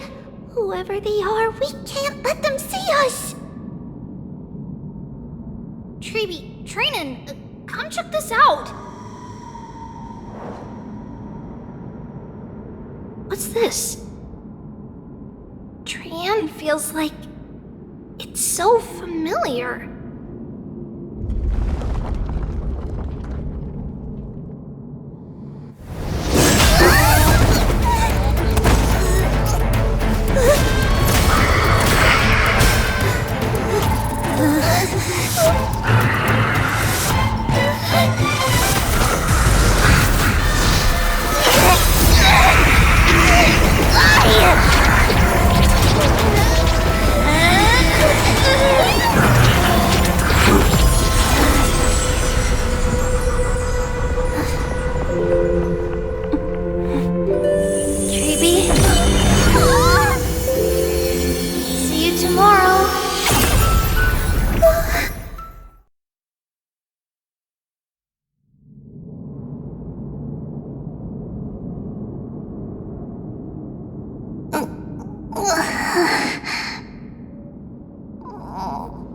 Where am I? Little gray, snowy, and... Wait, where's Trian? Is she back?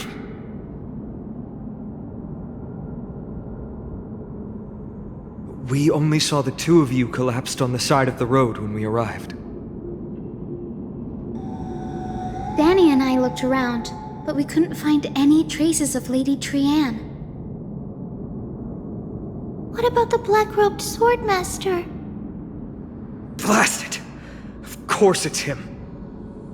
We were still too late. I fear something bad has happened to Orynyx's core flame. Then Lady Trian...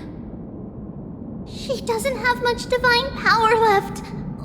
We can barely sense anything.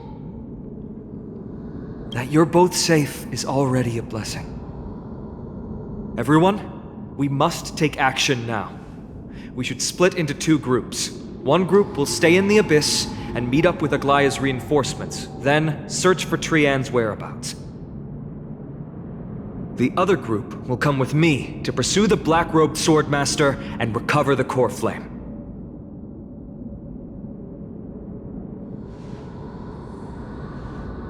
I didn't get to tell you this before, but Anaxa and I already have our misgivings about the Black Tide, so we've made preparations. I'll tell you the details as we move. Opportunities are fleeting on the battlefield. We should hurry.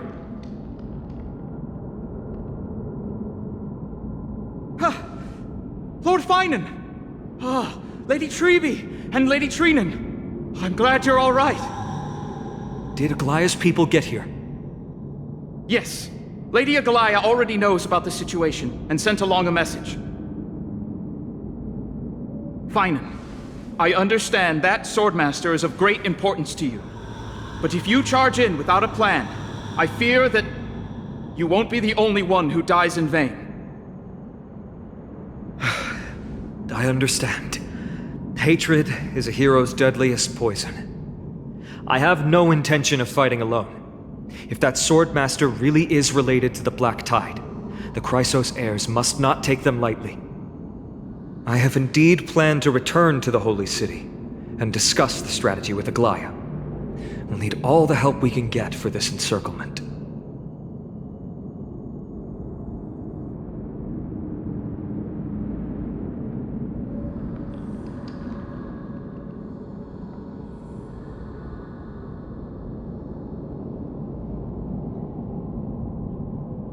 Trinan will stay in the Abyss too. That way, Both sides can communicate with each other if anything happens. Thank you, everyone. Partner, Treeby, let's go.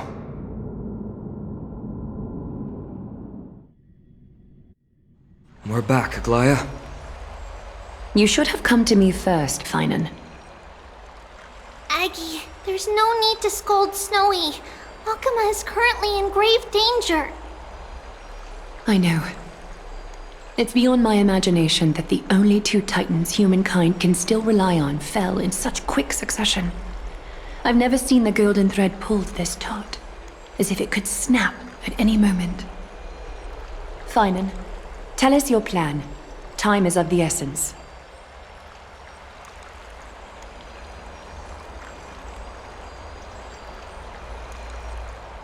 This being is not just hunting titans, but taking the core flames too? Yes, just like the Flame Chase journey is doing. Professor Anaxa thinks the Flame Reaver's arrival is likely a sign the Black Tide has spread further.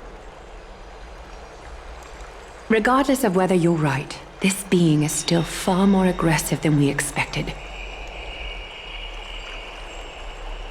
But its madness is also an opportunity for us. If its goal is the core flame, then that means us humans can lure it into a trap. Anaxa had already left the Holy City with Cersei's core flame while we were on our way to the Abyss, so he can make preparations for the battlefield. Tell me, what makes you think this won't end with us losing another core flame? Because this time, the power from beyond the sky is also at our side. She is the key.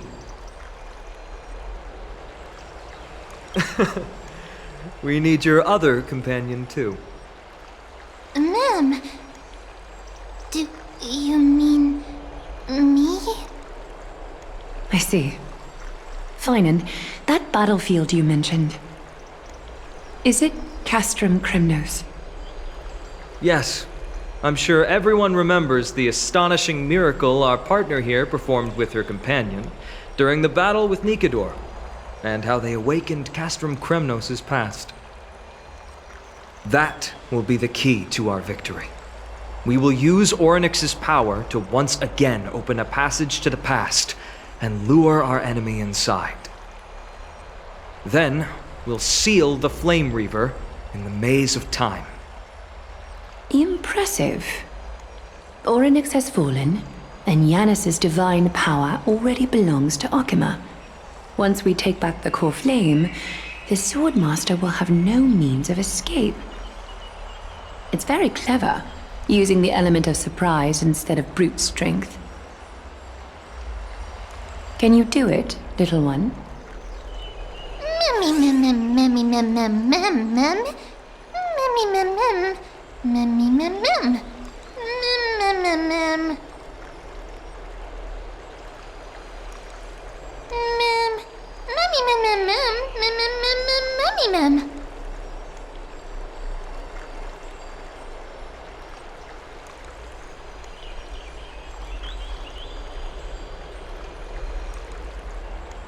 Yeah.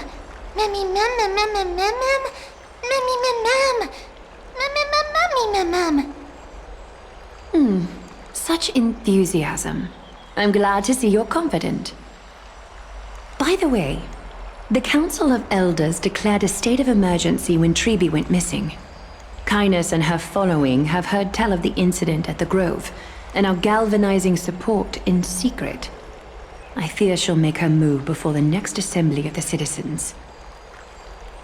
What are they plotting? That short-sighted politician likely believes the Chrysos heirs have outlived their usefulness, and is making preparations for her next step. That ugly side of humanity is something we'll have to deal with eventually. But that's a problem for another day. I've sent Casterus ahead to the council with a message. She should be able to keep the situation under control for the time being. Finan, it is my hope that we can come to an understanding on this. We must take down the Flame Reaver in one go and retrieve the core flame, and in doing so, grant ourselves an advantage against the Council of Elders. Of course. You may count on me to lead the charge. I apologize for tasking you to spearhead the plan once again, but Akima is currently beset by enemies from within and without. The situation brooks no delay, and we have precious little time to confer and discuss the plan with you. That being said, you are the key to our success, and I shall respect any decision you make.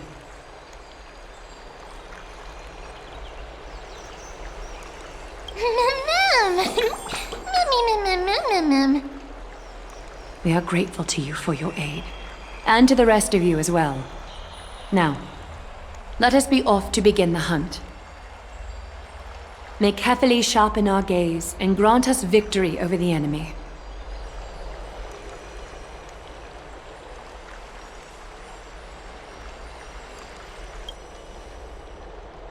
You mean Mighty? He's dealing with a different problem. Don't worry, that man would never miss out on this fight.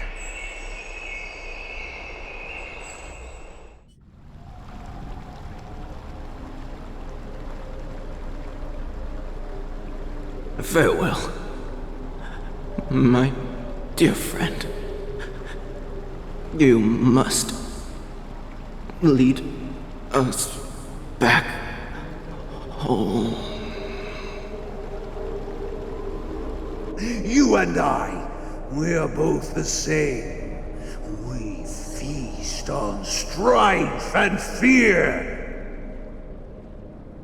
If you're truly capable of leading our people beyond this blood-stained fate, then prove it to me once more, Mighty Mos.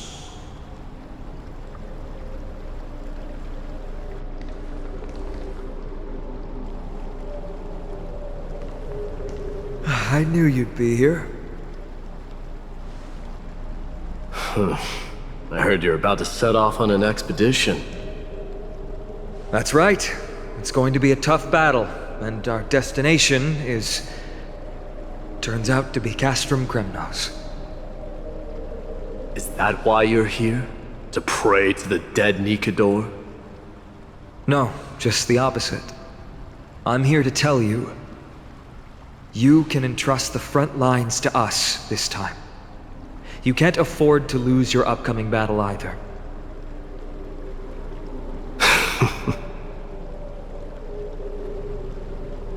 Have you heard the story of Geocles the Mountain Breaker? Sounds like you've spoken with Cartonus. That's the name of the legendary mountain dweller, right?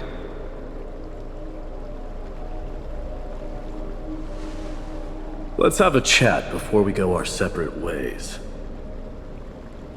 Cartonus told me that back in ancient times, the mountain dwellers lived in seclusion.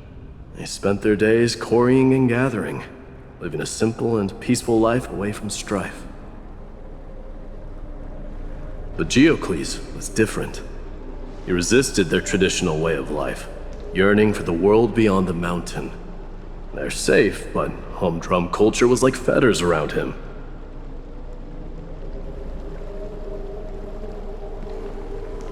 He sounds a lot like you. Yes, that is why he too faced the same dilemma as I do. One day, during one of Geocles' many ventures beyond the mountain, he spied a battalion of Ladonians stationed at the foot of the mountain. The Ladonians were at war with their arch-enemies, the Accompanying, and they used the mountain as a base to carry out guerrilla warfare operations. When Geocles, who had taught himself the common tongue, approached a soldier, he learned a shocking piece of news. The Ladonians were planning to plant mines and explosives all over the mountain, and then lure their enemies within. With danger lurking with every step, the mountain dwellers' homes were no longer safe. Geocles quickly returned to his village to bring the news to his people. But... let me guess. They refused change and chose to put up with the situation instead. That's right. the mountain dwellers were fearful of even the smallest change to their lifestyle, let alone leaving their home. Despite the imminent war, the elders would rather negotiate for peace instead of leaving the mountains. This made Diocles both angry and sad. But he didn't give up. If you were in his shoes, what would you have done? Lead my people on a resistance, perhaps. I'm not sure. I can't think of a solution that would make everyone happy. A solution that would make everyone happy, huh? That's how naive we are. Well, let me tell you what Diocles did. He took the mountain dwellers' store of gemstones and traded them with the Ladonians for a massive amount of gunpowder. But he didn't do this to fight the Accompanyings. Under the cover of night, he set ablaze the forest surrounding the settlement, forcing his people to flee the mountain.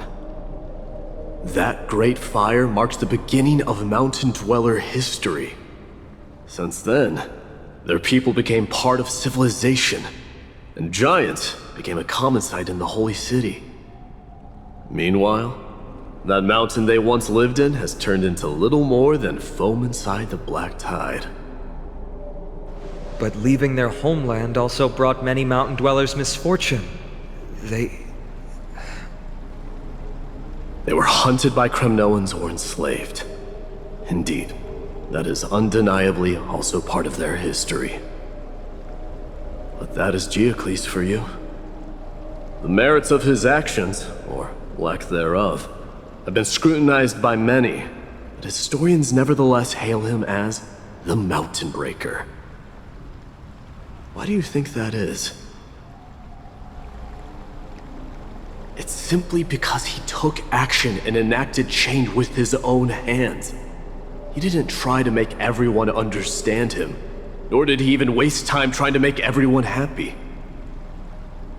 He started a great fire and burned the shackles of tradition to ashes, and then forced everyone to march toward the coming of a new era. You've made up your mind, haven't you? I'll be leaving Alchema soon to fight the great darkness of this world, and to shoulder Nikador's destiny. So, listen well. If there comes a day when we meet again on the battlefield, and I stand opposed to the flame chase, remember to stab your sword into my back through my 10th thoracic vertebra. That's my weak spot, and the only way to kill me.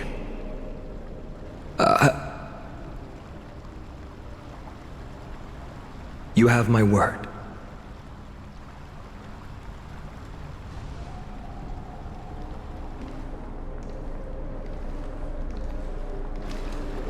Go now. The battlefield calls. Send that flame-thieving hyena to their death. But if you find yourselves with no other recourse, pray to that blade in the sky.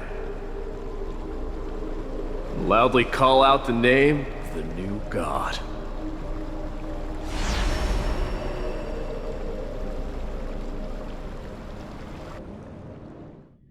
That's the sound of an all-out war. Not the kind of ruckus Professor Anaxa can raise on his own. Let's hurry. The battlefield is just ahead.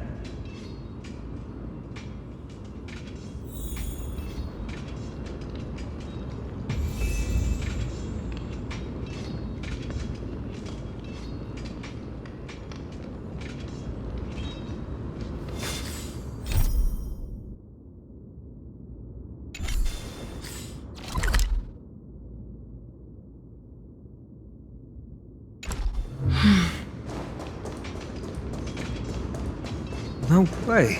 A Kremnoan? I didn't think she'd manage to send the Kremnoans to assist. Brave warrior, what's the situation on the front line? Men Ackerman, Why are you here? What? Didn't Aglaia tell you? We have been instructed to assist you in trapping the Flame Reaver. Aglaia, that vile usurper. I spit on her name.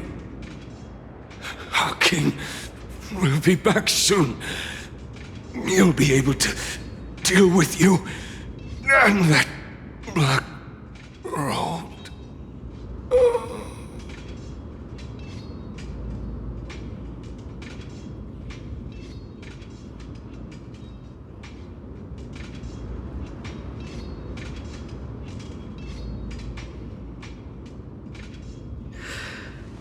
The Kremnoans really are just like their king. Rest in peace. May your glory last forever. Did they come to fight on their own accord? Or...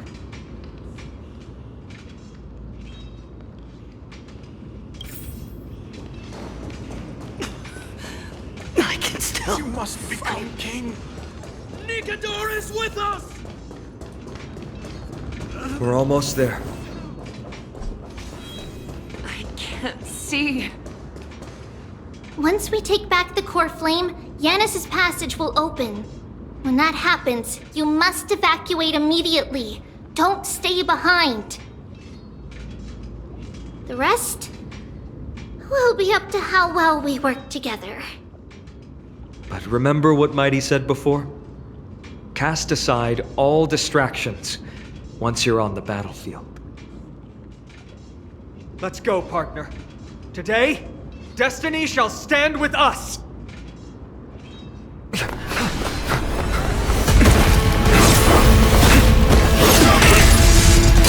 Finally!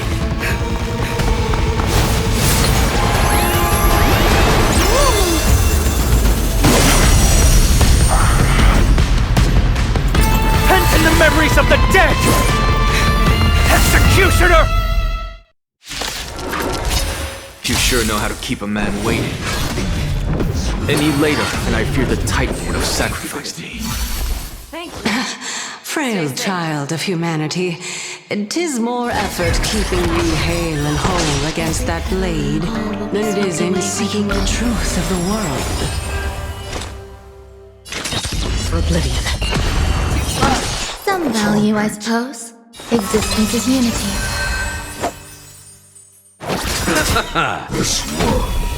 Eternal sleep, the dead return!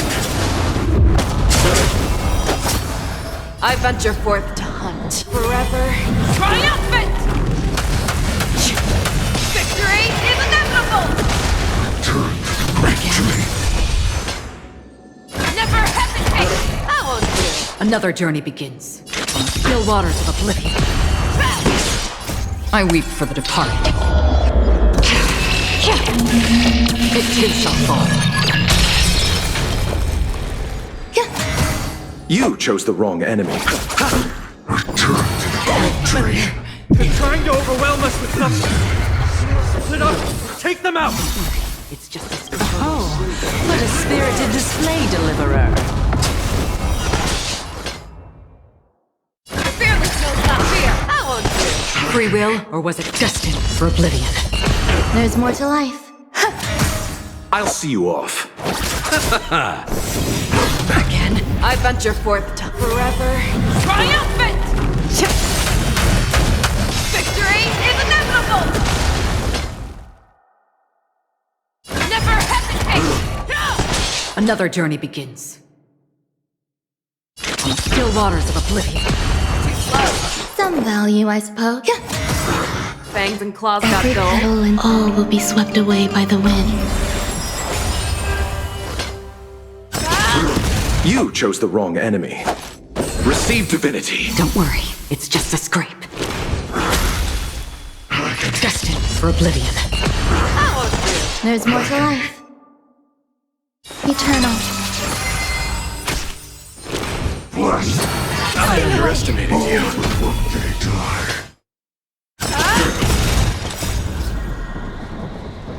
Forever triumphant! Victory is inevitable! I weep for the departed. It too shall fall.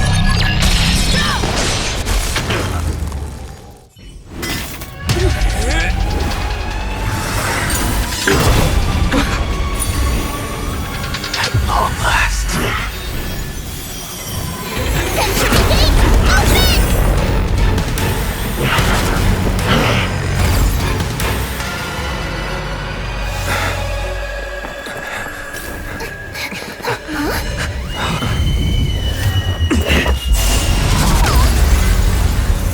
How embarrassing.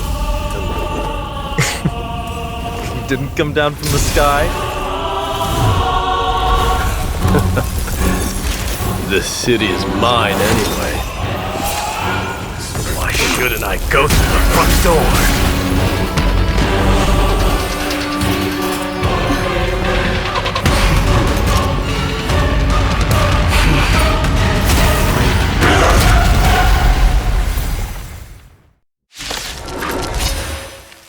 Minion of the Black Tide.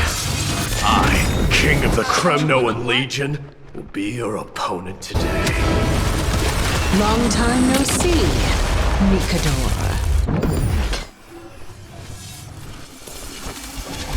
The fearless knows not fear. Too slow. On still waters of oblivion. That won't do. I venture forth to hunt. Forever triumphant! Victory is inevitable! Eternal. I'll see you off.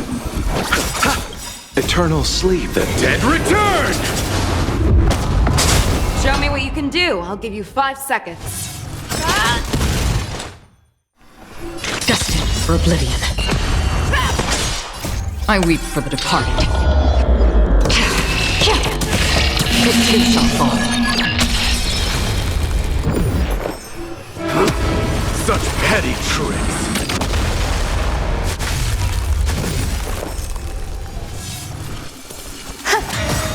Vanity leads to self-destruction. I am sending a dynasty to its end.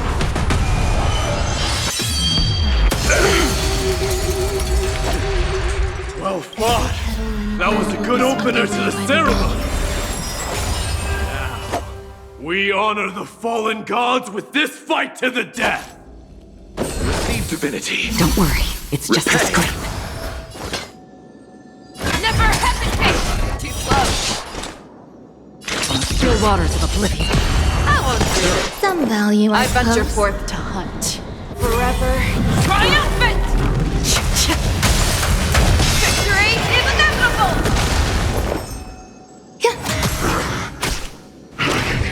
Let's settle this. Rejoice. For I grant you the honor of sharing your final resting place with Kremno's departed heroes. Free will, or was it destiny for oblivion? It's time to end this.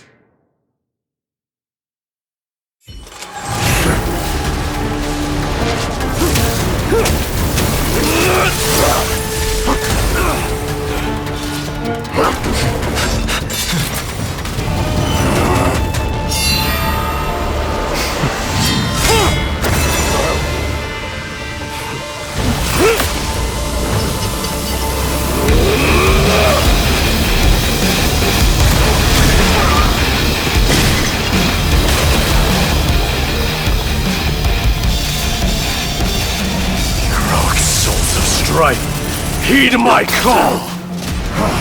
I am the Lance of Fury. The agony this world needs!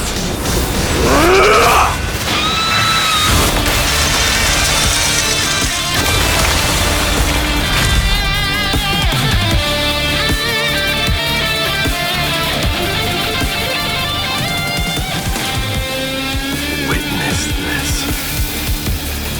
New God has come to Castro Kronos.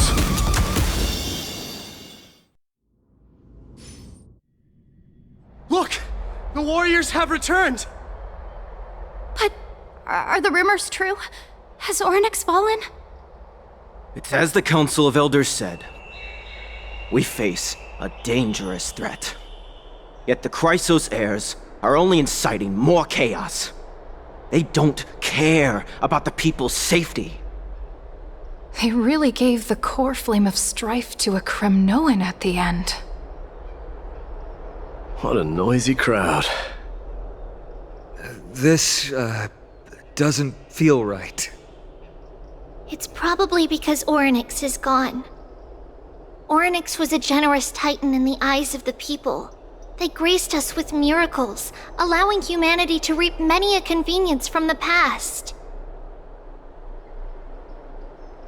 What they don't know is that the Titan didn't do all of that of its own volition. Regardless, the Titan has fallen, and we must surrender Orynyx's core flame. A meeting with that woman again so soon? I just can't catch a break. Professor Anaxa, why don't you find someplace to rest first? Matters that require Aglaya's attention are piling up. You two meeting again will, forgive my honesty, only distract her. Just try to stay on your best behavior, if you know what I mean. That's not up to me, I'm afraid. I've been trapped in her prison the moment I set foot in this holy city. The price of having a Titan living in my head, I suppose. Don't worry, I don't want trouble either.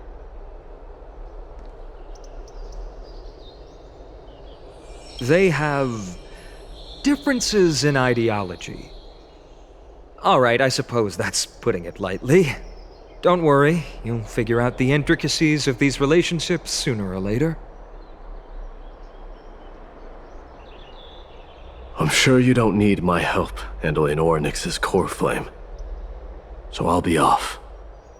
I have some personal matters to attend to. It somehow feels like D has closed himself off even more after he completed his trial.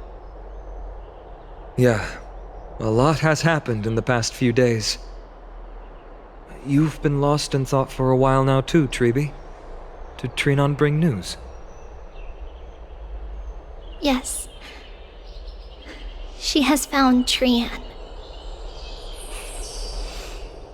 She was at the bottom of the valley outside the temple. But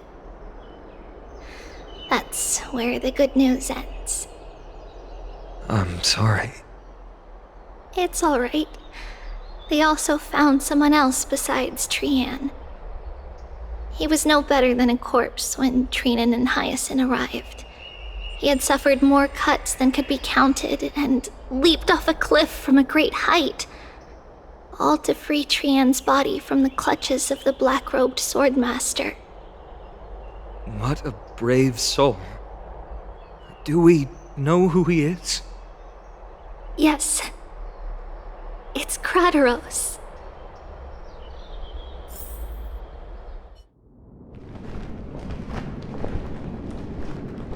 Stop!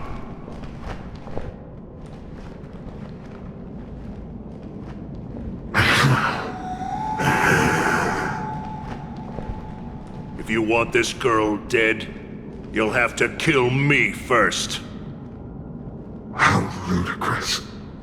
Your body made of flesh and blood as it is will not survive more than a single strike from me. Better to die in battle than return even in glory. As a Kremnoan, I know not the fear of death. She's lost her divinity. I have no interest in an empty shell. But answer me this, child of strife. Why do you raise your shield for her? As the leader of the God Shield Brigade's elite, I protected the king against the Black Tide with this very shield. And I've done this over and over, hundreds and thousands of times.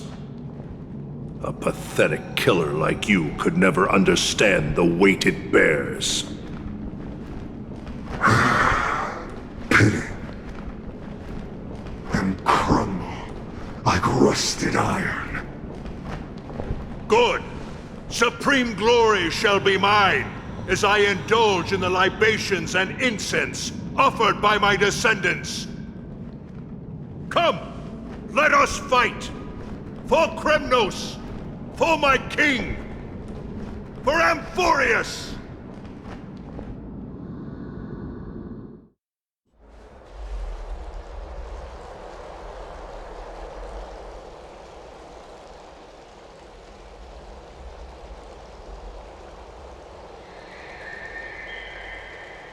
We foresaw this cruel parting 1,000 years ago. Today is but a reminder of that bitter taste. But Lady Aglaya, I don't understand. It wasn't life itself that Lady Trianne lost. Why does she look like she really turned into a doll? I don't understand. Don't be sad, Hyacinth. Trianne has used up her borrowed time from Yanis, that's all. Her spirit is now riding the west wind, flying ahead to a world free of sorrow. If a world like that truly exists, does that mean everyone from the Grove is there too? It exists, Hyacinth. Do you not remember? The prophecy that guides the Chrysos heirs is the voice of Kefili before it fell silent. It loves all of its creations dearly, and would never bear to lead us astray with lies.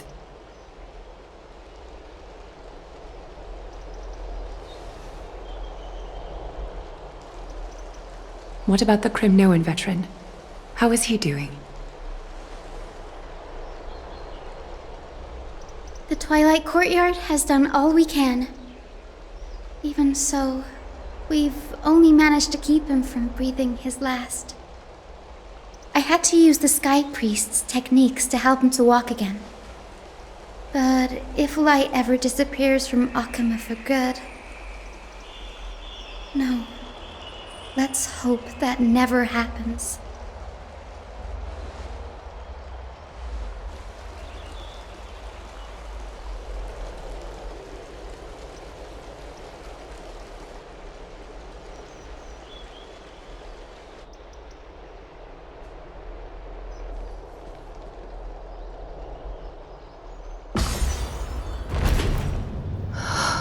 The parting hour is upon us.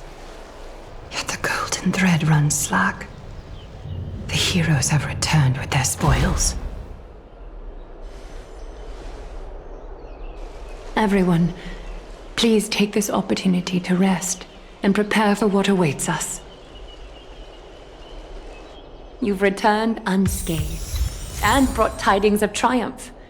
Truly a moment worthy of celebration.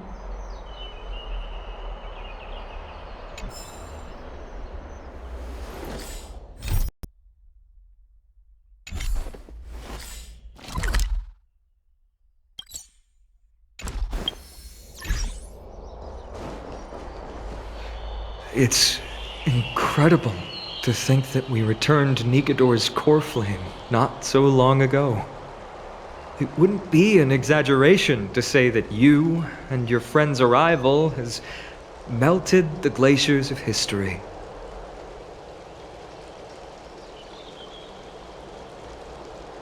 You could say this is the true face of history. It slumbered for 1,000 years, only to awaken for this one moment. Alas, now is not the time for a study of history. I do not see a Naxa around. Was this under your instructions, Finan? Yes, it just seems much more efficient than letting you two go at it endlessly. A rash decision. After all, he still bears a core flame with him. I do concur with your assessment of efficiency, though. Now, let us table the issue concerning him for the moment. The more urgent matter is the core flame of Orynyx. The Chrysos heirs had initially crafted a plan regarding the order to return the core flames. For titans like Orynyx and Circes, who harbor no intentions of harming humanity, our strategy entailed assuming their divinity only at the very end. But this unforeseen turn of events has thrown everything into disarray. If we don't return the core flames to the vortex of Genesis, and we leave the Titan's divine positions vacant, we can't even begin to imagine the disaster that would follow. But the most pressing issue at hand is that we haven't found the Chrysos heir capable of bearing Orynyx's divinity. Finan, Castorus, Mighty, and Hyacinth. Treepy and I devoted a millennium scouring the world, only to find these few people. Only a chosen few possess the capacity to assume divinity, the elite among the Chrysos heirs. We would never hastily extend our invitation without first verifying their potential to bear such power. Yet we cannot compel anyone into divinity, as it would be no different from sentencing them to the gallows. Truly a dilemma. Yeah. How about letting her give it a try?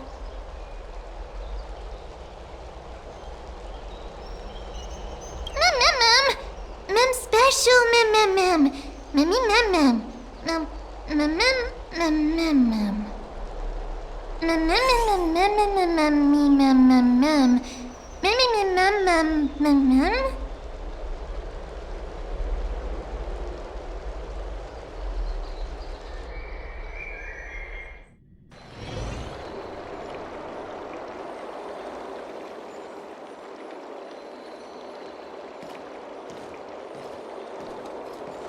I see the Reaper has forsaken you too, teacher.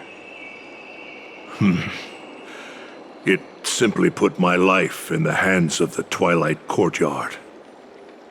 That priest girl's medical talents are truly exceptional. She might be far from the ordinary girl we envisioned. But this isn't about me, Mighty Mos. I saw it. You finally decided to embrace your own fate. The power of Strife is stirring a tempest within me as we speak. My bones have turned into steel, and my blood is seething in a blaze. Past rulers of Kremnos could only aspire to this might, yet I have merged with it. I've made history, and henceforth divinity and kingship shall coexist as one. Indeed, you've realized the aspirations of every former king of Kremnos. And now, you can at last bring our people home and reforge the glory of Kremnos. Unfortunately, I harbor no such desire. What? What do you mean by that? Over 2 millennia past, devotees of Nikador's might banded together beneath their feet and erected a city of their own. Ever since then, Kremnoans have served as the blades wielded by the god of war, following the Titan's path in its conquest. Yet, gazing upon our history through the lens of my newfound divinity, I now see it with unprecedented clarity. This history is sheer absurdity and inferiority. People surge onto the battlefield like ants, plundering and slaying for their own greed, only to be trampled upon like ants.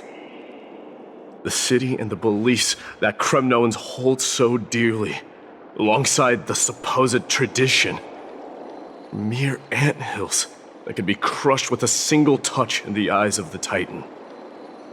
You! Are you trying to strip Kremnoans of the pride we've amassed over thousands of years with mere words? That pride holds little significance, Kratos. Now that I've assumed the divinity of Strife, my next step will be to renounce the title of king. No. No! Convey my message to every Kremnoan. This is an order. Do not do this, Mighty Mos. I beg you. Our history commenced in the year 2506 of the Light Calendar, concluded in the year 4931. I, Mighty Mos, last king of Castrum Kremnos, son of Gorgo, do hereby proclaim the Kremnoan dynasty comes to an official close today. You have killed us. You have killed us all. No. I am granting you a new beginning. What is this? My mother's signet ring. It served as a symbol of kingship, and I now imbue it with a fresh significance. Take it, and rally those who have lost their identities. Convey the words of Mighty Mos, now ascended to divinity. You no longer need to chase fleeting honors or face death on the battlefield as if it were your sole destination. However, you must adapt to fit into the city you once observed with indifferent eyes. A cruel fate awaits Amphorius. No matter how illustrious a dynasty may seem, it crumbles to rubble and gravel before formidable foes. Yet, you shall tread the only path out, one that leads to a brand new world at its end. Why task me with being your messenger? Why not explain all this to them yourself? Because only humans can guide the path to be trodden by humans. It's not the lot of humans who crave the power of gods and spiral into madness for it. But humans who stand ready to raise their shields high to protect the lives behind them. I failed to save that child. That is irrelevant. As demigods, they have long been prepared for it. What truly matters is that you showed up there and shielded her. The one who persuaded Aglaia to set me free that night. Was that you, Mighty Mos? Yes. She's not one to easily make a concession. What did you offer her? I staked my mother's name to guarantee the integrity of your soul to her. And I promised her that I would dedicate all I have to the Flame Chase journey. And what is next, Mighty Mos? Where will you be headed now? To the place where I belong, to fulfill my promise.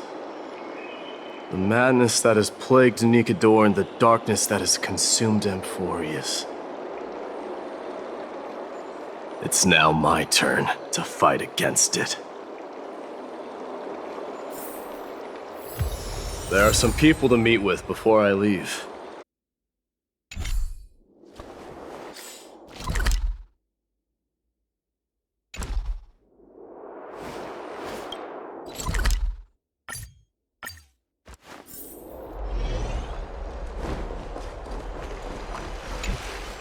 You're here, Mighty Mos. It seems that you are prepared. Yes. You aided Akuma through yet another trying ordeal, and my gratitude knows no bounds. Isn't that exactly what you wanted? Not everything unfolds according to my plan. In the current state of the world, I can only proceed one step at a time. Furthermore, you are ready to dedicate all that you have, regardless of the promise you made to me, aren't you? Throughout my time in the Holy City, I've gleaned valuable lessons from you. Strategy, leadership, and adaptability to change. Yet, it's only recently that I've come to realize the truly remarkable quality you possess. And what is it? It's the magnetic allure in your presence. It draws people to gather around you willingly, to seek your guidance. They strive not to disappoint you, not due to fear of repercussions, but out of sincere alignment with your ideals.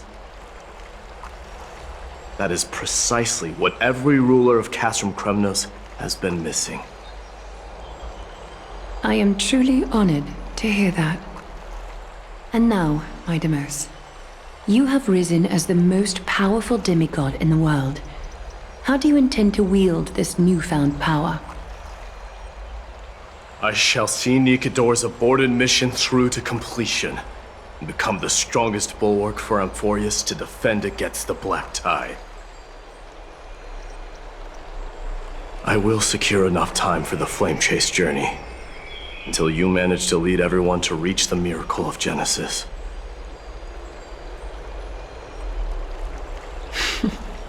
My Deimos, a new chapter awaits Amphorius.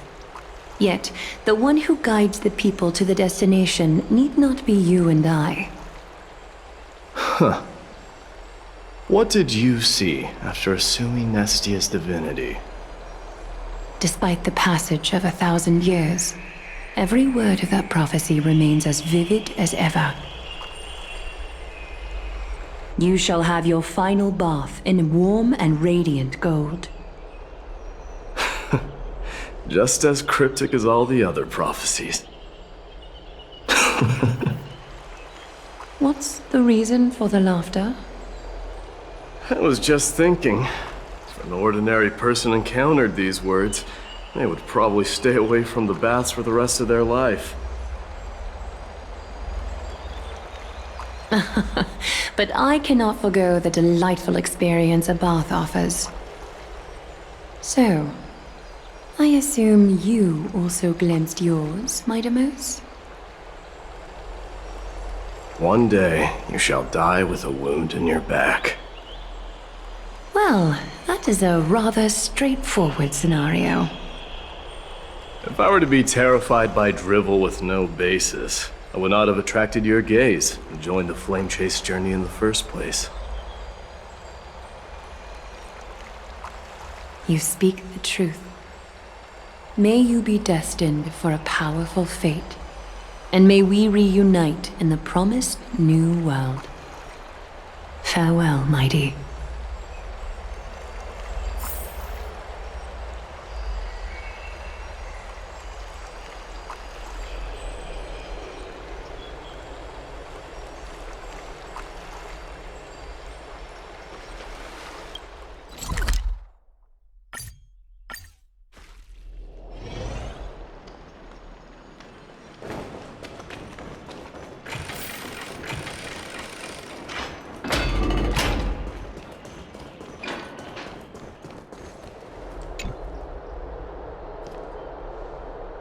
Outlanders?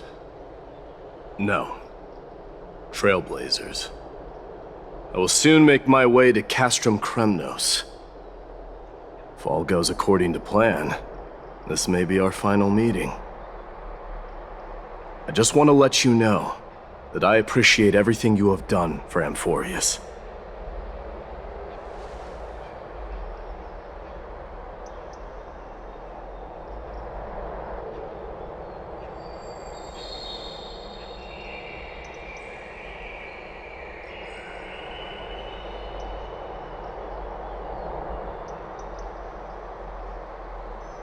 That means a lot to me. May success accompany your trailblazing wherever it leads. How about you let me guess what's on your mind?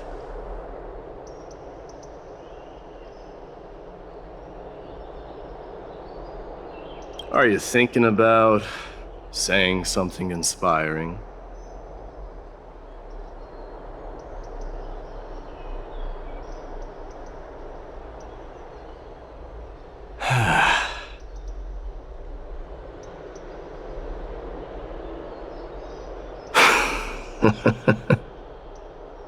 Now that I bear the divine within me, I can get the vague feeling that you have a great significance for the future of Amphorius. With this departure, I fear that I will never again return. Can I entrust you both to watch my back, and to continue supporting the Flame Chase journey in my absence?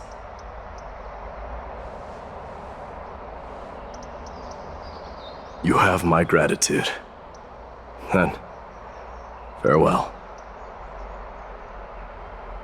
Yes?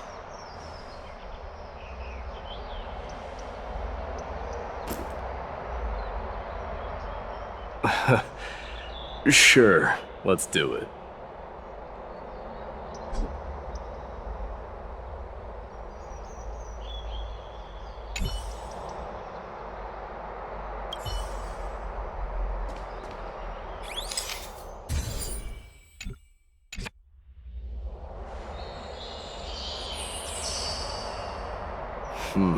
Well, feels peculiar, I suppose. I'm not talking about your photographic skills. It's just that I rarely take photos. But this one, it's pretty good.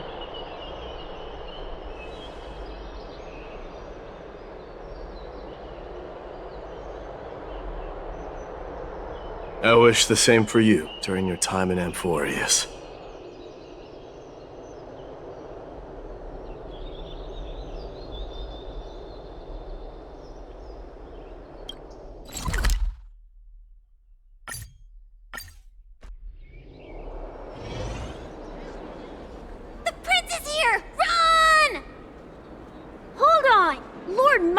Isn't the prince anymore. He's now the guardian of Amphorius.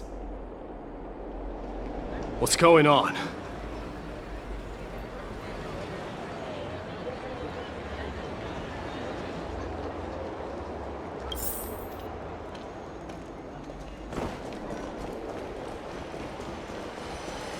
We salute the guardian of Amphorius.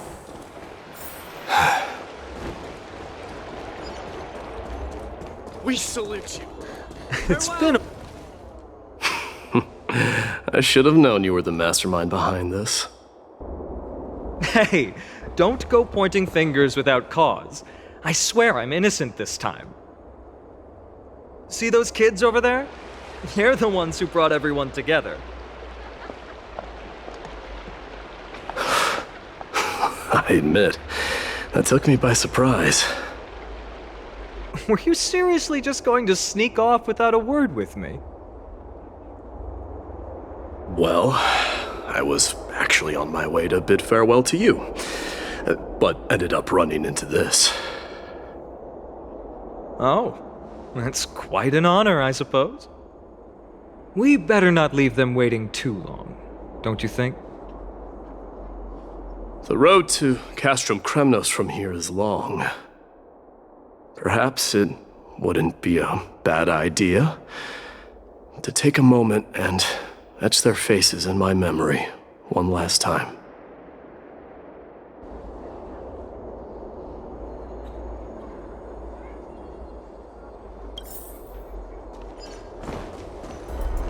I think I see more than just the Kremnoans here. I'm thinking maybe it's about time the god of Strife gets a new name. Farewell, How about mighty the monk. god of solidarity or preservation? Dong Hung mentioned that one to me. All right, it's about time for us to part ways. Any final goodbyes you want to share? This might be your last chance.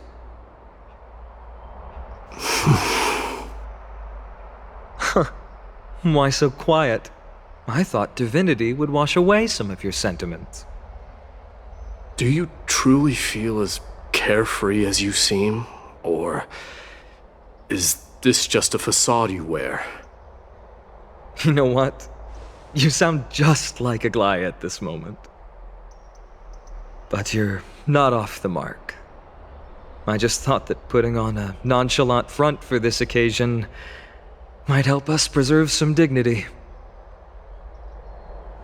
I can see through your deception, even without the power of mind reading. Am I really that terrible at controlling my facial expressions? Well, with that said, thank you for aiding me in defeating my archenemy, Midamos. No need to thank me. This triumph brings no delight, nor does it signify closure. You understand that more than me. Indeed.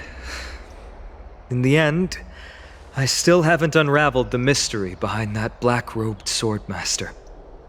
And I can't even ascertain their demise. Maybe I've never managed to cut off my destiny. But that matters not. Pain may be cured, but scars remain. And this should not be effaced. Even with the divine might of Ornyx, you cannot stop the past from leaving its marks in our blind spots. Can you genuinely let go of everything as soon as that swordmaster is dead?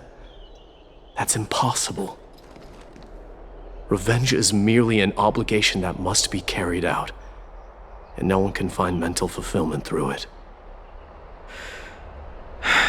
You're right. Look forward. Chew up and swallow your past. And make sure emptiness and bitterness are not the only flavors you know. Remember that there is a whole world behind you waiting to be saved.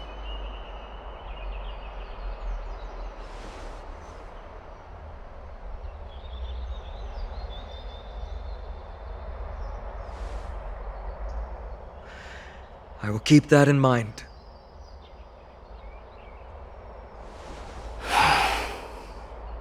I have a final favor to ask. Please look after the Kremnoan warriors in my absence. They will undoubtedly face challenges while assimilating into Akama. It is my sole regret that I cannot stand by them during this time. Do not worry. Leave it to me. And, while I'm at it, I'm going to find out if the Kremnoan language is really missing that many words. The Kremnoan philosophy can never be encapsulated in a mere dictionary. But if there's a chance in the next life, you should come visit my library.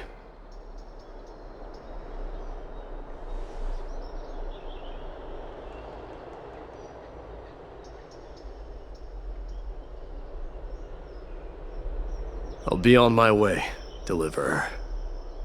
Remember to stay alive till the final act. Yes. Same goes for you. Don't die too easily. May triumph always be yours, Midamos.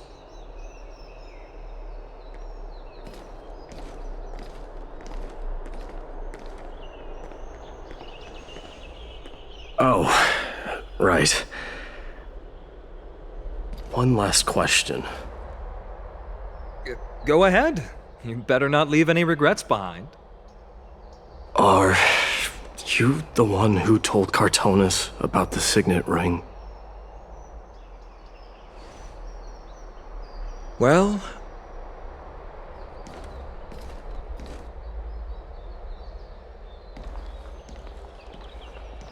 who knows?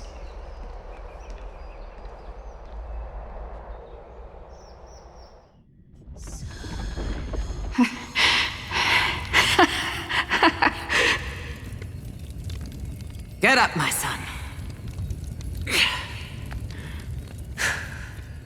You showed great courage in today's training.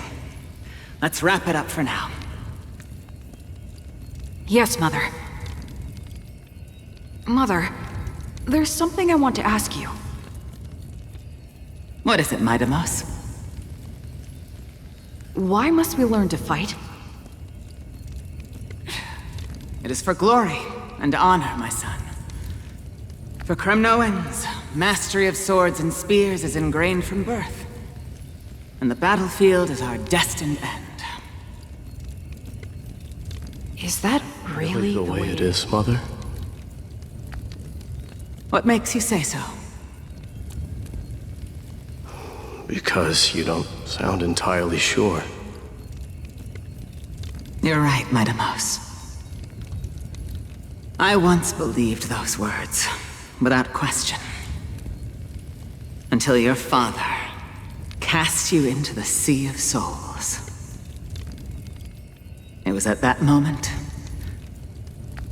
I realized how everything I believed in was utterly hollow.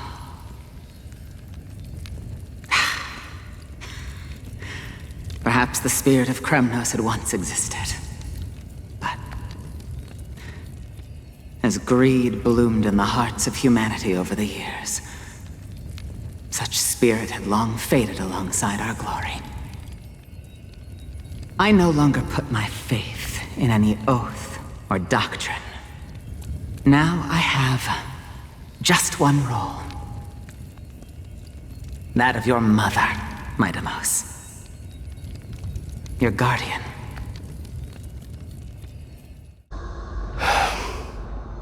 That dream always ends there. The journey back to Castrum Kremnos is proving to be longer than expected.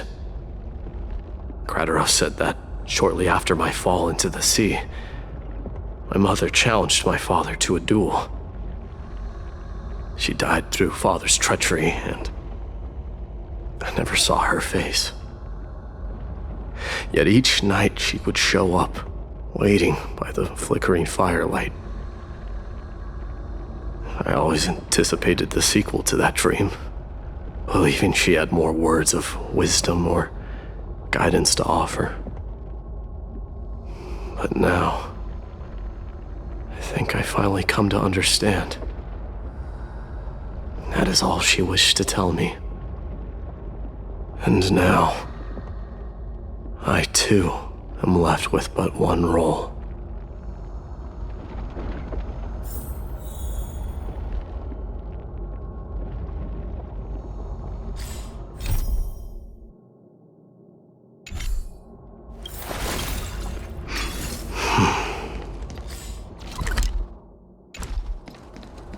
It is time for this journey to reach its end. Look! My Deimos is back!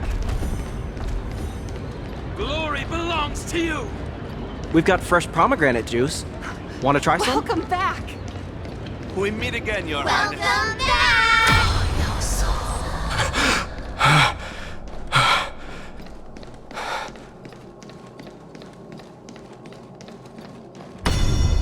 How was your training? Ooh, say, come and check You're out what looking I well. just wrote.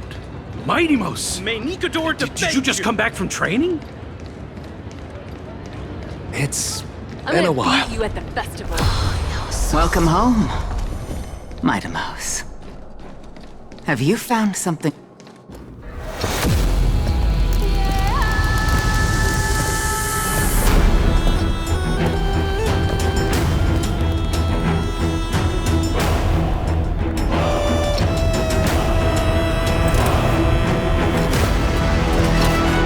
The son of Forgo will be crowned in blood! The son of Forgo will be crowned in blood!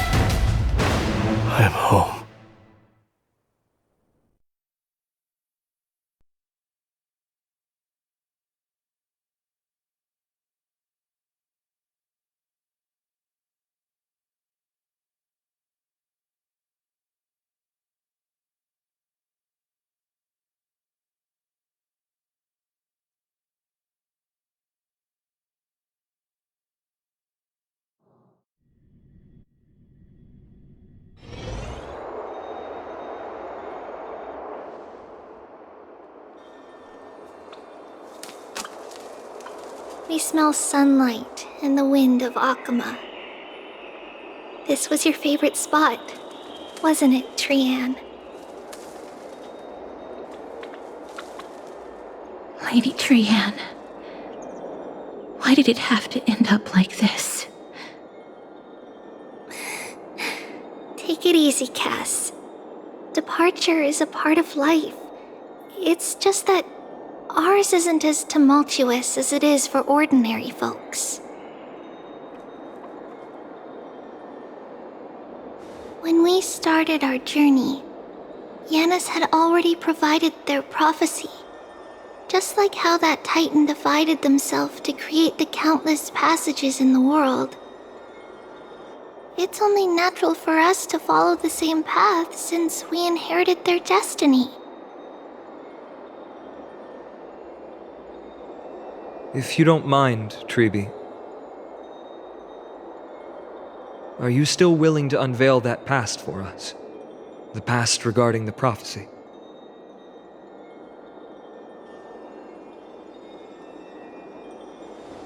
What do you seek to learn, Snowy?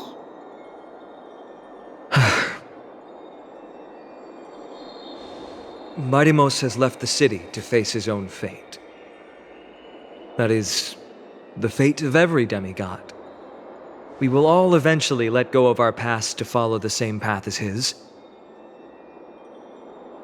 So, what I want to know is, as Amphorius' first demigod, what compelled you to take the first step on this journey? And what has sustained you to make it this far without looking back? Despite the fracturing of your body and the numerous departures you have endured.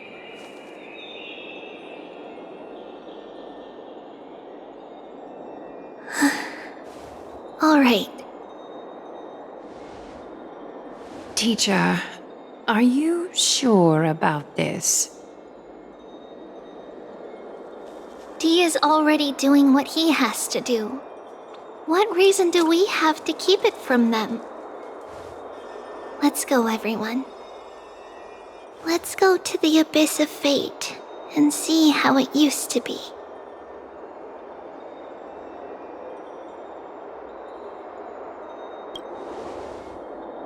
That's great. Thank you.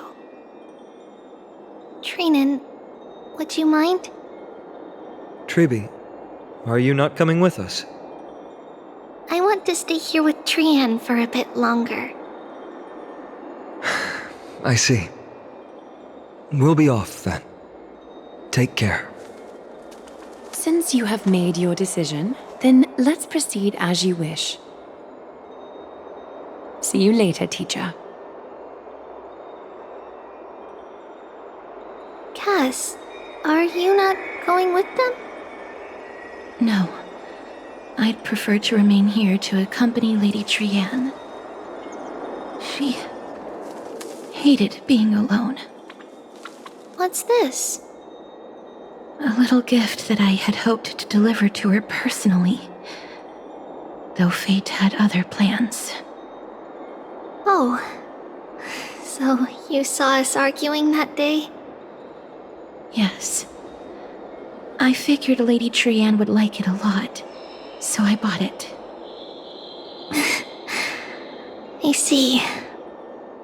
Cass, you know, I recognized it immediately that day. It truly is an authentic piece from Yanisopolis. Then why? It's just that Trianne had forgotten far more things than I. For example, she forgot that this glass object meant something unfortunate according to the traditions of our homeland.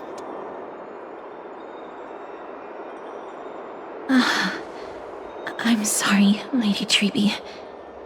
Should I... No need to apologize, Cass. At that time, I simply didn't want her to be trapped by our past, especially considering how much time had passed since we left home. But now... it might just be the perfect gift for Trianne. All all shall bid farewell to one, and that person alone will witness the miracle. While you and I have long accepted this absurd fate, they remain fresh and inexperienced. Teacher, don't let the weight of that cruel prophecy crush their spines.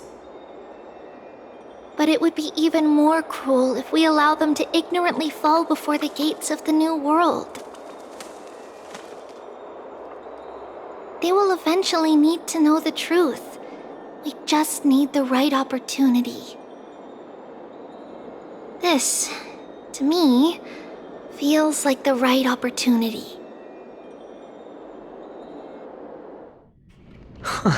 So, this is how the Temple of the Three Fates looked back in the day. At this point, Yanisopolis still resides under Aquila's protection, yet it is already fated for decline, and only contains a beautiful facade. Is it because Amphorius has entered Era Bellica? Yes, Strife remains distant from this part of Amphorius right now. But in 5 years' time, at the same entry hour, this temple will become the source of another war. Then, where are you at this time? Right over there. Why does she look somewhat different? It's because we don't quite recall how we used to look. Oh, my apologies. Please don't. We should be the ones apologizing. Come, everyone. It's time to witness our last conversation with Orynyx.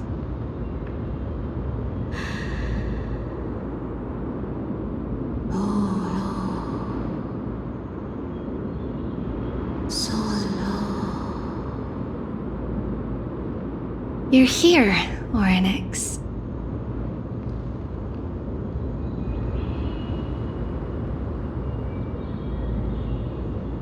This is our memory, so your senses are also aligned with the Trebios of that moment.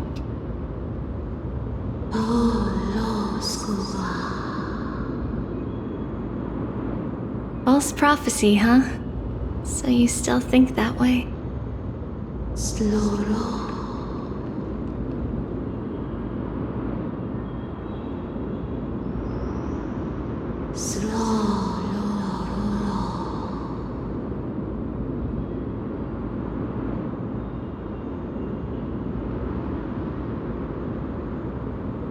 But the Black Tide has already arrived, and Yanis remains in slumber. If even the God of Passages, known for guiding mortals, cannot resist this catastrophe, then what can we do against the incoming destruction?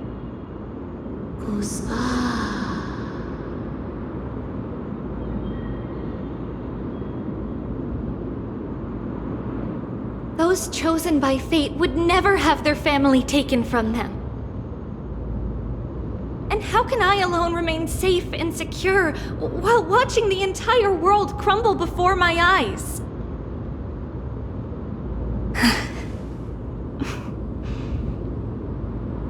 This might be our last conversation, Orynyx. I will do everything I can to protect you from the Black Tide.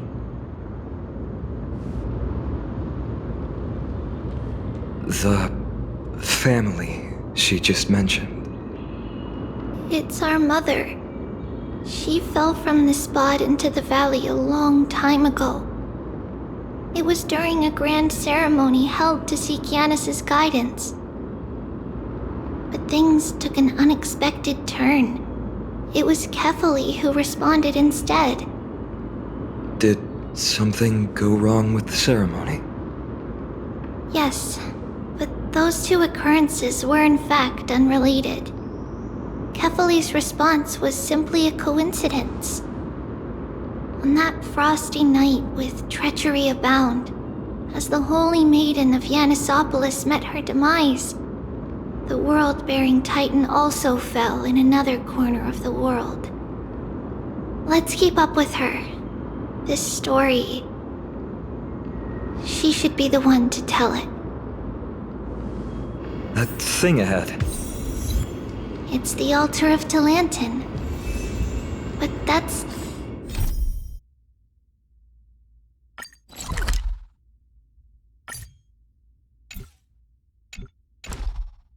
not our destination. We're heading to the left. This place used to be passable.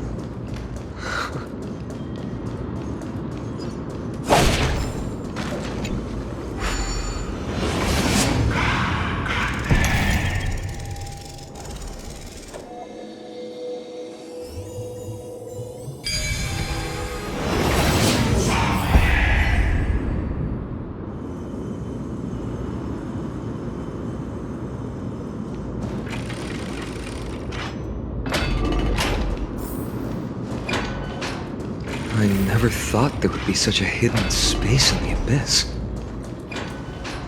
Is this Giannis's maze that Trinon used for divination in the past? Not only that, it also serves as a lock. Our childhood abode lies sealed within. This is the largest puzzle I've ever laid eyes on. And it even acts as a door lock. Should have expected something like this in the homeland of puzzles, I suppose. So, how are we going to solve it? Just follow the designated path and let the stone ball fall into the pool twice. Seems pretty straightforward.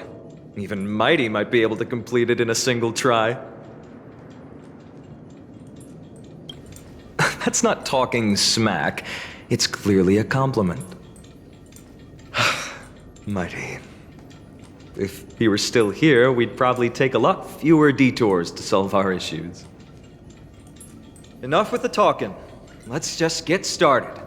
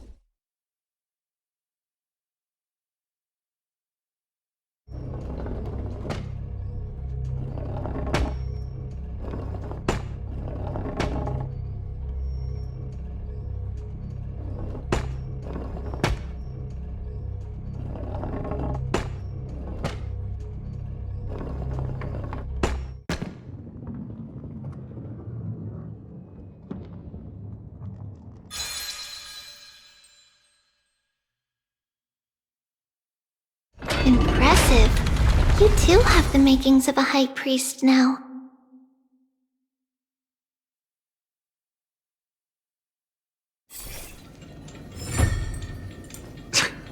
Getting that stone ball to the endpoint looks pretty tough. My hands are shaking just from looking at it.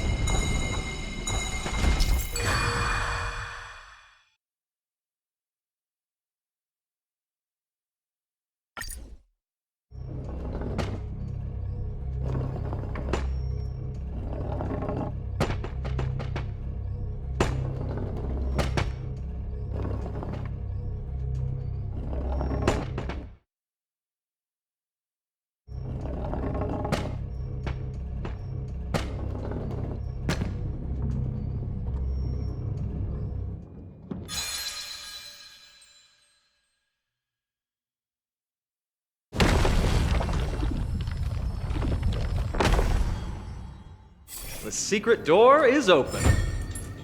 Go inside, and you'll see the place where we grew up.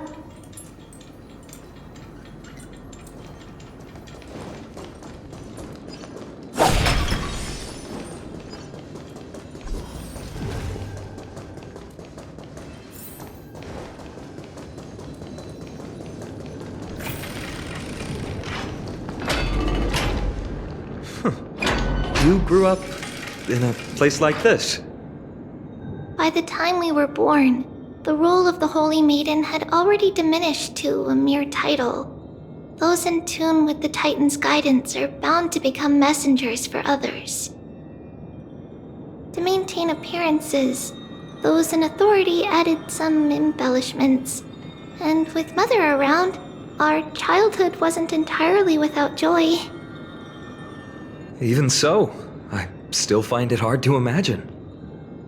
20 years can go by in no time. Trinon, for most people, 20 years is a long period of time. Right. Becoming a demigod sure changes how one lives through time. It's hard to believe it's been so long. Your power is exceptional, Little Gray. This place looks exactly as before. Let's explore the room a bit.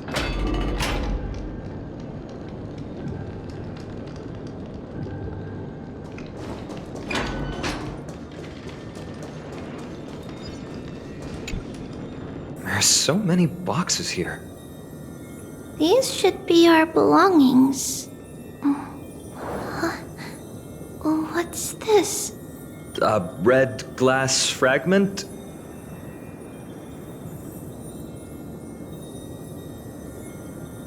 We were still very young the first time we saw it. Mother came back with a beautiful glass piece, but her face was streaked with tears. She simply placed it on the table. It looked so sparkly that we couldn't resist playing with it, but we ended up breaking it by accident. Mother didn't get angry. She simply held us quietly for a long time. It wasn't until we were older that we learned in Yanissopolis, if someone gloriously died for destiny, the Holy Maiden must pick a piece of glass from the volcano's quarry and polish it, then give it to the deceased's family. On the day Mother returned with the glass, her friend lost his life on the battlefield. Since he had no family left, Mother had to keep it herself. Later, on the eve of the ritual, Mother also gave us a beautiful piece of glass. Let's move on to the bedroom.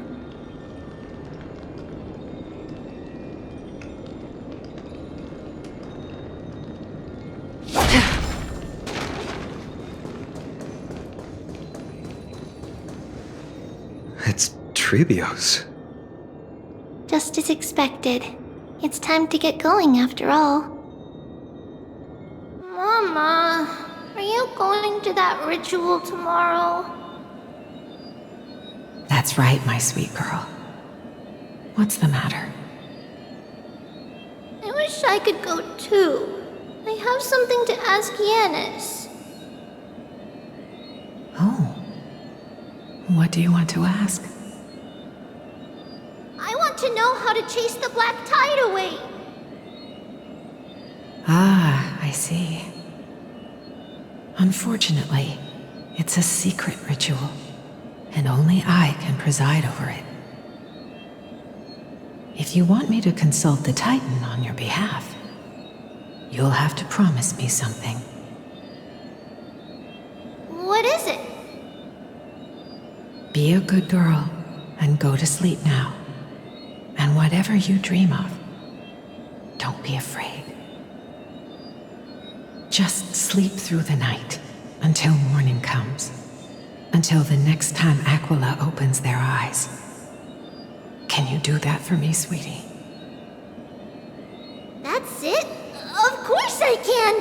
Trebios is the most amazing Holy Maiden of Yanis!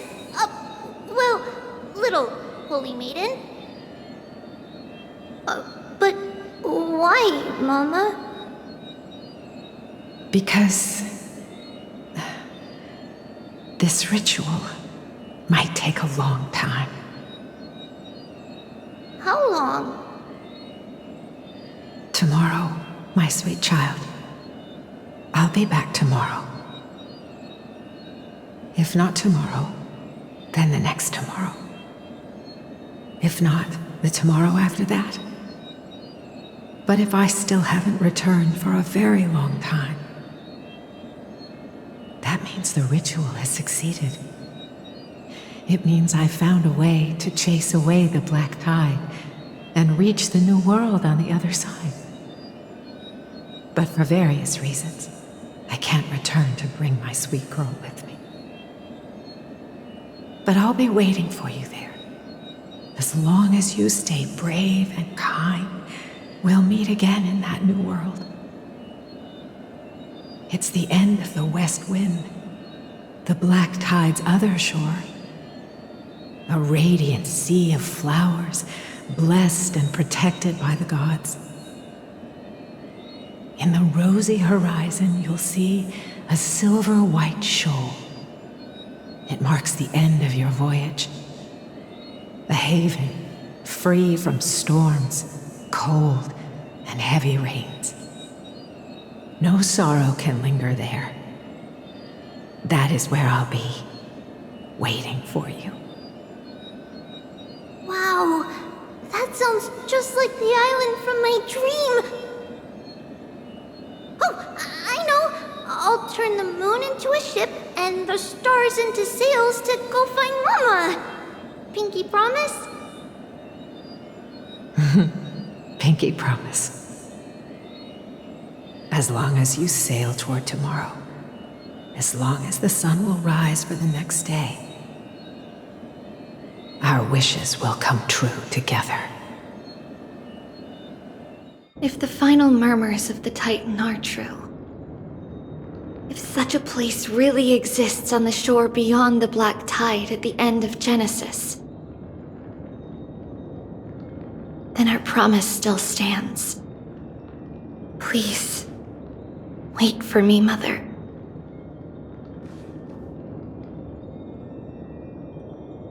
After those 10 years of darkness, when Aquila opened their eyes for the last time, we finally set off. Where did she go?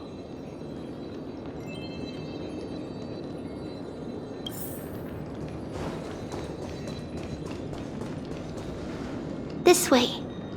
Now, we'll go through this shelf. But how? With Yanis's power?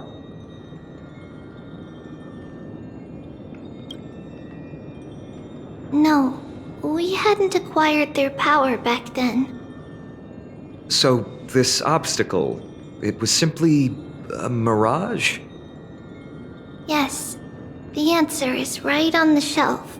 Go ahead and give it a try.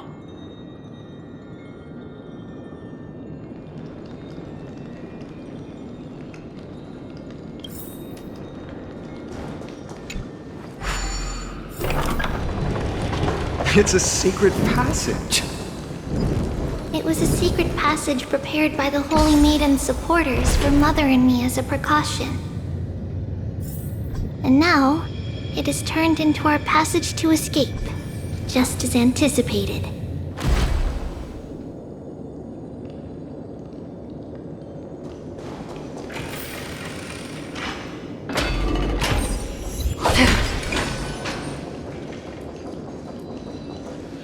The path to the temple was in quite a state. Did someone do it on purpose? No surprise at all. Some people caught on to what we were planning and tried to intercept us, while others were willing to clear the way for the Holy Maiden. I can't move it. I can't climb over it either. I can't move it. Can't. Time Titan? Someone will help me.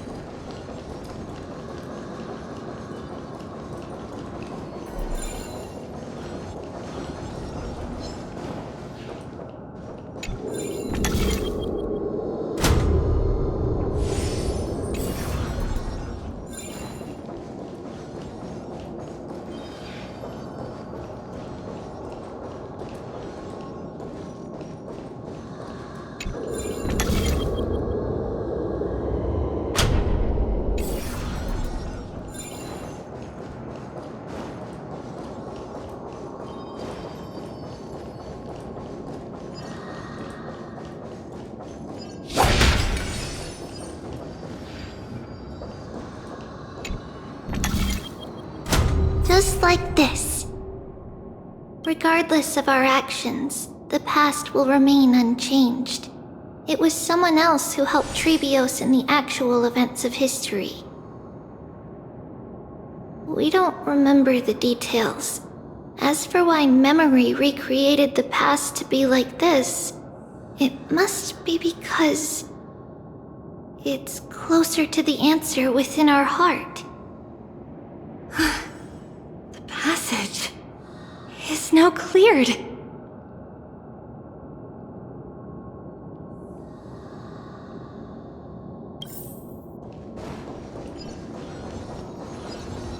Stream forward.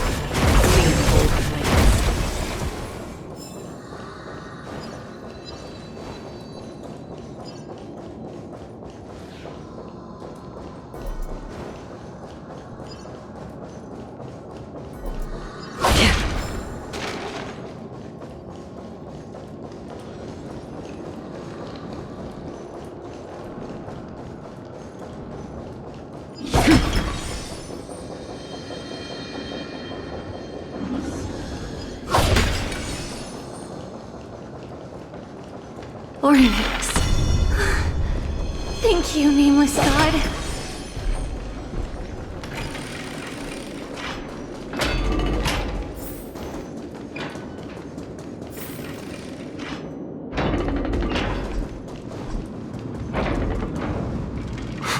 Whoa! It looked truly magnificent back then. Relax. Take it easy. All these people, they're just civilians, not enemies, correct?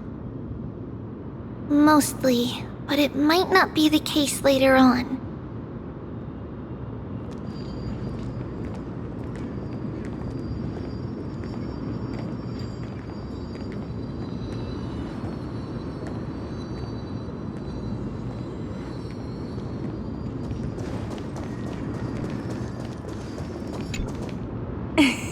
Hey, little ones. How did you sneak in here? Shh! Please keep it down. We had to be really sneaky to get in here. Okay. But what did you sneak in here for? I heard there's a lovely holy maiden living in the temple, and I want to meet her. I couldn't stop her, so I had to think of a way to sneak her in. Oh, really? I was here to meet the Holy Maiden as well, but the guard said she had to go somewhere far away today. Huh? What a bummer. Mommy even asked me to bring her gift to the Holy Maiden. It's getting late. Be good and go home now, okay? Okay then. We'll come back next time. Thank you. By the way they are dressed, the siblings look like civilians living outside the temple. Mother mentioned that when she was a holy maiden, she caught a girl sneaking into the temple to steal the tributes. Stealing from the temple was punishable by death, but that poor girl had no family and just wanted something to eat. So Mother took her outside and even gave her some food. Perhaps these two children are the descendants of that girl from back then.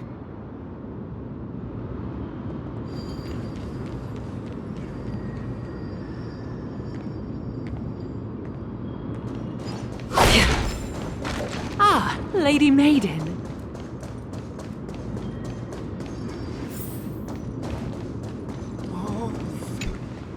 Lady Maiden, you need to dress warmer. It's pretty cold out. Let me get you a blanket. No need to trouble yourself. I'm just going for a quick walk. All right, but please take care of yourself. Your mother made us promise to look after you before she left. It's been a while since I last saw you. I just realized you've grown into such a beauty, just like your mother. Oh, here, have some of my sweet pastries. She used to enjoy them, so maybe you'll like them too. What's wrong, Lady Maiden? I'm fine. It tastes really good. This lady is Mother's old friend. When we were little, we sometimes got to eat the sweet pastries she brought back. We've always remembered the familiar taste, and only now do we learn where it came from.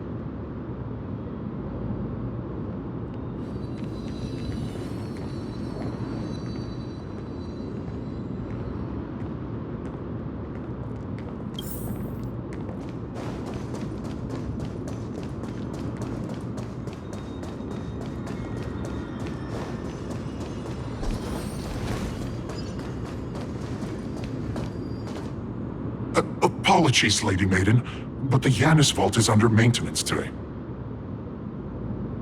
Perfect. That way, no one will disturb me while I'm talking to Mother. All right then. May Janus guide your path. The Janus Vault? It's where Janus's heart lies and the core flame is kept. Just enter on the left. It's also the place where Trebios was born.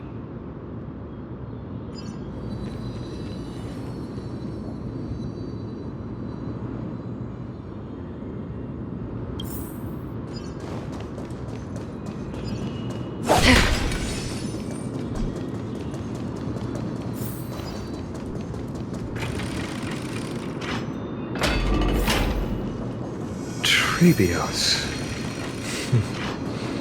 What does that name actually mean? The one with 3 lives. Mother believed our birth was blessed by the 3 titans of fate. She named us thus to express her gratitude. Looking at how things have unfolded, fate might have had a role in it.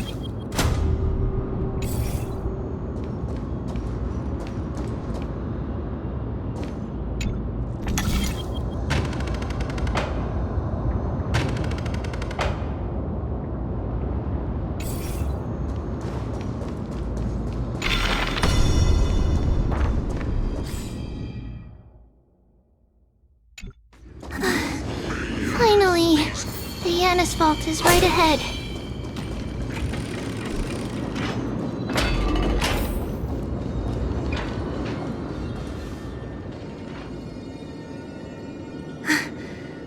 At long last.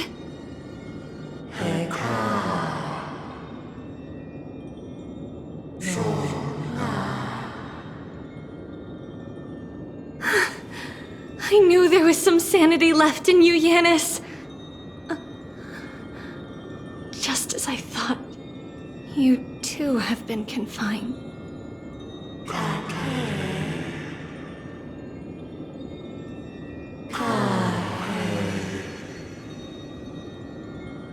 No, Janus. I've come here to take on your fate.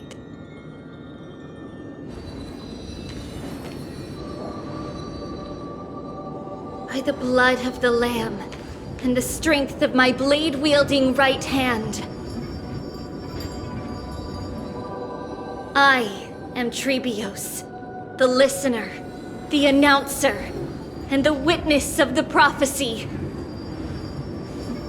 I, the Holy Maiden of Yanusopolis, the Walker of the Infinite Paths, have come forth to assume your duty.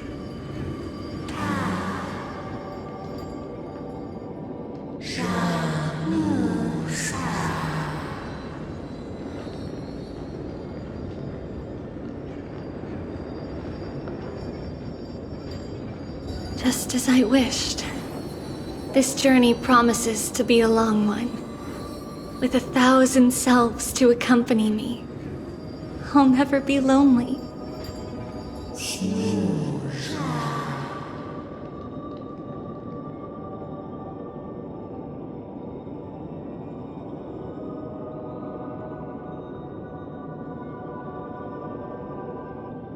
No matter.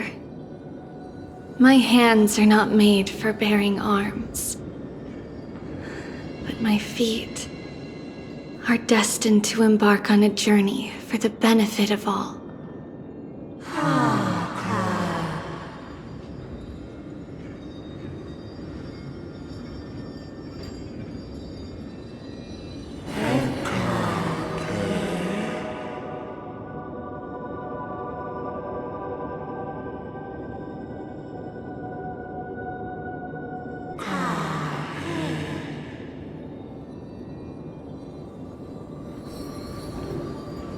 Without a doubt, Titan. Let the prophecy shatter me, so that I may open a myriad of paths for this imperiled world.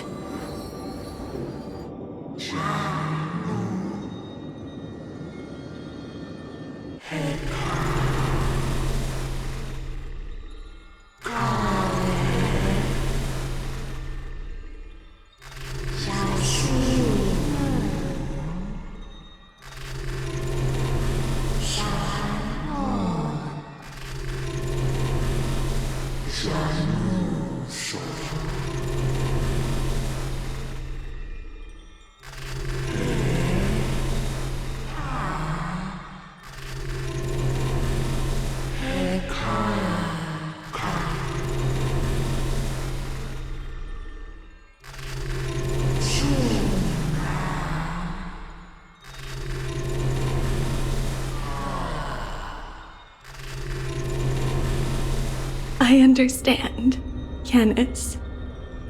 Thank you. Now, may you rest well.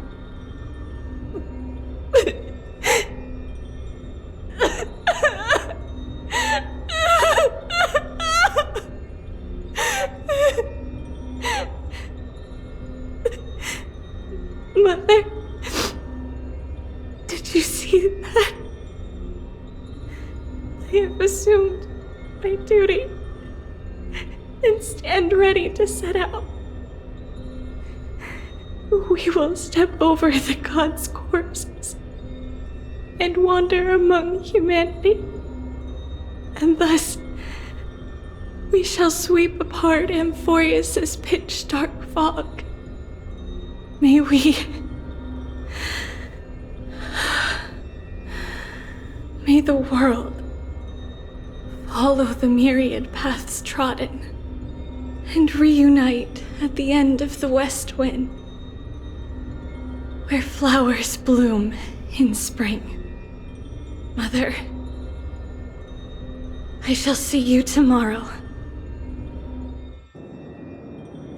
Who dares lay hands on the core flame? Drop your weapon and surrender at once! I knew this would come. It's opening up! Move aside and get ready! The Holy Maiden?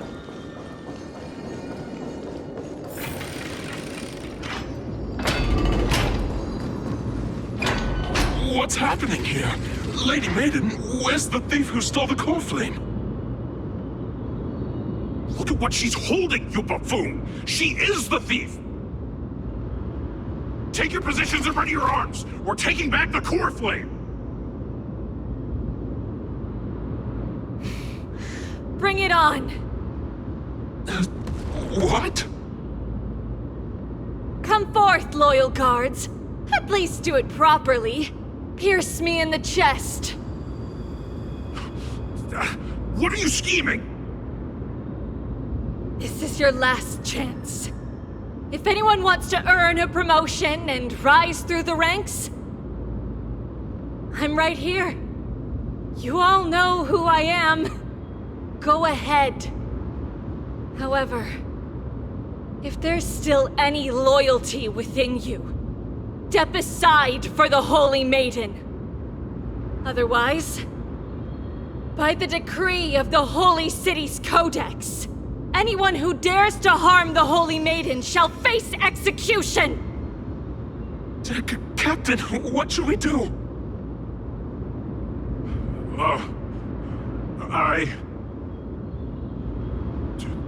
Do it. kill her! If any of you want to get rich, then come with me. Take this traitor's head and wealth will be ours! We can't just stand by and do nothing. Let's move, partner.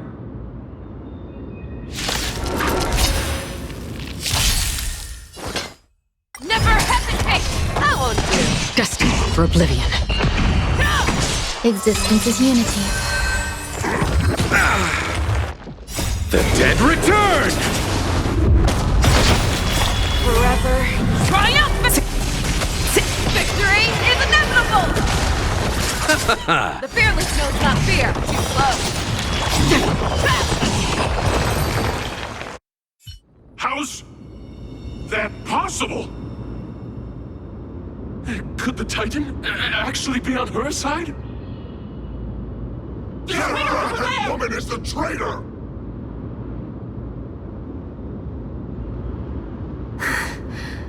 I should go. Let's keep up.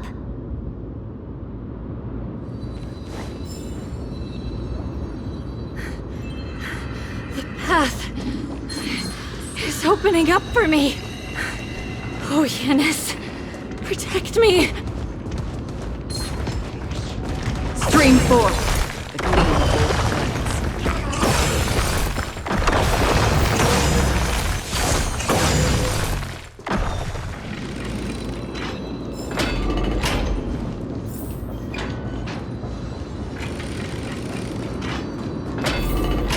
The main path is likely well guarded. Over there! What do I do? Just as I thought. Inside!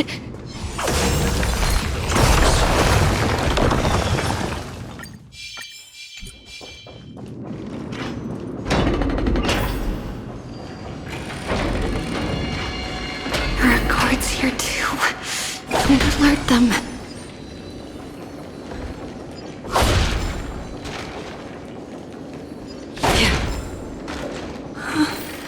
At long last.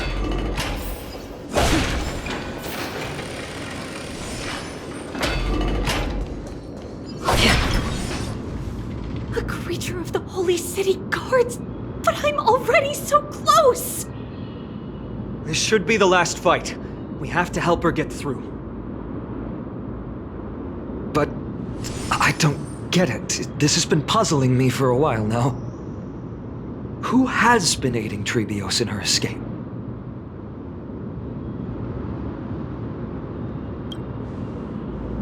Well, history might be blurred by memories. Seeing how the whole city is hunting her down, she clearly had no allies. If she pulled it off alone, were we too involved in this process? Trebios had been on her own since she entered the vault. But what did we truly mean to her? You'll find that answer at the end of this memory. In that case, let's focus on the mission at hand now. Let's do this, everyone!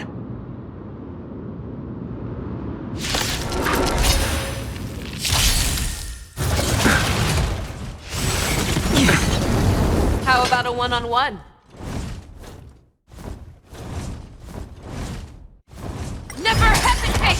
I won't do it. Destined for oblivion. Eternal. All will be swept away by the wind. Nothing major. Bloom. The dead return! Forever triumph! Victory is inevitable!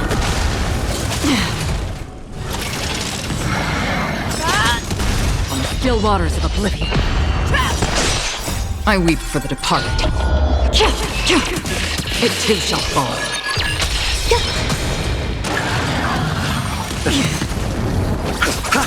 The fearless knows not fear. Too slow. Destined for oblivion.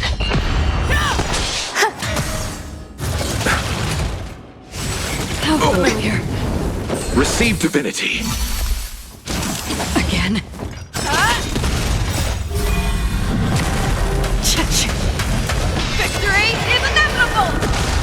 still waters of oblivion. That won't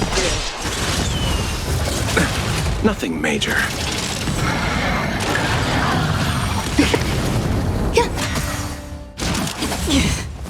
Bloom. The dead return!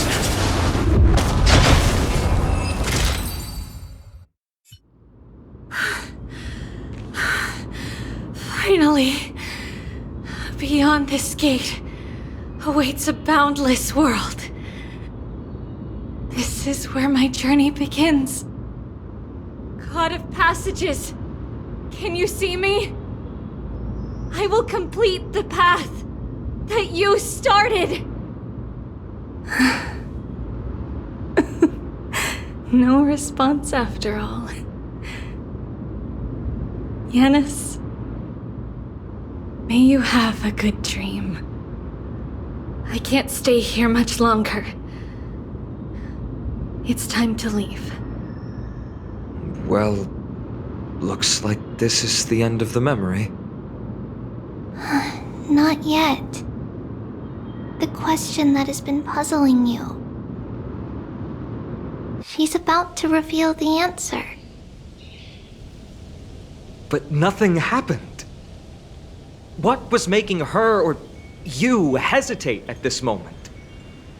If she had known this flame-chased journey would proceed as the Titan foretold, bringing about great suffering and fatalities, including her own, would she still have chosen to walk through the gate and start her journey?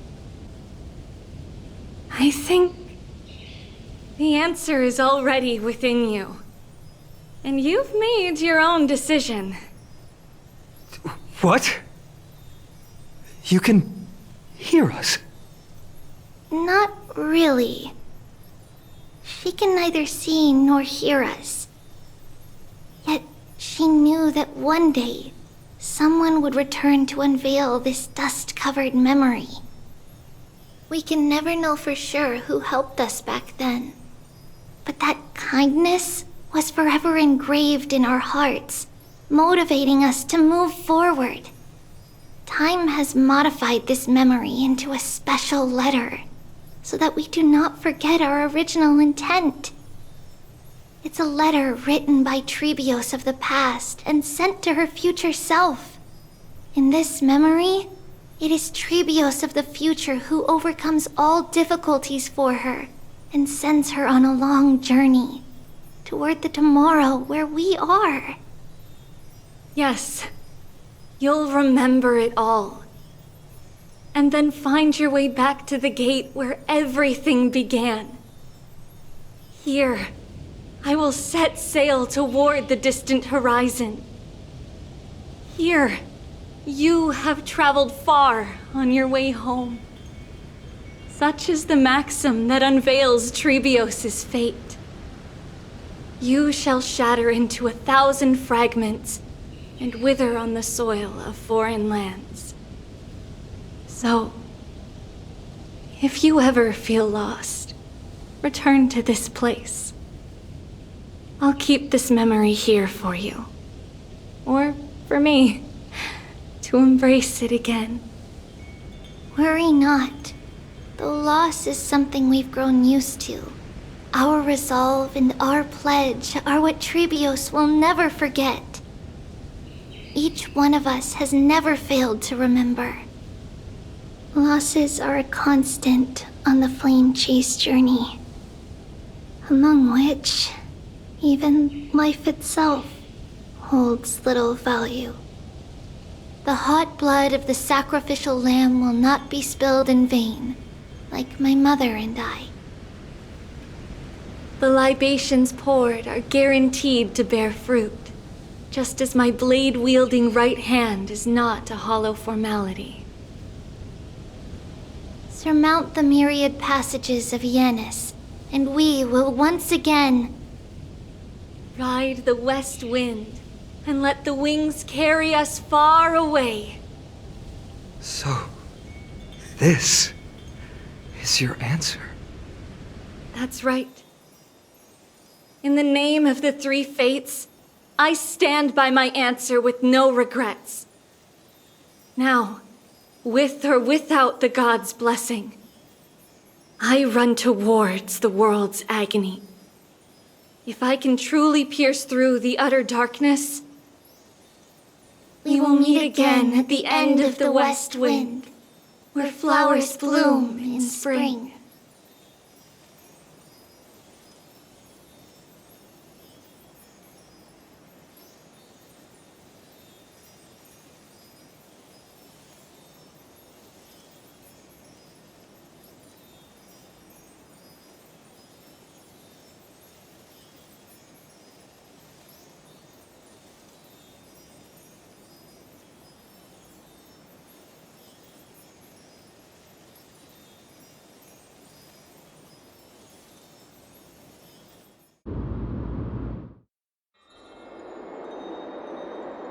Lady Treby, do you still think that everything will be fine tomorrow?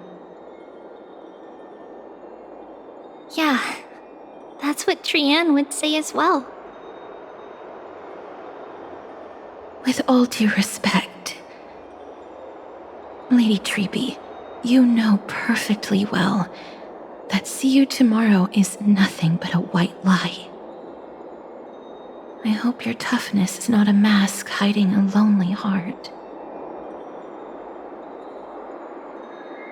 Cass, that's not a lie. See you tomorrow is the greatest prophecy in the world. Prophecy? Listen, in every corner of this land, every heartbeat carries a prayer for that prophecy to come true.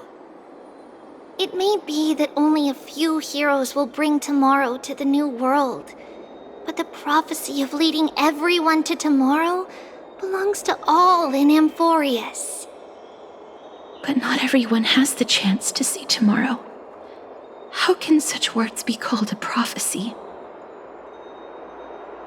Because people believe it will come true, and they are trying hard to hold on to that belief. Even as the world teeters on the brink of collapse, everyone is pressing forward, longing to reach farther and move toward tomorrow. And that is why a holy maiden exists to lead the world toward tomorrow, and why Yanisopoulos' prophecy unfolds as passages. Fate is not about the outcome, but the journey. It's not the flowers that bloom at the end of the road, but rather the paths that lead beyond the gate, where people tread toward the sea of flowers.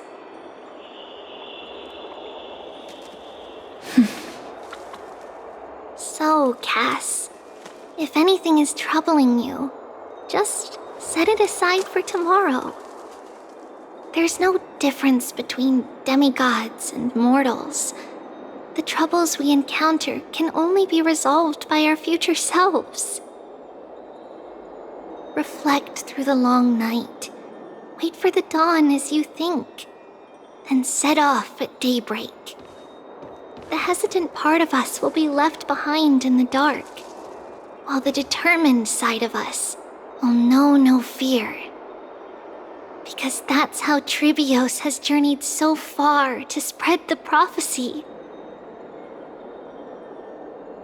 Beckoning the morning sun, and the tomorrow it promises to bring. We will now continue the journey and face our destiny. We will step over the gods' corpses and wander among humanity, and thus we shall sweep apart Amphorius' pitch-dark fog. And at the end, all will reach that silver-white shoal, that end of the journey, that new world and new tomorrow. It is a haven free from storms, cold, and heavy rains. No sorrow can linger there. We've made a promise to meet again at the end of the west wind, where flowers bloom in spring. See you tomorrow, Trianne. See you tomorrow!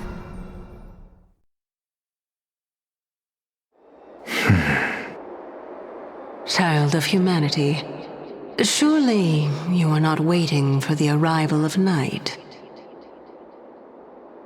Nights do not fall upon Akama. That's why it's futile for you to wait here. Honestly, I didn't expect the renowned Reason Titan to behave like this. And that's all thanks to you. If your soul weren't as prickly as a hedgehog, I wouldn't have to act this way. If you were more accommodating, you wouldn't be opposing me all the time, and I could teach you more freely instead. It was you who insisted on implanting the core flame in me. Forget it. Cut the sarcasm and just say what you need to say. Fine, fine. All I want is to remind you. There's not much left in your soul. If you don't do something soon, I will have to take over this body. If I'm not worried, why should you be? I know what you're planning. You just want my help answering the question. What exactly are we? Correct? It's good that you remember. Thus, equivalent exchange. It's only fair. Then rest easy. The answer will soon be revealed, and you'll have to return my body shortly. Is that true?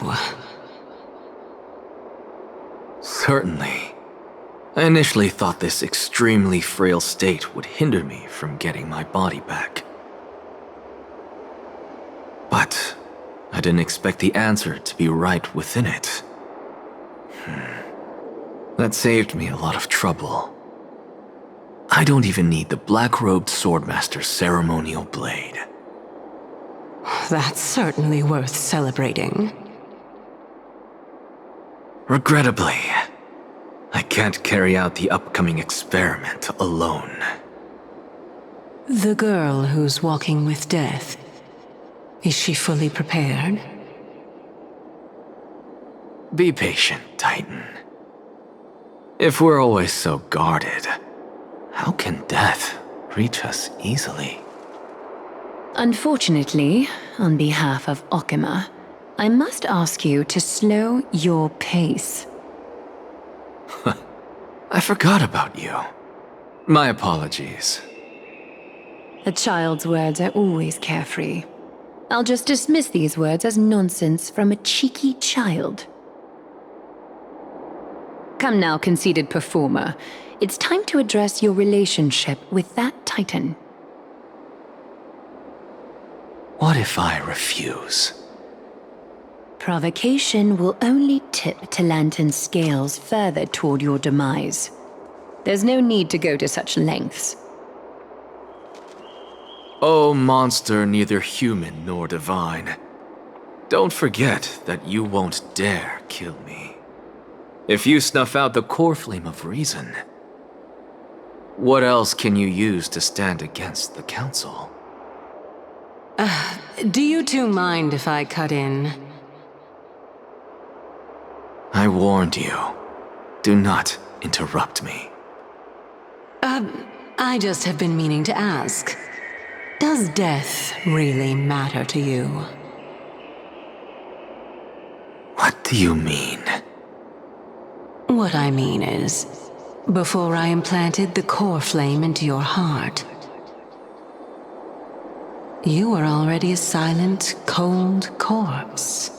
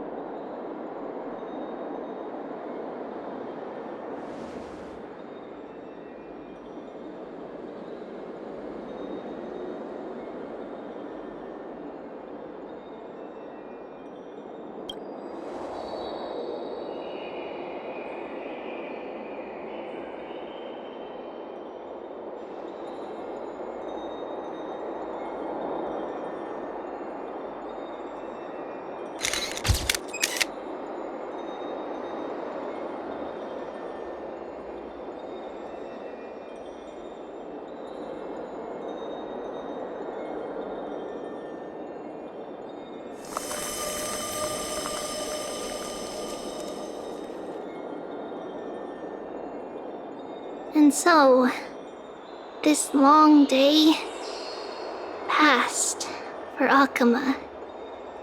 Some people arrived, and some left forever. Just like every other day of this journey, where we, stumbling, move forward. We have long been prepared. If we are to chase the flames, then we must grow used to farewells. And yet, no one back then could foresee death. Its arrival would always be so sudden and so momentous. Even little Gray, coming from beyond the sky, could not escape the Reaper's two hands.